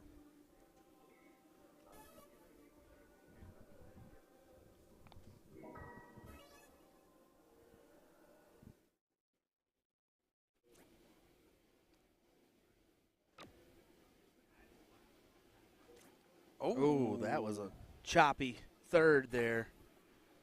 A choppy third from Mike. Yeah, not going to be happy with that dart at all. Just a back and forth scenario. One team shows signs of weakness, the other one attacks. Yeah, this is looking pretty for the Germans. It's a 7, but it's a hefty 7. Gets him out in front. Forces Jules to grab a wedge, whether it be 16s or 15s. Has to move. No, he'll stay.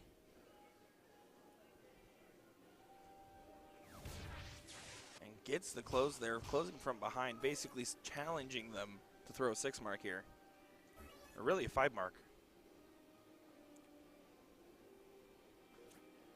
See, I would have preferred that first start at the 15 there. I would agree with you there. I think you take the shot the 15s first. Because, I mean, essentially, Mike comes up here, he's a 5 mark, he's ahead. Well, if he trips the first start at the 15 and lets him go for 2 singles on the 16 or go for that double inside wire instead, changes And the there's shot the entirely. 15. Needs to hit another one, though. Needs to hit another one. You could have just hit 2. Down 6 points, so it does make it a potential 4-3 scenario here on the Bulls. I mean, even 2 fats there would have been okay. Yeah. That's the thing, is if you went 2 fats, the other team doesn't have match darts. And now Jules has to hit the 4 Bulls here. I guess they could do double and then the trip 15, but that's a hell of a shot to do. Yeah, absolutely.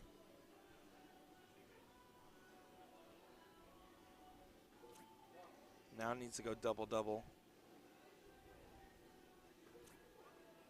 Not going to be able to do so. Muehlheim and Huss, 1 bull here, puts him at match point. And gets it there. So you have Wow. 3 straight legs so far in the final for him.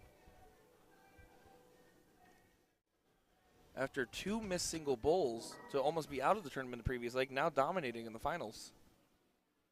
Or previous match, excuse me.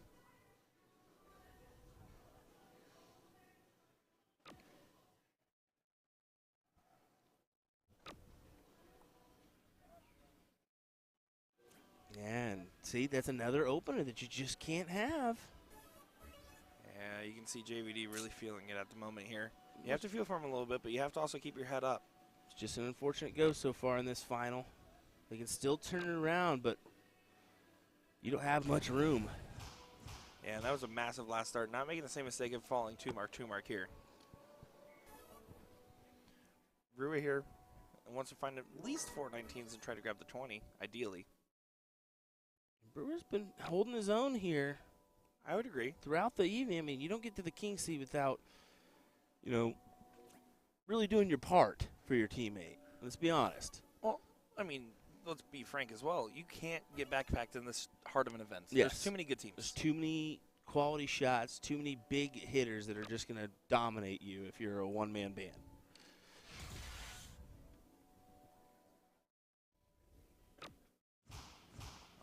You can see finding much equity in this one. Evo is just playing right now, doing a lot of the good things here.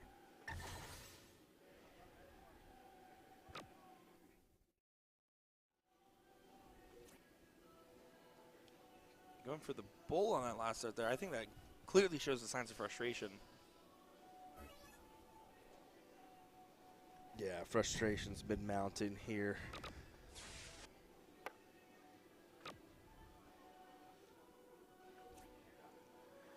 Yeah, it doesn't grab the trip 17 last start. So really, if that 17 was tripped there, I would almost say that's really the biggest dagger of them all so far. But this is really the last chance, if you ask me, for Brewer and Van Dongen to get a foothold in this. And that's it. Singles isn't going to work. That might just be it here. Evo having everything go right here. Wow. Did not see this going this way. I figure this would be a possible second set. Make it interesting, but not just a 4 straight. 4 straight. And then trip 16 the last start. 4 houses and the points. Honestly, hats off though, because yes, obviously JVD and Brewer are not quite at the standard of which they would want to be, but Evo earned their spot here. They beat so many good teams, and they played so well to get to this point, and they're playing well here. Well, there's another event in the area, and Jules and Mike did take the title of that one this morning, so it's been a long day for them. Absolutely. Let's not forget that, but Match start. They're going to take the L here. And gets it done. 4 straight legs. Congratulations to Team Evo for getting it done and concluding our Masters doubles cricket coverage. Wow. Wow. We're going to grab some pictures, but my, oh my, just a big round of applause to Mulehelm and Huss here. Mirko Mulehelm and Dennis Huss, your champions of doubles cricket, and they can't believe it. They threw well, especially in the latter parts of this tournament, to get them to this point. Excellent shots. Congrats to them. Congrats to Jules and Mike. I mean, a second place finish is nothing to frown upon. They'll take home a little bit of cash as well. And then, hey, they got a long day today, tomorrow. I'm sure we do have the morning team events for our other levels, not the Masters, but our other levels. And then we'll have the International Challenge starting at 11 o'clock. And then how about later on in the evening, some singles 0-1 action. So stay tuned for that one tomorrow. We're going to kick off our coverage, though, at 10 a.m. So we'll get those international walk-ons, and we'll do some close-ups of players warming up, having some chats and whatnot, and then we'll get into our coverage at 11 with the International Challenge. So a good day ahead tomorrow. I can't say tomorrow, today, as it's 2 a.m. here, 2:30. So join us, 10 a.m. local time, 12 p.m. Central. That's 1 p.m. Eastern time for you over in Europe. UK time, that's 6 hours ahead, so that'll be 6 p.m. on Sunday for you, 7 p.m. for Europe. So there you go, folks. Take care. We'll see you tomorrow. I keep doing that one. We'll see you later on today for more coverage of NDA Team Dart 2024. Thanks for joining us from William Stewart and Nick Teixeira. See you later.